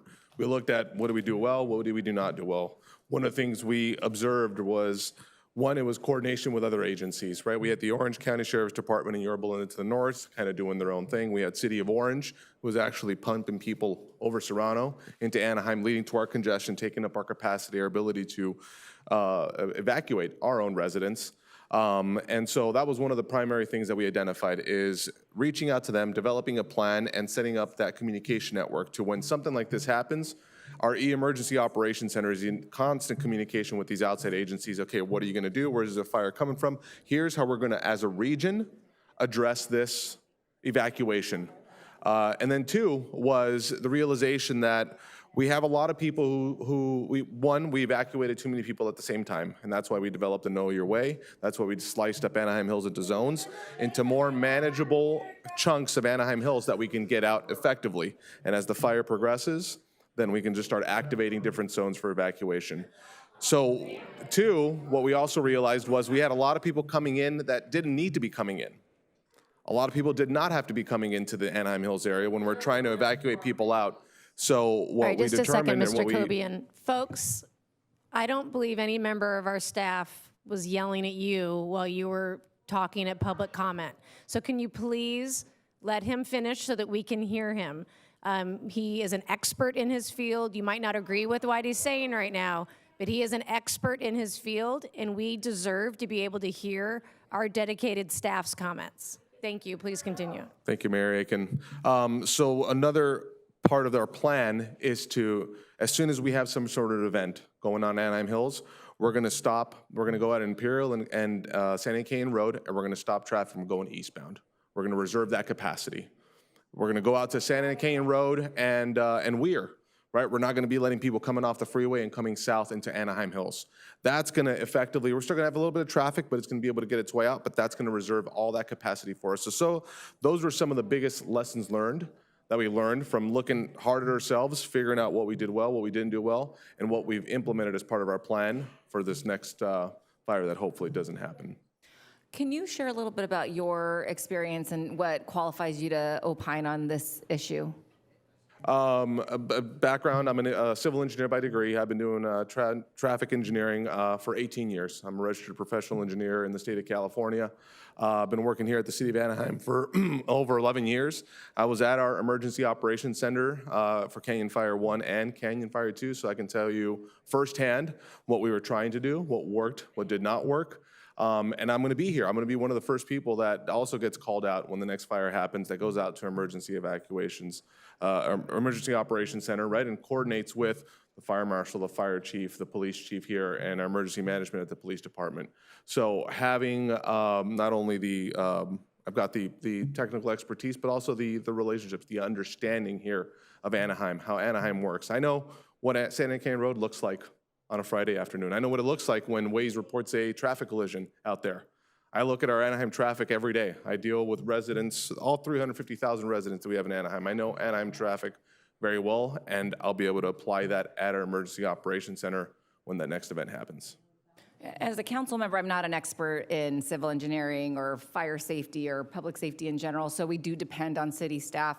Can you share what your process is when you start to look at a project like this and what your role is in collaborating with your colleagues and providing your input as to whether or not something is safe or you recommend it on the traffic safety side? Great question, Councilmember Rubalcaba. So it's a multidisciplinary approach, right? We don't, I'll look at these things in a bubble. We lead, as Public Works Traffic Engineering, we lead the study, or at least the evaluation of the study that's prepared, because it's a very data-driven, it's very similar to our traffic impact studies that we do for developments when we're trying to determine what infrastructure is needed and when new developments are coming in. So we oversee that effort, but we know that we need to make sure we bring in our Anaheim Fire and Rescue folks, our Anaheim Police Department folks, our emergency management folks, and even our planning folks to make sure that our documents, our studies are consistent with CEQA. So we lead that effort, we review it all together, we bring in all these different perspectives together, and at the end of the day, look at it holistically from Public Works, from Anaheim Fire, from Anaheim Police Department, and emergency management perspective, and make a determination as to what the study outcome is. Perfect, thank you. I appreciate your comments today. Thank you. Thank you. Do we have any other questions for Mr. Cobian? Okay, thank you. I wanted to ask Director Allen, could you pull up the slide that shows some of the housing units that were built? Excuse me. So from 2000 to 2025, we have 1,200 units in District 6. But the slide before that was 1980 to current. Did we have a number associated with units built? For the period of 1980 through current was 7,300 for District 6. Okay, and so how does that comparison percentage-wise add up? We don't have that same data for the city. We don't have. We had to get creative in getting that pre-2000 data. So the Center for Demographic Research, which is an Orange County serving entity has data from 2000 forward. So that's why we were able to have good data for all 6 districts for the last 25 years. We tried valiantly through census tract data to come up with the 80 to 2020 data. We ended up looking at, as you mentioned in the presentation, because that area was constructed largely through specific plans, and most of those were built out generally for their entirety, we were able to come up with the number. But we don't have that same number going back to the 80s for the other districts. But we know, generally speaking, right, the rest of the city developed earlier. And I know you said, so with the proposed change in planning, it is specifically limited to 447 dwelling units? Correct. And what is it under the general plan now? Today, it's a commercial-only designation.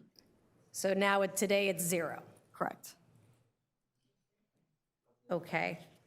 And I want to thank the fire chief and traffic engineer Cobian for answering some of my other questions about Anaheim Alert, as well as the fire engine not leaving the hills and actually having some staffing. I know that was a comment made earlier. But I wanted to just kind of address some initial concerns, because I have been thinking about this project for months and months and months now, from before it was even in front of the Planning Commission to kind of how we've seen it grow and progress to this time. And I think there are some positives to this project. As a housing advocate, I appreciate that it adds much needed housing to our city. It has park space that is going to be maintained by the developer. And I recently learned that there is an MOU, so it is going to be structurally sound and well built. But for me, I'm just having a problem that none of these positives can really alleviate the concerns that I have around public safety. I mean, because what I'm hearing and what I've been thinking about over the last couple months is that we are hopeful that GOATS, one abatement marshal, and a Know Your Way plan are going to be enough to evacuate every senior, every child, every family from this area.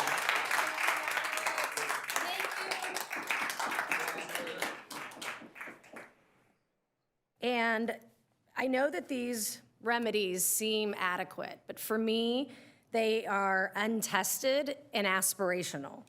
I mean, we have weed and slope management that, because of resources, we cannot maintain, go onto private property and clean up unmaintained slopes behind every house in District 6. That is a lot of the times private homeowners and or HOAs. We also don't have the staffing or the millions of dollars that it is going to cost to maintain this year over year if we had the program already in place today. And we know from just anecdotal knowledge from our residents, as well as talking to people in the community, that Know Your Way today, and we can do a better job on educating folks, but it's not common knowledge to our own residents, let alone the thousands and thousands of cut-through drivers that do not live in Anaheim and do not know what Know Your Way is. And I love goats. I have nothing against goats. But I don't think having them out a couple times a year is enough to calm my fears of what could happen. Because wildfires in this area are not an abstract risk. They are real.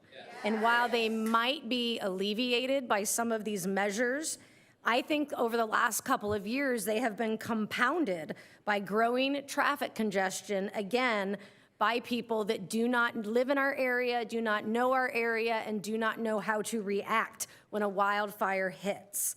I just feel that I can't in good conscience endanger residents based on goats, know your way, and one staff member in the city of Anaheim.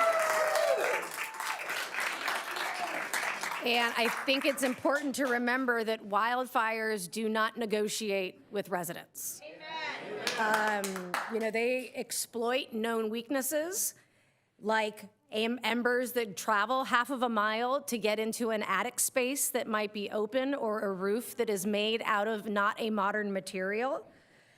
I think they ravage our known and unknown vulnerabilities. And we just can't assure, for me, I cannot assure myself and my conscience that we have enough in place today to break ground tomorrow. So those are my concerns. Councilmember Kurtz. Thank you, Madam Mayor. We certainly have the opportunity to vote yes or no tonight. If we vote yes, we know what happens. If we vote no and this project doesn't move forward, what may happen in that area? Residents won't die. If we vote no for this project, can anyone else come in and use that property?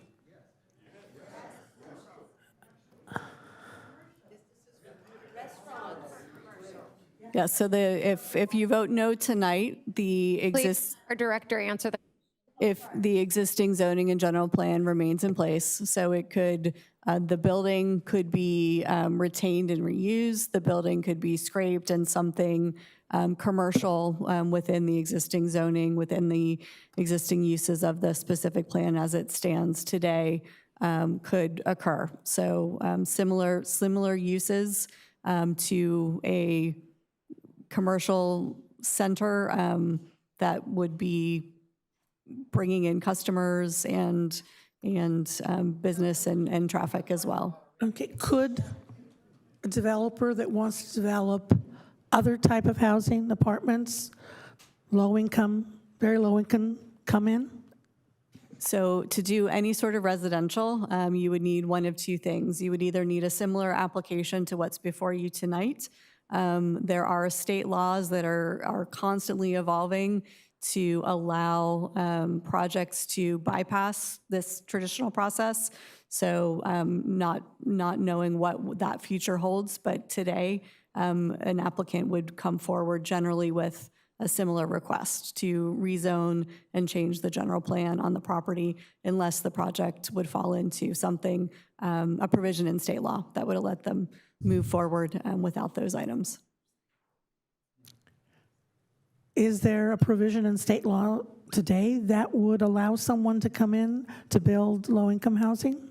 So there are several that they're generally speaking, there are certain triggers and thresholds for what a project would have to comply with and what the area looks like. So not everything in state law would be eligible for this site because it is a very high fire severity zone.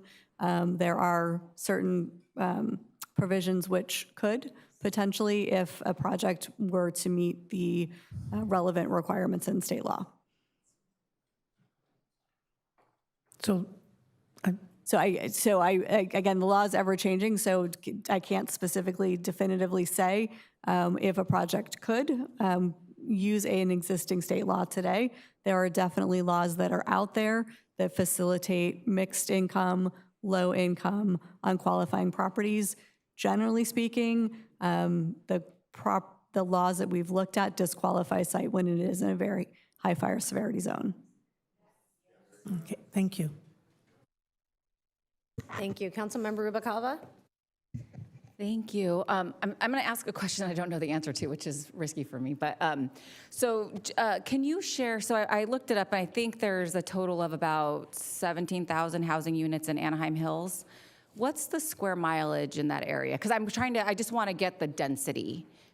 for District 6 versus like a District 3, which I think I have about 27,000 households in the district. Let us get back to you on this. It will be a little bit skewed because District 6 obviously has a large portion in the eastern portion that is undeveloped. So I think we would want to probably carve that piece out to get a apples to apples comparison, but we can certainly work on that number. So in densely populated areas like District 3, for example, has it been common for us to start rezoning our general plan in order to have industrial become residential or mixed use? Yes, I would say, I think throughout the city, we've seen applications where housing developers bring forward a request to change either from commercial or industrial or a higher density residential. Is a common occurrence. Does state law allow for us to deny a housing project because of parking or traffic concerns? So it depends on the project. So state law, and I don't know if Leonie wants to chime in, state law definitely limits our ability with respect to qualifying affordable housing projects. So for affordable housing, state law sets its own parking standard, which an affordable housing project could use. This project does not qualify because it's moderate income. An affordable housing project would also be subject to denials based on objective standards. That is not applicable to every project, but again, qualifying housing development projects. In District 3, just in the last couple of years, how many housing developments have we built within 2 miles from City Hall that were rezoned from industrial or commercial to residential or mixed use, that were high-density projects? So we can give you, let me go back to the one with us.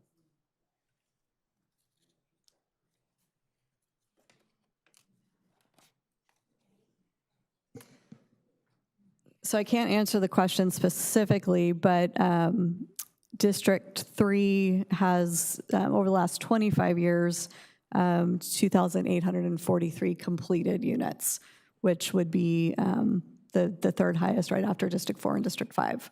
And I do hear, I mean, I had one of my residents here a little while ago, Ronnie, who expressed concern about just in his neighborhood, the highly densely populated developments that we've created there, which have contributed to some of the parking and traffic issues. So it's just something as a city, we have to take our fair share in development to make sure that we're not only meeting our housing goals with the state of California, but also enhancing the quality of life so people across our city can live everywhere in Anaheim.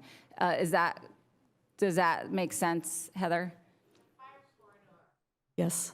And even with this densely populated area, is it possible for there to be a fire in Ganita Lane or Benmore where we have only one way to come in and out? Yes, I think the fire chief would be best suited, but I think as we've heard, fire happens in both urban wildland urban interface as well as urban environments. Right, and we have had a fire in my district, which is our oldest part of the city, which houses are about 100 years old or older, and we have seen fires in this area as well. So I do sympathize with everybody who's here today who's concerned about the fire, but I will say this, I have full faith and trust in our city leadership as well as our fire chief and city staff who's recommended this project. Deer Canyon, I was one of the no votes, and I voted no for that project because city staff, including our fire chief, our planning department, all recommended no because of the fire danger hazards and other issues with that project. This is a different project. This is an infill project. And I really do feel strongly about the fact that Anaheim Hills does need to see a little more development, and we need to spread our multifamily units across the city. So with that said, I just want to thank you, Heather. I will also point out a couple of other things with the Deer Canyon project that was a little different than this project. Not only did our fire chief and our police chief at the time, or the police department, they did not feel comfortable recommending this that project. Our planning commission did recommend that project move forward. Is that correct?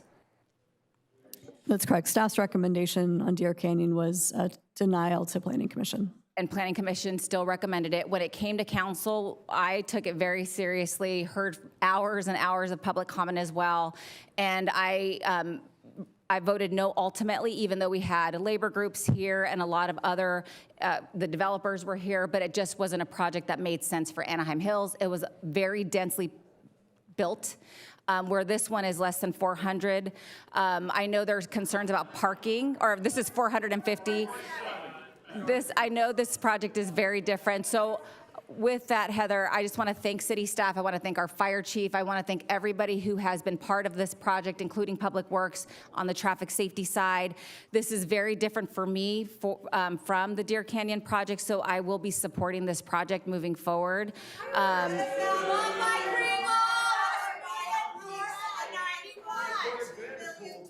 I do believe that we do need to develop across our city. We have 18,000 units to build in the next 5 to 6 years, and it needs to be done in places other than just District 3, 4, and 5.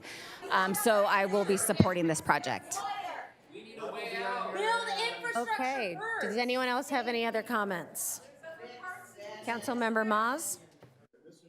Thank you, Madam Mayor. I just want to thank city staff. The vote I make tonight is not a reflection of my lack of trust in you. It really comes down to that 7 minutes. When I talk to my 8-year-old son about the role of government, he says it's to keep people safe.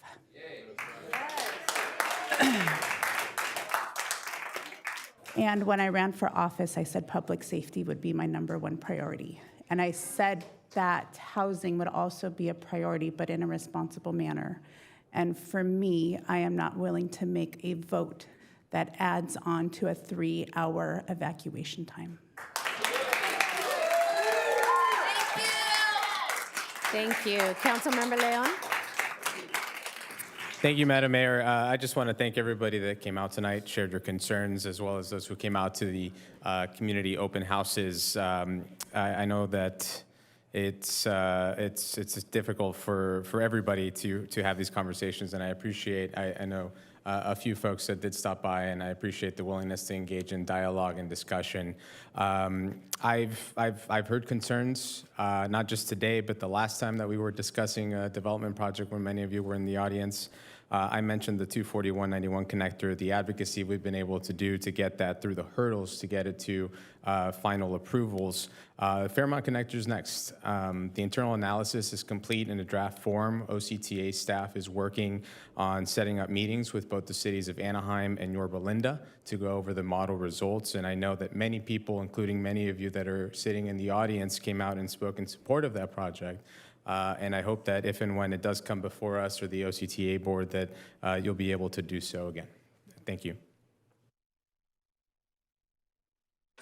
Thank you. Councilmember Kurtz? Thank you, Madam Mayor. Indeed, this has been difficult. We've been looking at this for months. As Councilmember Maz indicated, she ran on a campaign that said safety first. When I was running, remember I represent District 4, I ran on the fact that every neighborhood in our city should be treated with the same respect and the same resources as every other neighborhood in the city.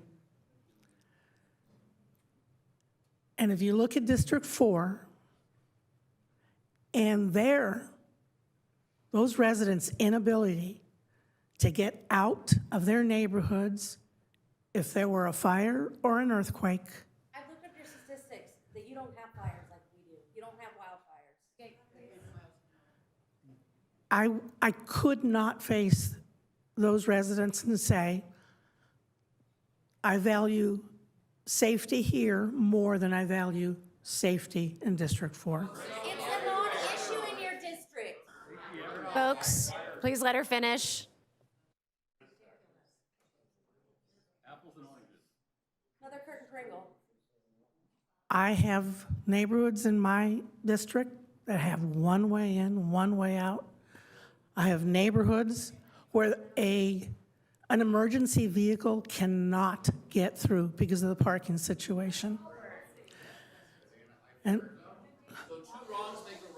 they, again, I think every neighborhood, every resident in every neighborhood in Anaheim deserves the same resources as any other neighborhood.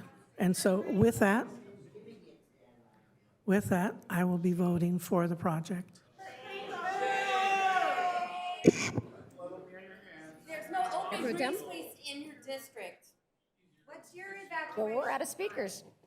And I am definitely not making a motion, so. I'll make a motion to approve the project. I'll second. Okay.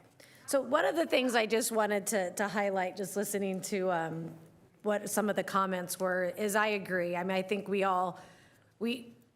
need to put residents and safety first.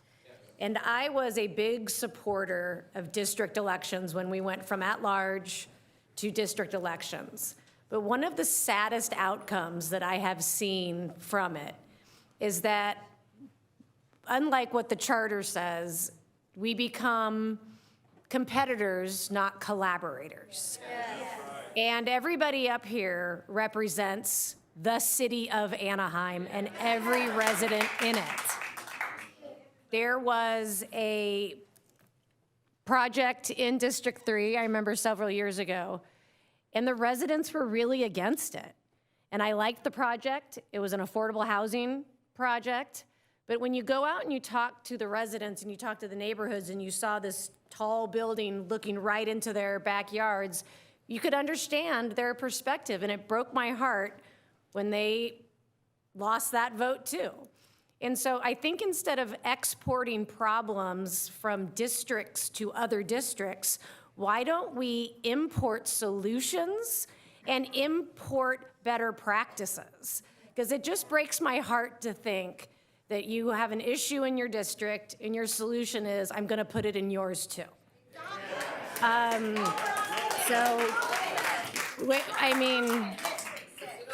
I think we need to do better. I am blessed in that I am elected in all 6 districts.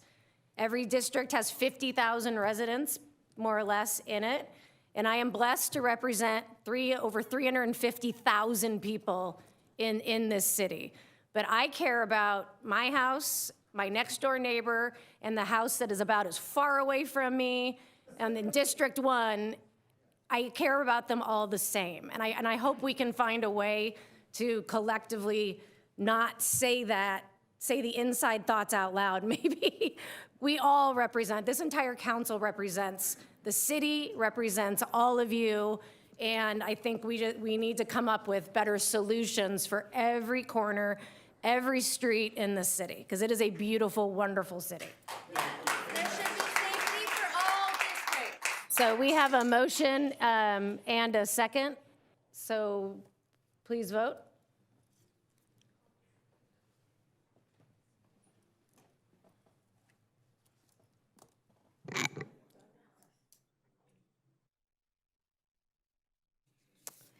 A resolution of the City Council of the City of Anaheim certifying final environmental impact report number 358, adopting findings of fact and statement of overriding considerations in connection therewith, and adopting a mitigation monitoring program number 397 for the Anaheim Hills Festival project and required and related discretionary actions. A resolution of the City Council of the City of Anaheim amending the general plan land use element of the City of Anaheim, and a resolution of the City Council of the City of Anaheim approving a final site plan for the construction of 447 multi-family units and make certain findings in connection therewith. And the action before council also includes the introduction of 2 ordinances. And the vote is 4 ayes, 3 nays, nays by Mayor Aiken, Councilmember Maz, and Councilmember Meeks. Motion carries. Mayor, can I? Sorry, did you have a comment? Yeah, I just had a Meeks? comment. Yes.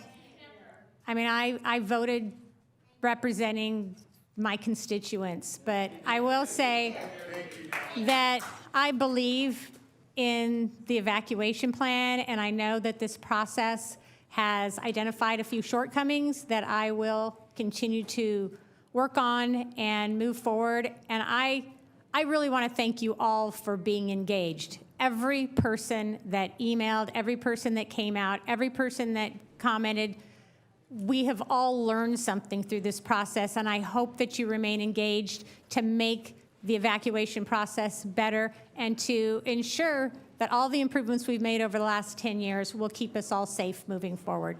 So thank you.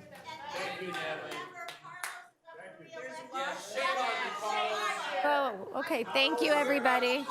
So we are going to move back to the regular order of our city council meeting. We'll address the city council consent calendar. This is as loud as I get. Address the city council consent calendar. So if you could please quietly walk out.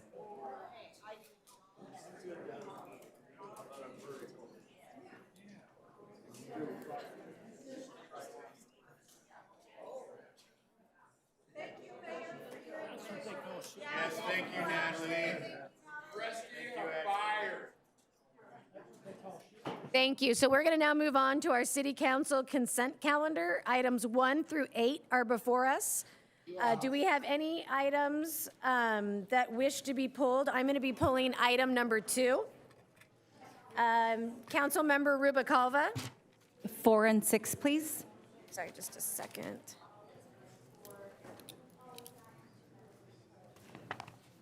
You said 4 and 6? Yes. Okay, thank you. Councilmember Bayless. Item 3. Item number 3? Correct.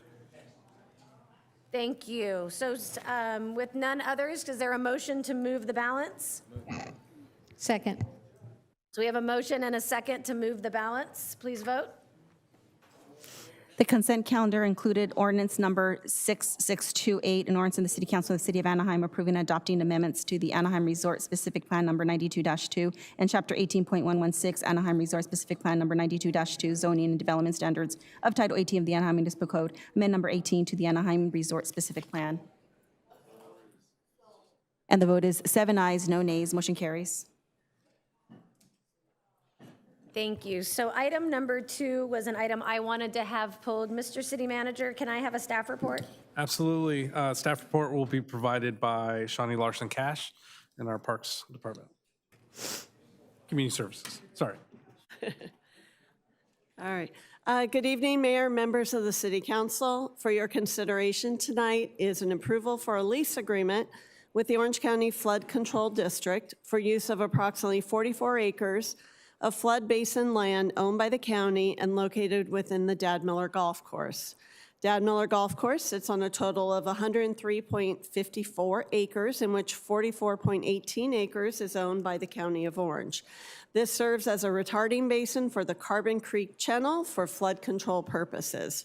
9 holes of the Dad Miller Golf Course are situated on the county-owned parcel.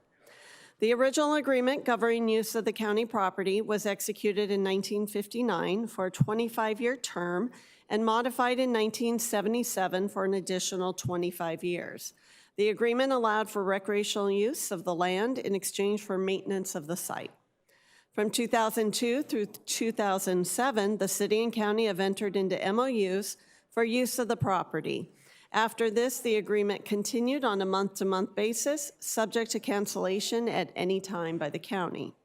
In December of '24, the county notified the city of its desire to formalize a long-term lease arrangement with rent payments to align this property with other county-owned properties utilized as golf courses. This agreement establishes an initial 25-year term with 5 additional 5-year extension options for an annual rent of $215,000. Beginning in 2031, rent will be adjusted annually based on the Consumer Price Index, with increases capped at 2.5% per year. This concludes my report, and I'm happy to answer any questions. Thank you so much for taking time to brief me on this, because I had a couple of questions just about the timeline of how we are handling this. So for the last, how many years, 50, 70 years? 70 years?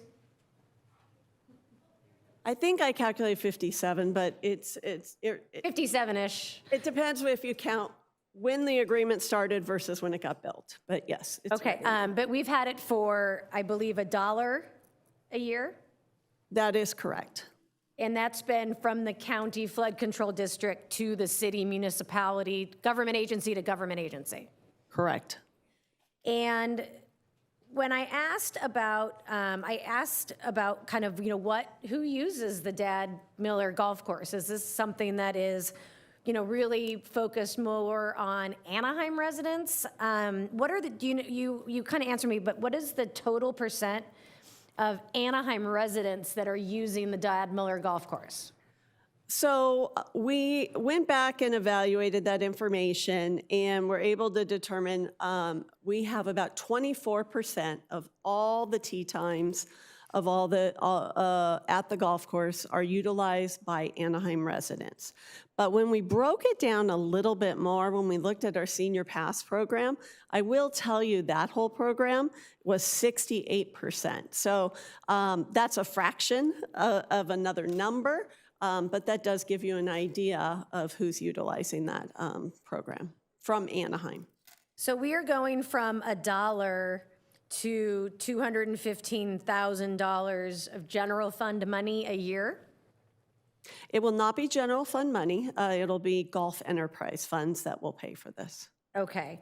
And I was reading under the original agreements, it looks like the $1 a year came with some responsibilities on the city's part. And that was maintenance costs, pumping the water back into the flood control district, and then the staffing around the area to make sure that, we staff to check to make sure that it's safe, there's no debris in the area. And then, are you referring to the current agreement that we are looking at tonight or a previous agreement? I was looking at the original lease agreement. Okay, so yes, the original lease agreement, the responsibility was that the city would be able to utilize this property in exchange for maintaining that site on behalf of the county. Okay, and so what are our maintenance responsibilities now? So with this new agreement, our maintenance responsibilities would stay the same. We'd be responsible for maintaining, we would pay the utilities. And then the additional responsibility is that we would also be responsible for cleaning out a portion of the Carbon Creek Channel. Now, that is going to be mostly maybe debris and trash that that enters from the golf course. We do also have a lot of debris after a storm. So there are some additional responsibilities that we've been asked to take on as a result of that. And are we being reimbursed by the flood control district or the county for these additional responsibilities and ongoing maintenance costs? No, we are not. Okay, I think my concern here is, I understand where the flood control district is coming from. But when you usually have a piece of property, and in our conversations you said it's undevelopable, it's not usable for any other function except to get flooded. And as we've seen with that golf course, when it gets flooded, we have to shut it down. We do incur costs as part of maintaining that parcel. And when only 24% of the users of it are Anaheim residents, that means we have a lot of our surrounding cities, whether it's Fullerton, Cypress, Westminster, that are coming here to use this facility. And we're going to have to raise costs on those folks if they are not part of the Anaheim Resident Senior Pass program or the Anaheim Resident program. And in talking with some of our supervisors, they are not aware that this is happening. So I feel like we're putting the cart before the horse, because it won't hurt Anaheim residents. It's going to hurt other cities in our supervisors' districts. So I would almost prefer, if we could do this, to let the supervisors approve this first, analyze it, see how many of their residents are upset about it, and if their voters don't care, then why don't we come second? Because it doesn't affect our residents at all, though not getting reimbursed for the maintenance costs and the staff time that goes into that irks me a little bit, but I know how hard you guys worked on this. So I don't know how to kind of put that out there, but I just really would like to give our supervisors a chance to weigh in on this before we send a bunch of angry seniors to the Board of Supervisors because their green fees are going up. So Councilmember Rubicalva and then Councilmember Meeks. I think maybe you didn't clear it because I didn't chime in. I'm so sorry. Councilmember Meeks. Yeah, I have the same concern regarding these responsibilities. So when they did the appraisal on the value of this, which, I mean, was it offset by the fact that you can't build anything on it because it's a flood zone? And then also, were the maintenance responsibilities offset? Did it offset part of the value of the land as we negotiated our rent on this? So what I can let you know is during the negotiations from where we began to where we ended, you are correct. We are below market value based on our own study and analysis that we conducted before agreeing to these numbers. And the second part of your question was about if the maintenance was included in that evaluation? Yes. Honestly, the maintenance cost was not included in there at that time, no. Might be something you want to look at because when I've golfed there, a lot of that maintenance in the channel is not coming from our golfers unless they're taking off their clothes while they golf because that stuff is washing down from other parts of the river and there's lawn chairs and clothes and, you know. It is. So yeah, that's some information. I mean, I think we need to kind of explore what that cost is and try to get some credit for that. And then have you calculated what would be the increase in the green fees with this increased rent? We did an estimate, and we anticipate it would be approximately $5 per non-resident increase in green fees. But we'd also have to continue to evaluate that in the next 5 years because that rate will go up. So there will be a CPI associated with the annual rent. So beginning in 2031, that rate will continue to go up. So we're going to have to continue to evaluate how much that should go up in the future. Okay. So, I mean, that's good information for the county supervisors to know as we move forward on this. Councilmember Bayless and then Councilmember Kurtz. Thank you. I'll ask the first question.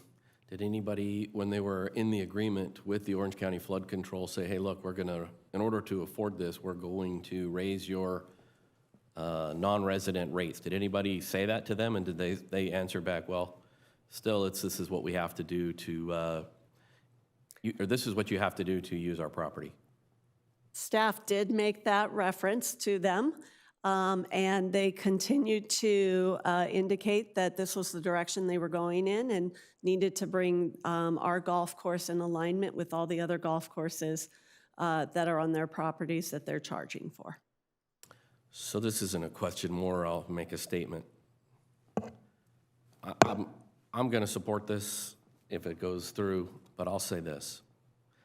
I'm not necessarily a fan of renting play space, and I know that this is not the only location where we rent play space. We do it at ball fields with some of the local schools.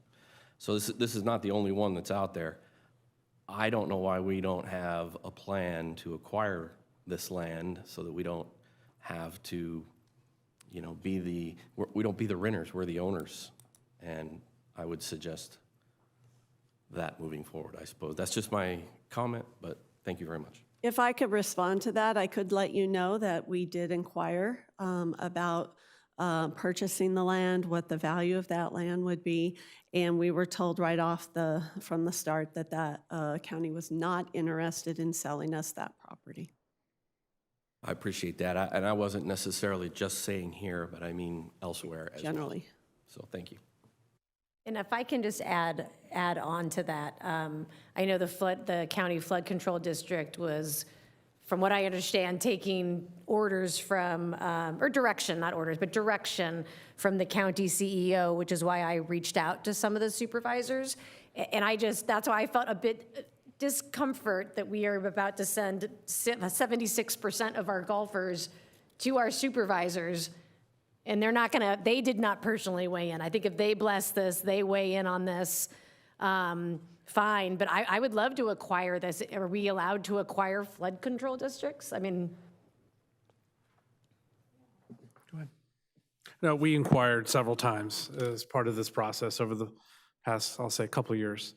And we're told by staff that it's their policy not to allow jurisdictions to acquire these types of parcels that are used for flood control overflow.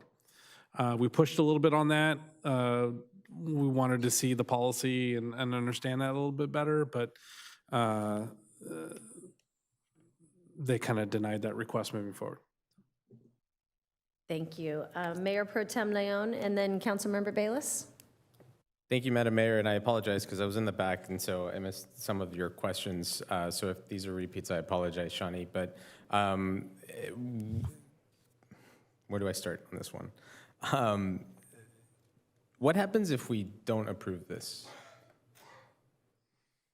The county would have the ability to terminate our ongoing arrangement on a month-to-month basis. So we've been operating on a month-to-month basis, and they would have the ability at any time to terminate that agreement moving forward.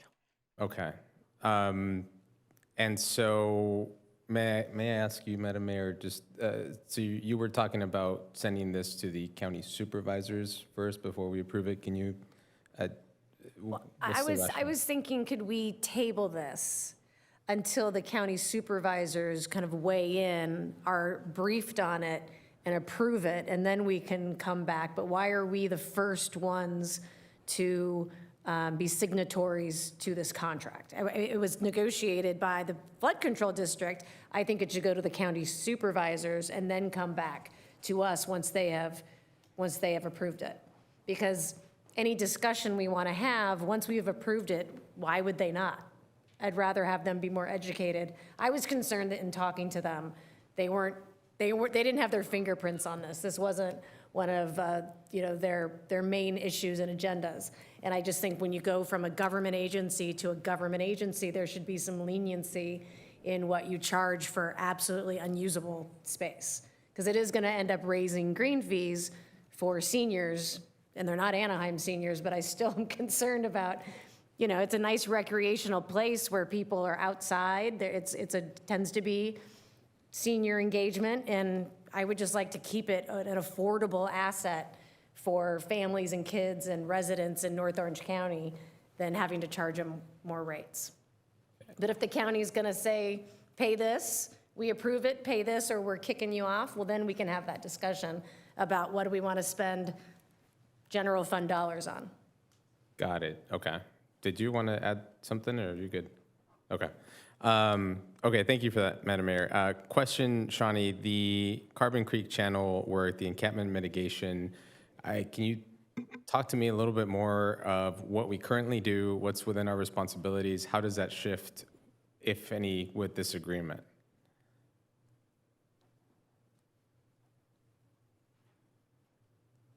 Yeah, and I'm looking for a map real quick because there are two sections of the Carbon Creek Channel, and we're only talking about one of those sections.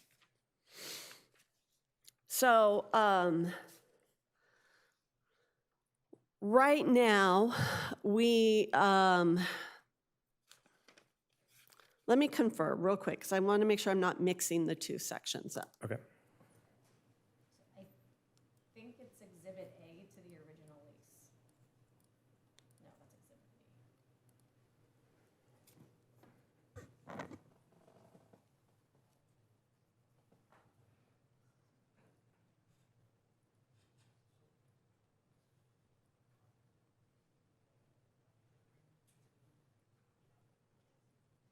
Thank you for that little break there. That was helpful. Okay, so there are a couple sections, and the section that we're referring to is a dirt section, not the riprap, those concrete boulder-like items. And so sometimes we may get encampments. Sometimes, like I mentioned earlier, after storms, we are getting mattresses or chairs or other items. And so as well as any other trash that blows off of the golf course. I think the main intent is for any debris and trash from the golf course that we're making sure we're picking it up. But we have also agreed to clean out that area and identify issues like potential encampments, which are not the norm in that section, but it could happen, and then work to get those cleared out. And then, I'm sorry, just to clarify, we do that currently, or we have to wait for county folks to clear those? So currently, we do minor weed abatement and trash pickup. This is a higher level of cleanup that they're asking us to do. We have not done that in the past. Okay. I'll pause there. Thank you, Shani. So just for clarity, so we don't do that currently, so we're going to be paying more and doing more? That is correct. Okay, I'm going to. Councilmember Kurtz and then Councilmember Bayless. Okay, so you said it increase greens fees about $5. If we're going to be having to pay $215,000, and that's about 43,000 rounds of golf that are played there. We currently at our high demand, we have 95,000 rounds of golf that are played at Dad Miller Golf Course. Then you want to take out your residents, your seniors, your tournaments, your high school. And so we did a conservative estimate that for the first few years, we felt $5 for non-residents. Yes, would that include the additional cost to maintenance? No, that was not estimated with that number. Because I would imagine you would need to do that too, so that at the end of the day, the city is not taking in all those costs. Agreed. Okay, thank you. Bayless? I'll just ask. I'm happy to send this back to the supervisors, but I guess the question I'd ask is staff. Do you think that that's going to come back at a different result?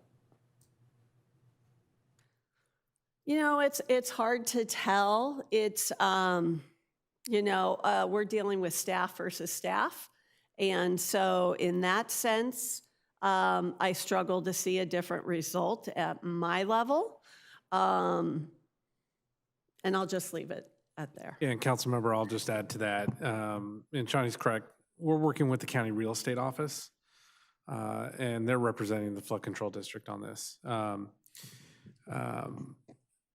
One thing I will say is that even though we discussed the possibility of our green fees increasing to cover this cost,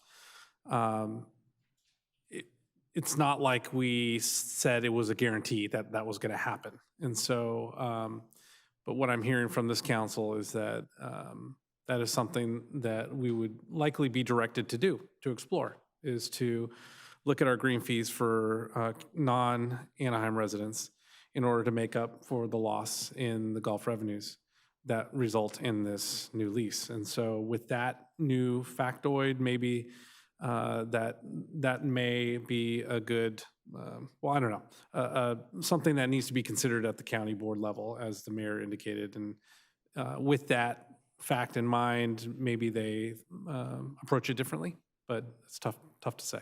Well, maybe we could just, if I would like more information on what we're spending right now on cleaning up the flood control district of the shoes and debris and mattresses that are in there, because I don't even know what that cost is, but I would like us to consider having that be taken off of the rent if we're going to be maintaining it. maybe they'll end up owing us money. I think the theory, and correct me if I'm wrong, Shawnee, is, we've had this agreement for so many years. And I think the county's perspective is, well, we're letting you use it, at least for this one section that is primarily within the golf course, that is not covered in the riprap rock. The city, since it's primarily on your golf course, you clean it up. And so I think that's been the existing agreement for years and years and years. We tried to clarify in this new agreement what exactly that entails moving forward. And so we can certainly go back and see if there's going to be an increase in cost to us based upon the new lease, and provide you with those details on those numbers. But certainly what I'm hearing from the policy body here is that, that needs to be taken into consideration as well. If there are additional costs on that end as well as a lease, then that is something that we need to explore increase in rates. Thank you. Councilmember Meeks, did you have another I comment? apologize, I wasn't quite done yet. Oh, I'm so sorry, Councilmember. So I'll ask, I guess, this last question. Usually when we talk about flood control land or, other, let's say, limited use facilities, I know we had one on our agenda tonight that we passed through. They don't necessarily have, if you will, a competitor. So let me just ask you this. By going back and trying to get this mitigated here, are we in any danger of losing the existing lease that we have? Because I don't know if they turned around and offered this to the Tiger Wood Foundation. The Tiger Wood Foundation might say, hey, it's a pretty good deal. Let's take it. So I just want to make sure we're not in any danger of losing the existing lease that's there.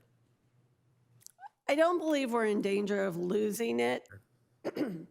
There, there is always the opportunity for the county to, get into an agreement with a recreational organization that wants to provide, athletic opportunities, something that would match with the open space, which that area needs to stay. Okay, thank you. Thank you, Councilmember Meeks. Does the county have a schedule to send it to the Board of Supervisors at this point? It is my understanding they're looking to send it in April. Okay. Don't hold me to that. It can go earlier or later, but based on their tentative schedule, that's what they mentioned. Okay, so we do have a little bit of time if we wanted to continue this and maybe reach out to our supervisors in our districts and see if there's some better partnership they could come to. So I would move to continue it until, do we have to do a date certain, or can I just continue it? It would be a continuation with, what do we call it? To a date uncertain? Date uncertain. Date not uncertain, as opposed to a date certain. Is that a real thing? Yes. We have 2 weeks. We have 2 weeks before the next meeting. And I think all of this is Indefinitely. a conversation to say, hey, are you going to support us or not? I have to imagine that can be done in 2 weeks, but. Okay, we can continue. Well, I'm going to ask Director Larson Cash, is that enough time to kind of work with Public Works to get costs on what we've been spending to clean up the flood control district panel, work with the homeless task force on what we've done to clean up any encampments, as well as any times where we have to close, the amount of revenue that we lose on the several days that we have to close the front nine? It's enough time for city staff to get that information together and bring something back. I just, in my head, I'm wondering about, is that enough time for a response from the county by then? And I'm not sure about that. So, Well, then why don't we do a date uncertain? Because I can always re-agendize it if we have a great solution. Especially if there's going to be outreach to the county board to have further conversations, higher level conversations. I think that's going to take some time. Okay, so I will move to continue to a date uncertain. I will second. Please vote. Oh, sorry, one more comment. Thank you, Madam Mayor. Can we also get, did we do an appraisal and how we got to the $215,000 figure? So we did an evaluation of the market value of the rent that they were proposing to charge us. So yes, we got a study done comparing other like properties, other leases. Once we knew they weren't interested in selling the property, we were focusing on the rental rate. Based on our analysis that was completed, we believe the rate they're charging us was under market value. Can you clarify when you say that we based it off of the rent that they were giving us? What does that mean? That we didn't look at an independent appraisal and get feedback from them? No, we did. The city reached out to Steve White and worked with him to provide an analysis of other facilities. They're not all golf facilities. Some golf facilities, some by the county, some by other government agencies, taking into account open space, taking into account the number of acres that we're talking about and what that annual rent is, and coming up with a price per acre so that we could compare apples to apples. Thank you. And the 25 years, the 25-year term, was that our suggestion or their suggestion? Or how did we land on 25 years? I honestly don't remember, but I do remember us wanting to extend it as long as possible, which is why we asked for the five-year extensions also. Got it. Okay. And then just to confirm, we're voting on continuing this to a date uncertain, and then the direction to staff is to go to the County Board of Supervisors. Is that something that we're taking on? You're going to call? Okay. And just for clarification, that just to be consistent with our rules, the term is postponed indefinitely, and that allows you to do exactly what you're asking to do.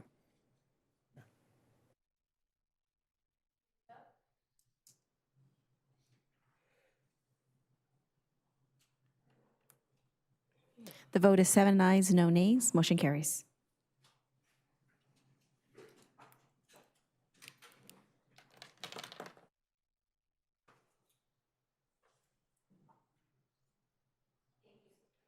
Excuse me. The next item was item number 3, pulled by Councilmember Bayless. Would you like a staff report?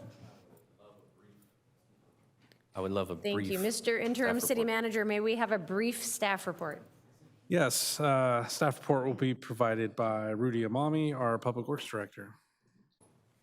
Good evening, Mayor and Councilmember. The item before you is a subdivision agreement for parcel map 2020-178, located at 208 North Beach Boulevard. This is an agreement with Zelman 39 Common Partners LLC for the subdivision property at the northeast corner of Beach Boulevard and Lincoln Avenue to allow construction of a new retail shopping center. The project will subdivide the existing parcel into 5 parcels, including 4 buildable parcels for 1 multi-tenant retail building and 3 separate drive-through restaurants, and 1 non-buildable parcel that will provide primary access to Beach Boulevard. The Planning Commission previously approved the tentative map in May of 2022, in conjunction with the conditional use permit and final site plan. As required, the Subdivision Map Act and the project's condition of approval, the developer must dedicate right-of-way and construct public improvements along the project frontage. These improvements will include reconstruction of sidewalks, installations of parkway landscaping along Beach Boulevard and Lincoln Avenue, and the developer will complete these improvements at their sole cost and has posted the required improvement bonds to guarantee the performance. And there is no impact to the city's budget, and all conditions required prior to the parcel approval have been met. And that concludes the staff report, and I'm available for any questions. Thank you, Rudy. Just a quick question for you. Do you know generally how long does it take after the map gets approved by the city council before we will see construction? That really depends on the developer's schedule. Okay. I was going to answer these questions, but I'll just put it out to you. Do you happen to know what they're building on parcel number 4? I would defer to... All right, never mind. I'll answer. I was going to give you all the glory, but I'll take it. So parcel number 4, I think we not anticipate, but we'll know that the construction of an In-N-Out is coming, as well as parcel number 3. I believe we're looking at a Dave's Hot Chicken, and then at parcel number 1, we'll see a Dutch Brothers Coffee. So I cannot begin to tell you thank you for, or I guess we'll say thanks for the developer for finally getting in the parcel map, getting it approved. I know we're anxious to see sticks in the ground and construction going up on that corner of Beach and Lincoln. So with that, I'll move approval if there are no other comments. Thank you. We have a motion. Do we have a second? Second. Thank you. Please vote.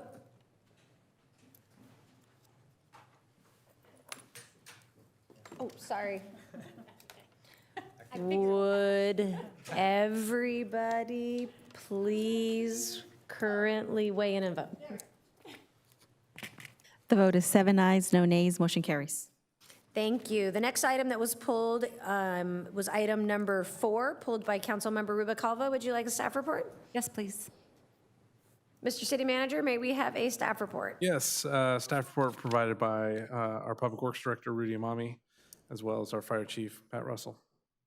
All right, this item is a resolution approving a purchase and sale agreement with the California Department of Transportation, or Caltrans, to acquire property adjacent to 1251 West Lincoln Avenue for the future development of Fire Station 13. This action supports the city's strategic plan goal to strengthen public safety services. The city currently owns a 0.68 acre remnant parcel at this location. The adjacent 0.81 acre parcel is owned by Caltrans. Acquiring the Caltrans parcel will allow the city to assemble a site sufficient size to construct Fire Station 13 and improve emergency response coverage in central Anaheim. Caltrans obtained an appraisal establishing a value of $1,726,000. The city commissioned an independent MAI certified appraisal to review to confirm fair market value and requested a reduction based on that review. I was notified this afternoon that Caltrans has revised the appraisal down to $1,389,000. This results in a reduction of $337,000. The final purchase and sale agreement will reflect the revised value. There is a critical timeline associated with this action. Caltrans must submit this transaction to the California Transportation Commission by March 18th for consideration at its June meeting. Approval tonight allows the team to proceed without delay. The Anaheim Fire and Rescue budget for fiscal year 2025 will be amended in the amount of the final purchase price, and the acquisition is anticipated to be funded through development impact fees. And that concludes my staff report. Thank you, Rudy. I appreciate the work that you've done in collaboration with multiple city staff members, including the fire chief and his team, to get to this point. When we received the original amount from Caltrans, what was that original amount that they requested for purchase of that land?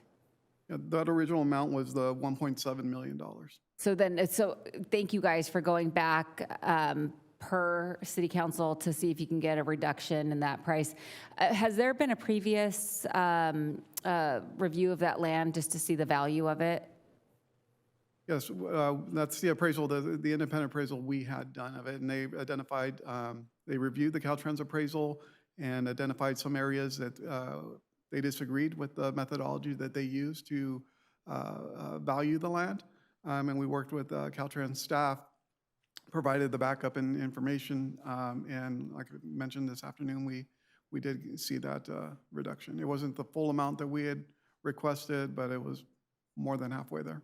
Thank you, and I'm grateful for all of the work, because this was not an easy thing to get done. I think we've spent almost 20 months working with Caltrans, Assemblymember Valencia's office, and multiple city staff members just to untangle the situation in that area, because we just to kind of give a little bit of background, we own, is it 40% of that parcel, and then 60% is owned by Caltrans? Correct. And the intention behind building a new fire station there is to serve not only District 3, but 2 and 1 in a densely populated and continuing to thrive area. Is that correct? That's correct, as well as that stretch of the I-5 freeway that sees a lot of accidents as well. And I looked at other properties within the area to see if those would be conducive, but this was the land that, because of all the reasons you just mentioned. That's correct. And then I just kind of want to mention, so in the last 4 months, just looking at an average based on what is on our Anaheim Fire and Rescue social media, but it looks like if I did an average of October to January, Anaheim Fire and Rescue, and this is not limited just to the district centrally, but they've had 3,481 total calls, and that's in just a month, a monthly average. January, it was 3,481. And then they've had 81 average fire calls. In January, it was 87, and it's gone as high as 92 in November. So and just in District 3 alone, I know my district has had 5 or 6 in a short period of time, and those were residential. So I just want to thank you for the work that you've put into getting us to this point. I am happy with I know taxpayer dollars, I take that very seriously, and I feel very comfortable moving forward with this. So with my council members' additional feedback, I would like to make a motion. There's a motion. Is there a second? Second. Thank you. Councilmember Bayless?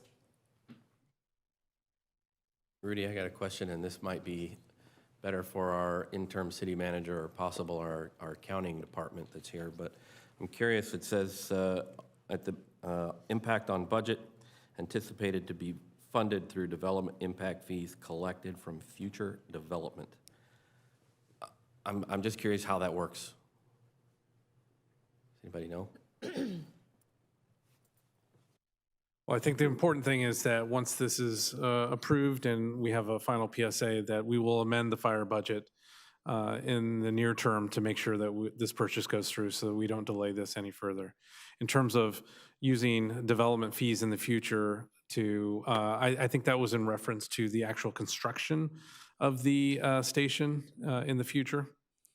So then as far as the land purchase goes, the land purchase isn't necessarily using the impact fees No, of the that, general fund. exactly. It's something that needs to be purchased in the near term. Yeah, I believe it was already confirmed that there was sufficient development impact fees for the land purchase, but the future construction of the building. Dependent on future development fees, yeah. Right.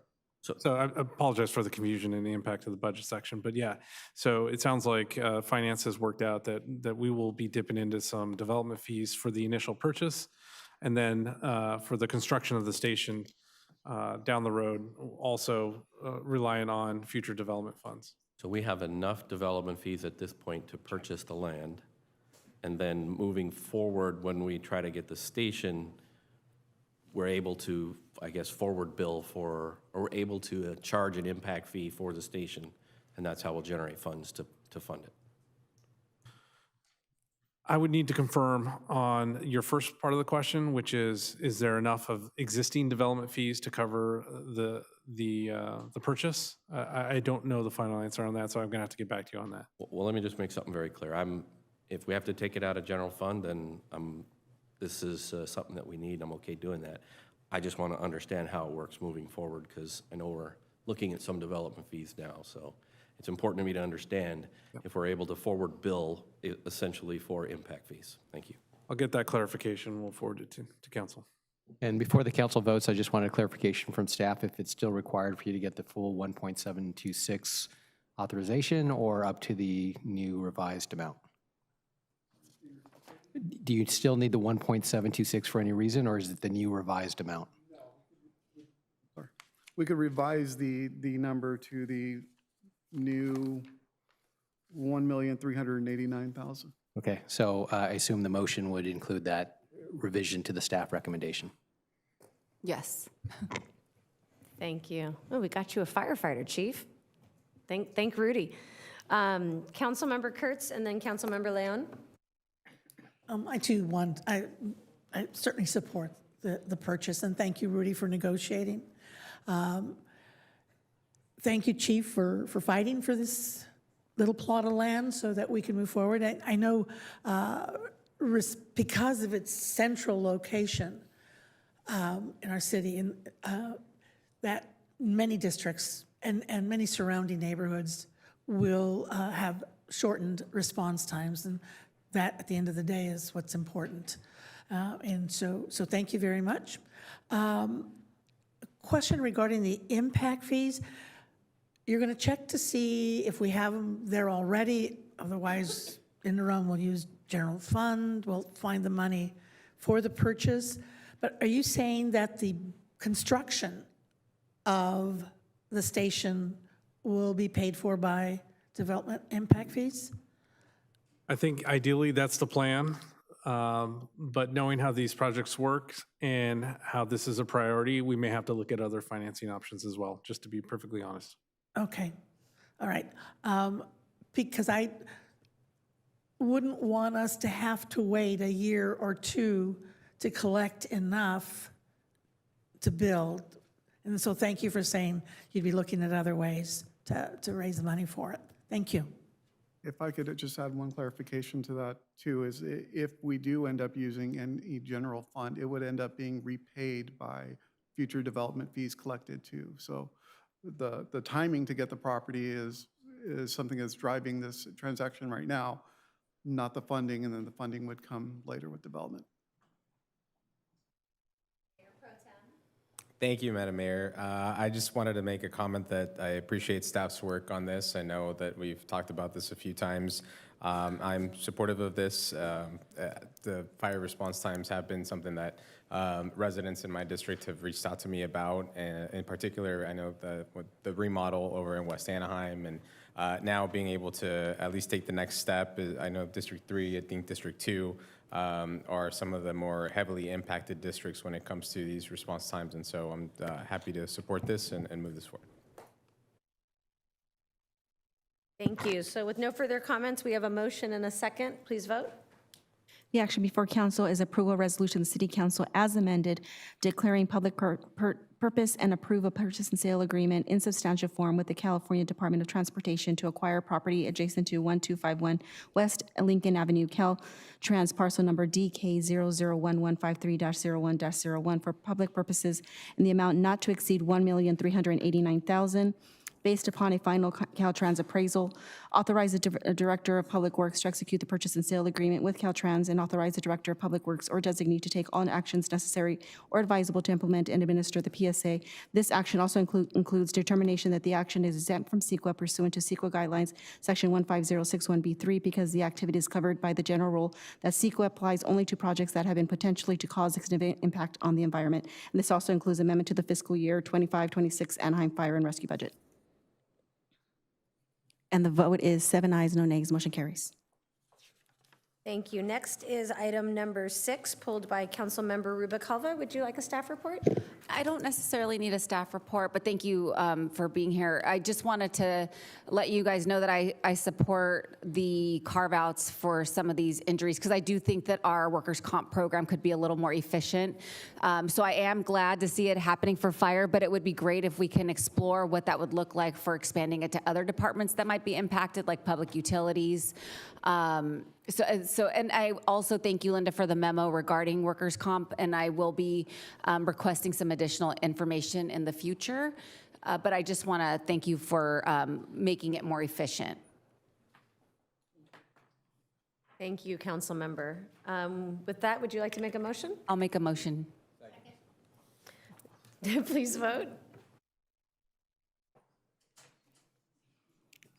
A resolution of the City Council of the City of Anaheim approving a labor management workers' compensation alternative dispute resolution agreement between the Anaheim Firefighters Association Local 2899 and the City of Anaheim, and rescinding resolution number 2018-020. And this also includes authorization to the Human Resources Director to execute the agreement and take the actions necessary to implement and administer the agreement. And the vote is 7 ayes, no nays. Motion carries. Thank you. So the next item on our agenda is item number 9. It's a presentation and discussion regarding staffing and safety requirements for self-checkout stations at grocery and drug retail establishments as requested by council. Mr. City Manager, may I request a staff report? Yes, thank you, Mayor. Going to call for some help here from my colleagues in the City Manager's office, Ted White, our Deputy City Manager, and Patrick Mann, our management intern. Please note this is his first time in the staff table, so hazing is encouraged. I'm just kidding. So yes, we've received this request to have a discussion on this item, and so staff quickly put together some basic background information in order to allow for council to have this discussion. Ted and Patrick put together a brief presentation to just kind of lay out the issues and what we found with some jurisdictions around us. Obviously, it's not exhaustive on this topic, but if given direction to move forward, certainly staff is prepared to dive into the issue a bit more. So with that, I'll hand it over to Ted. Greg started the hazing by calling him an intern rather than a fellow. I should have known Management better. Fellow Patrick Mann. The item before you this evening is a discussion regarding the potential regulation of staffing and safety standards at grocery stores and retail drugstores that operate with self-checkout stations. This discussion is at the request of Councilmember Kurtz and Mayor Aiken. Over the past several years, grocery stores, big box retailers, and retail drugstores have expanded the use of self-checkout technologies. Along with the rise in the use of these technologies have come concerns about public safety and appropriate staffing levels at these stores. In response to these concerns, some local jurisdictions have adopted regulations in this area. Long Beach became the first city in the nation to adopt an ordinance effective in September of 2025. Costa Mesa followed, adopting an ordinance just last month with an effective date of April 2026. In addition, at the state level, Senate Bill 442, proposed by Senator Smallwood Cuevas from Los Angeles, includes similar provisions. However, this bill is currently a 2-year bill. The regulatory frameworks adopted by Long Beach and Costa Mesa, as well as the proposed SB 442, share similar key provisions with minor differences. They all establish thresholds for the types and size of business establishments that are subject to the regulations, including grocery stores over 15,000 square feet, superstores over 75 or 85,000 square feet with more than 10% of the floor area devoted to food, and all retail drugstores regardless of size. SB 442 would limit this to drugstore chains that operate 75 or more locations in the state. Based on these standards, we estimate that approximately 26 stores in Anaheim would be affected if a similar ordinance were to be adopted. All three frameworks establish minimum staffing levels, with Long Beach and Costa Mesa requiring a 1 employee per 3 self-checkout stations, while also requiring at least 1 manned station to be open whenever self-checkout is in operation. SB 442 does not contain a staffing ratio and would simply require 1 dedicated employee. All three frameworks also limit self-checkout transactions to 15 items and prohibit the purchase of items requiring identification or stored in locked cabinets. In regards to enforcement and implementation, the three regulatory frameworks share similar attributes. However, I would characterize Long Beach's ordinance as more aggressive than Costa Mesa's ordinance in that there is no cure period in the Long Beach ordinance, and it only allowed 30 days for implementation. In contrast, Costa Mesa's ordinance includes a 15-day written notice cure period before litigation may proceed, and it allows for a 60-day implementation period. Both local ordinances carry penalties ranging from $100 to $1,000 per employee per day per store, with attorney fees recoverable. SB 442, on the other hand, penalties are up to $1,000 per day with an aggregate cap of $200,000, also with attorney's fees.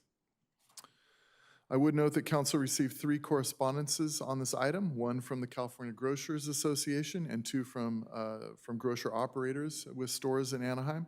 All 3 letters expressed their interest to meet with Council to provide input and perspective prior to moving forward with any ordinance. As indicated, staff is seeking direction on whether and how to proceed on this issue. That concludes our presentation, and we're available for questions. Thank you.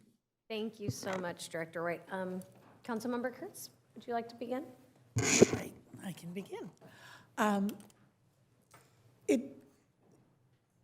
I started this thought process as I have visited local either supermarkets or stores where they have self-checkout, and over a period of time, there are less and less and less checkouts available, or cashiers available, and in some cases, none at all. And what I have noticed also is that particularly seniors, older folks, shoppers, don't know what to do, are having struggles. I've seen them actually leave a cart full of groceries and just walk out because they're frustrated. There's no one there to help them. I've also seen workers, just one on Friday, where it's early in the morning, all the kids from Catella, from South Junior High, are stopping quickly to pick up something for lunch, trying to run through the self-checkout. I imagine some of them are running right through the self-checkout. And one checker is taking care of 4 of those, and also helping those of us that want to have our groceries checked, not by ourselves. And that line started forming as soon as he opened that line. And he's running, literally running back and forth. And he kept, of course, having to lock up the register. So in the middle of me trying to get my groceries out, he's had to leave me 3 times to answer questions for self-checkout. And I wonder how many people get frustrated and leave, don't go back to that store. How many people get, moms with little kids who are struggling just to get these kids through, much less checking, bagging, and all of that for themselves. So as I was thinking about that, thinking about, is there, and understanding that Long Beach and Costa Mesa had done something, is there something that we can do? Is there something that we should do for not only our residents who are shopping at these stores, but those folks that are working in that industry? We've helped hotel workers in the past with a panic button, to making sure that people who work in our city are safe. We had a comment from the audience saying, well, you didn't reach out to us. But today is a discussion, just to see if there's interest in going further with it. If it is, certainly the plan would be to reach out, talk to the grocers, probably through the Grocers Association, and see if we can come to some meeting of the minds. Again, today's intent was to start a discussion about our desire, this council's desire to move forward with anything of this nature. So with that, Mayor? Thank you so much, Councilmember Meeks, sorry, I don't know what's wrong with me today. Kurtz, for collaborating with me, and I really echo a lot of your concerns, not only about our seniors and making sure that our population is able to get the food and the pharmacy things that they need, but I do also worry about our workers from the perspective of, I have been there when the self-checkouts aren't working and people get frustrated and get angry at the employees.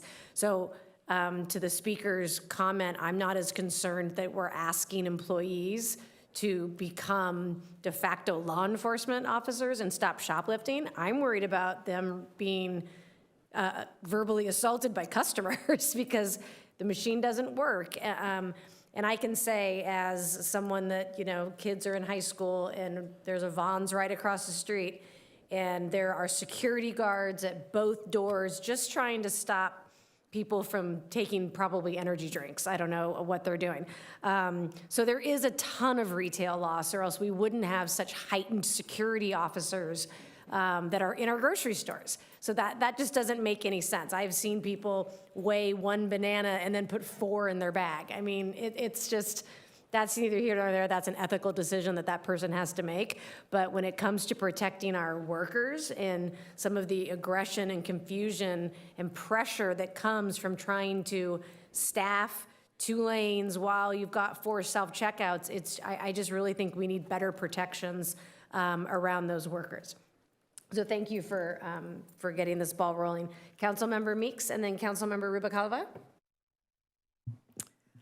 Well, I mean, I think everyone can acknowledge that a lot of our business practices and business models are changing. We're buying things online. If you go to an event, it's all electronic ticketing. And I will admit that it drove my dad crazy. He couldn't go to an Angel game without me. But, it's something that more and more even seniors are getting more accustomed to using their phone for things. My mom can do it now, buy a movie ticket. So, but I really am concerned with putting our businesses in Anaheim at a financial disadvantage with more burdensome regulations than just across our border and making it more expensive for our residents to buy their groceries and things like that, because we have these. And with the state looking at this, I am not in any hurry to rush forward with an ordinance that may put our businesses at a disadvantage. I would prefer that the state or the county does a more global look at this and initiate something that keeps us at a level playing field with our neighbors. Thank you. Councilmember Rubalcaba and then Councilmember Moss. Thank you. And I apologize if you answered this question in your presentation, but what's the enforcement mechanism is that a code enforcement thing? Who's managing this? This is generally set up as a private enforcement issue. There's a right to cure that an employee or someone from the public, anyone could bring forward. So no, I wouldn't expect that this would be a significant code enforcement issue. This would be something that any member of the public could bring forward through the legal system. So what number will they be calling? So the signage is required, and thank you for the little chart, that's very helpful. So signage will be required so consumers can see what the law is in Anaheim, similar to what we have at our hotels. And then what number will they be calling, and how will we staff that department? Because I imagine I might be calling the number. Well, an ordinance hasn't been proposed at this point, so that's obviously subject to discussion. But my understanding is that there is no department set up in those cities to handle those, that it's done through private enforcement. So basically, if a member of the public sees there's a violation, they would write, in one case, they'd have a cure period, and then the grocery store, the drugstore would have an opportunity to cure it, and then if they don't, then they'd be subject to a private lawsuit. So they'll first call the store and let the store know, and then, but how do we find out to enforce the fines and penalties? Nothing's been proposed at this point, so if the council wants to have some sort of enforcement, right, then they could put that into the ordinance, but my understanding is the ones that are out there right now are through private enforcement. So it's not a call to the city, it's a call to the grocery store. So then I guess the unions will be working. I'm just kind of trying to figure out, my policies that we create should have some sort of an enforcement, if it's a city ordinance. So we're creating it, but then we're not going to oversee it. And we're creating, well, again, it depends on what you want to propose, but if we use the model offered by other cities, it would be you're creating a private right of action is what the city would be doing. It would be giving the public the right to bring a direct lawsuit against the grocery store. Yeah, I guess, since it's a discussion, I'd be open to seeing what adding an element to this so that we can ensure that it's actually being enforced or implemented at the store levels. Who would they report it to? So similarly to, somebody, I don't know, reporting something in the city, like for the hotel worker safety ordinance, I believe there's a number they can call to report it not being, an employee there can actually report it not being followed. So I guess I would like to see something in there that actually gives the city notification. I'm not saying we need to create a new department, but just some sort of communication, because I would like to know if Vons is not actually, putting the right amount of employees there to oversee self-checkout, because then we just have it, and then it's like the labor union has to file a grievance. I'd rather implement a policy that's actually going to be effective, if that makes sense. Yeah, I have a question. Do we have any other policies? I can't quite remember the hotel worker safety button, if it was required to be reported to the city, but do we have anything similar, Mr. City Attorney, where if this is a private right of action and then somebody files a lawsuit, they copy, it's part of our program that they copy the city so that we get notified that way? I suppose, yeah. I mean, that could be weaved into an ordinance that basically says, private right of action is conditioned upon showing to the court that you give notice to the city simultaneous or something to that effect. It would just be an extra step, right, that a litigant would have to do. But if that's something that, the council would like to include, that sounds like something that we could probably include. Yeah, I was just trying to think of an easy way. Do you have any more questions? Okay, so next is Councilmember Maz and then Councilmember Bayless. Thank you, Madam Mayor. Thinking about our frontline workers, we share the same grocery store. Our butcher came to our swearing-in ceremony, so I do care about them very much. I do share some of the same concerns as Councilmember Meeks, and does this put us at a disadvantage? I'm actively seeking a grocery store for the Platinum Triangle, so that's why it's top of mind. I am support of a more statewide situation where it's not piecemeal across the state. Overall, again, I'm interested in exploring this, but I do have some concerns about potential impact. Thank you. Councilmember Bayless and then Councilmember Kurtz. Thank you. First, I just want to say thank you to Councilmember Kurtz for bringing this forward, I guess, without, all the staff time attached to it, to kind of take the temperature of everybody that's up here, and then if it seems like it's something that people want to pursue, spend the staff time doing it. So I really think that's commendable, and I want to say thank you for that. But then I'd also like to say, I want to clearly say that I'm a pro-labor guy. I'm strongly supportive of employment opportunities at every wage level in our community, from the entry-level position all the way up to, long-term careers. I know the job matters to Anaheim families and to overall health of our local economy. I understand the issues and the reasons why this has come forward for discussion. There are very clearly legitimate concerns about safety, the potential for theft when self-checkout stations are left unattended. We've all seen the reports from other cities, and I don't dismiss their concerns. Public safety and supporting good jobs are priorities that I take seriously. At the same time, however, I believe that this is an issue that should ultimately be addressed by the free market rather than, new city regulations mandating minimum staff levels. Anaheim should not be in the business of telling employers what to do, and I think if the grocery and the drugstore operators determine that unstaffed self-checkout creates safety risk or increased loss, then it's incumbent upon them to kind of change their ways. So I'll just stop there. Thank you. Thank you so much. Councilmember Kurtz and then Mayor Pro Tem Leon. I just want to respond on the state bill. It's a 2-year bill. Generally, when that happens, it's not going to move forward. Rather than vote it down, they just make it a 2-year bill and let it die. It's slow death. So don't expect much to come out of the state on that piece of legislation. Thank you, Madam Mayor. Patrick, I have 10 questions for you. I'm kidding. I also thank my colleague for bringing this forward. I really think every resident who walks into a store in our city should feel confident and should feel safe, should be in a welcoming environment. Every worker who shows up for their shift should be able to do so and be able to do their job safely, be able to go home safely.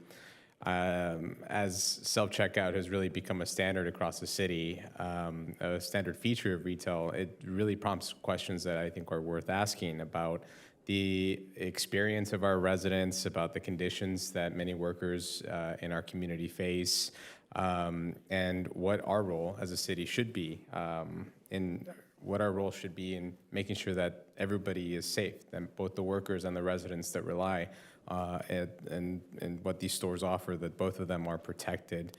I appreciate staff's work in comparing what other cities have done to and what they've decided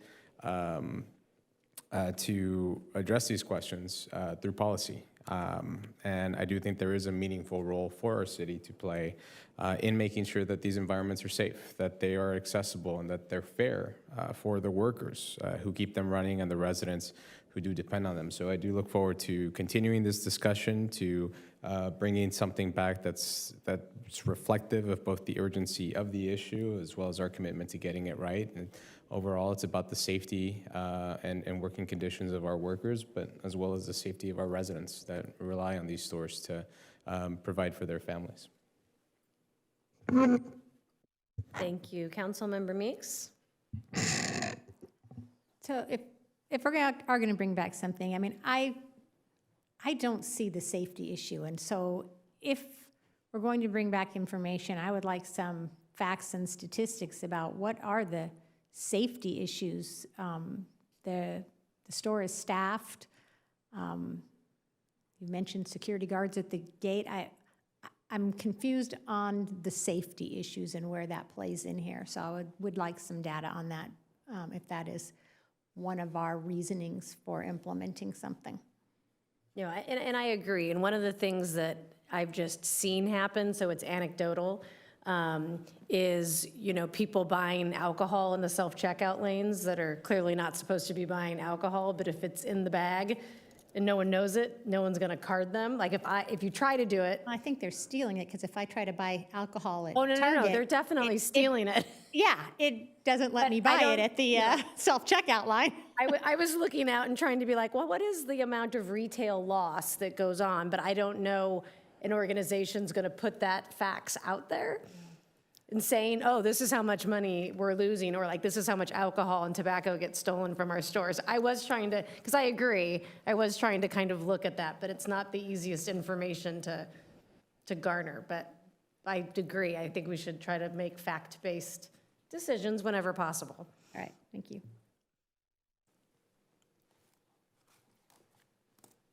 All right, so I have a question for Patrick.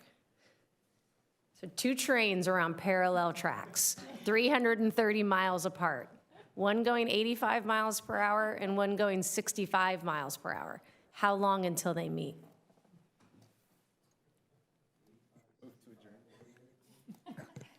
Yeah, I'll let Councilmember Bayless take that one.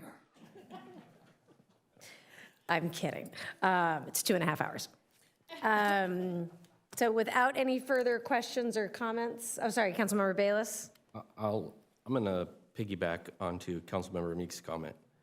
If we're going to do this, why, and again, please know I said I don't think we should do it, but why are we limiting it to just grocery stores? I mean, I know many other businesses out there that have the same thing, and I wouldn't require, you know, Home Depot or Lowe's or the dollar store, or I'm just going through my mind of other businesses that do the same factor, and I hope I'm not opening up the can, but I mean, I wouldn't apply it to them as just as I wouldn't apply it to a grocery store. So just my 2 cents. Maybe that's something that we can look into. We can talk to, I know we have Home Depot in Anaheim, and I'm happy to go over there and talk to their management. But yeah, if we have stores to see what if their staffing ratios are the same as grocery stores, I'm happy to look into it. It's probably not what you want, but I'm happy to do it. I love self-checkout. I mean, and I use it, like you said, at Home Depot all the time. Okay, so I guess one of the things, maybe we, just to get us full circle, is looking at the staffing ratios that were around 3 to 1. I like the idea of having at least one, I like you called it human staffed lane, open if self-checkout's going to be in operation. I didn't see in here, and I apologize if I missed it, about having the prohibitions against the sale of alcohol in self-checkout. It's a state law. If they're going to get it, they have to take it to a cashier that's overseeing the checkout line to process that. Do you have the page up that is the comparison chart? No. not that one. It's a self-checkout ordinances comparison chart. Oh, It's in the staff report, so you don't have that one up? Or, no? Oh, Patrick. poor Patrick. Oh, my God. No, we just have it in our staff report, it's, because it's really nice. So,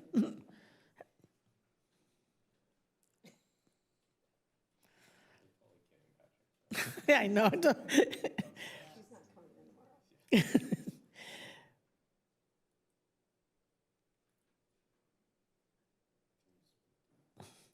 So that chart had some ideas. The items limit to 15, because right now I don't, at least the market I go to, it doesn't have any limit. Restricted items, this is items requiring ID, alcohol, tobacco. This one was an interesting one. I hadn't really thought about it, but it says items with theft deterrent tags or in locked cabinets. Because that deodorant is not going to get past anybody. So they included that in both Costa Mesa and Long Beach. Covered establishments, food retail, or 85,000 square foot with 10% food, and all drug retail. So this one does not include the Home Depots of the world. He found it. Councilman Kurtz, I put it on from our staff report. It's on the projection screen now. Yeah. You make it bigger? Yeah, but we can look, I mean, we can look into it and then kind of bring it back about the restricted items, the item limits. But I liked what Costa Mesa did. I like the opportunity to cure. I like that they have an additional time, if approved and we go down this path, actually giving 60 to 90 days for people to get educated and implement the problem. I think on this one, Mayor, that it would be helpful to get actual action and direction from the council so that staff can bring back something that reflects what the council likes to see. Okay, I would like to make a motion for staff to bring back a ordinance based on the Costa Mesa ordinance and further exploring what other businesses besides food, grocery, drugs utilize. I guess it would be two separate items. One, an ordinance kind of based on Costa Mesa, but also I'd like to, maybe Norma and I can continue to work with you just on what other box stores or things are in Anaheim that this would apply to. Does that work? Yeah. And also, we would work in making contact or having the Grocers Association contact us for a meeting. Sounds great.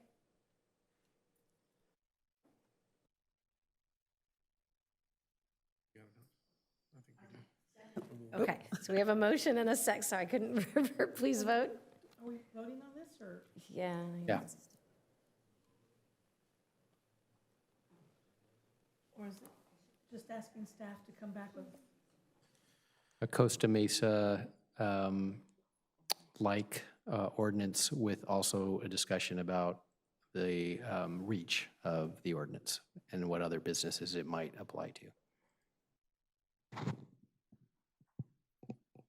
And so my understanding is we are preparing an ordinance based on this feedback, and we will work with requesters, as we normally do, to finalize an ordinance, a draft ordinance that can be prepared and brought back to council for consideration.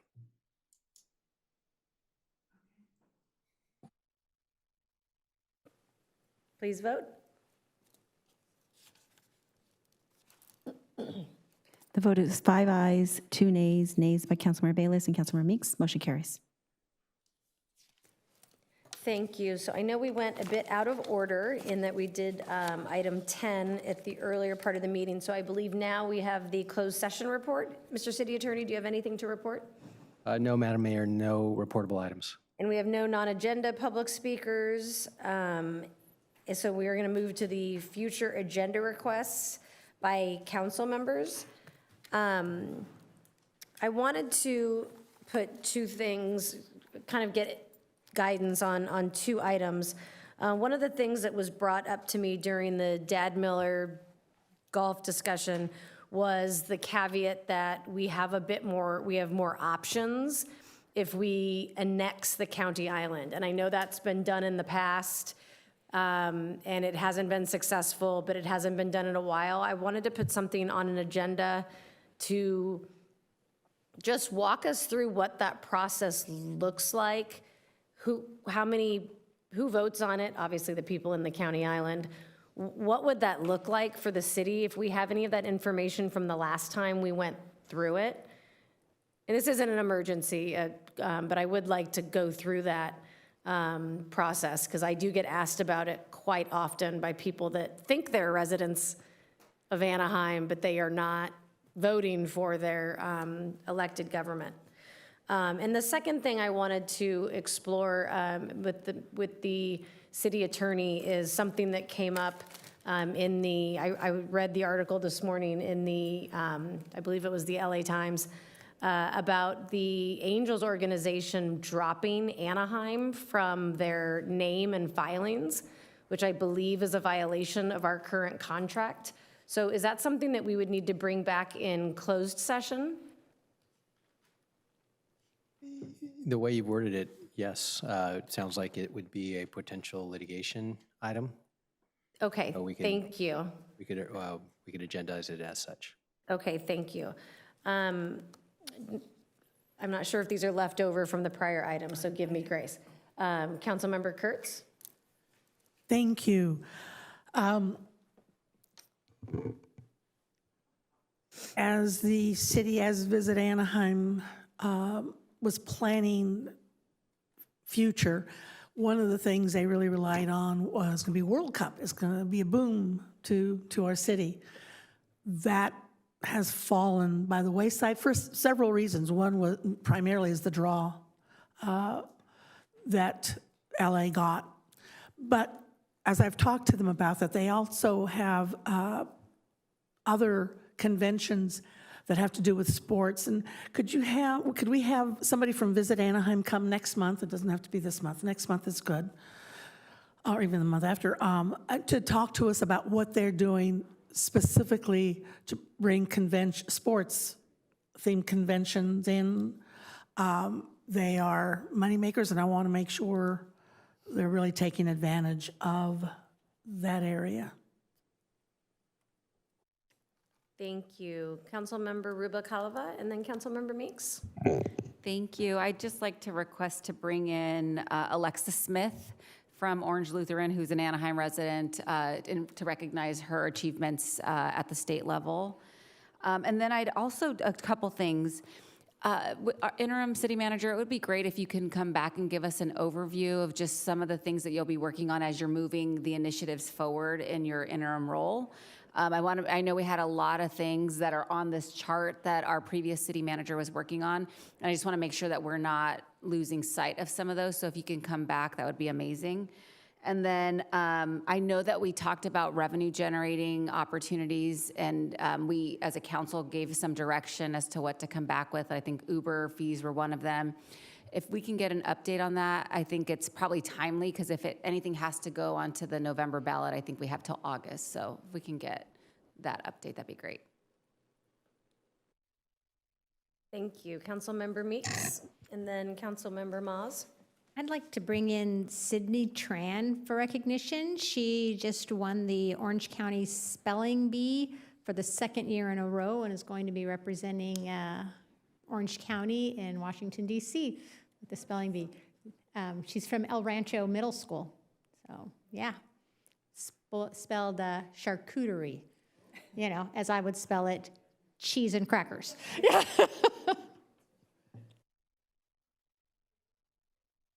Councilmember Maz. Thank you, Madam Mayor. I would like to work with staff to identify ways in which we can be more inclusive and supportive of the autistic community. There may be stuff that I need to bring back to agendize, but something small, like being able to check out headphones at some of our concerts in the park, could make a big difference to families. So I'd like to work with various departments to see how, as a city, we can be more supportive. I love that. I know Chance Theater does special performances for autistic families where they leave the lights on and they kind of take off some of the strobe lighting. So maybe even if we're doing programming in the park, we could explore how they do it and what works. I turn it off. Okay. Always wait to the last minute. Mayor Pro Tem. Thank you. My item's going to take about 45 minutes to get through. I'm kidding now. If I could agendize. Let's get Patrick back up here. Patrick, we have follow-up questions. We're totally kidding. I'm totally kidding. I just wanted to agendize bringing in the Savannah High School girls basketball team to recognize them for their CIF division championship.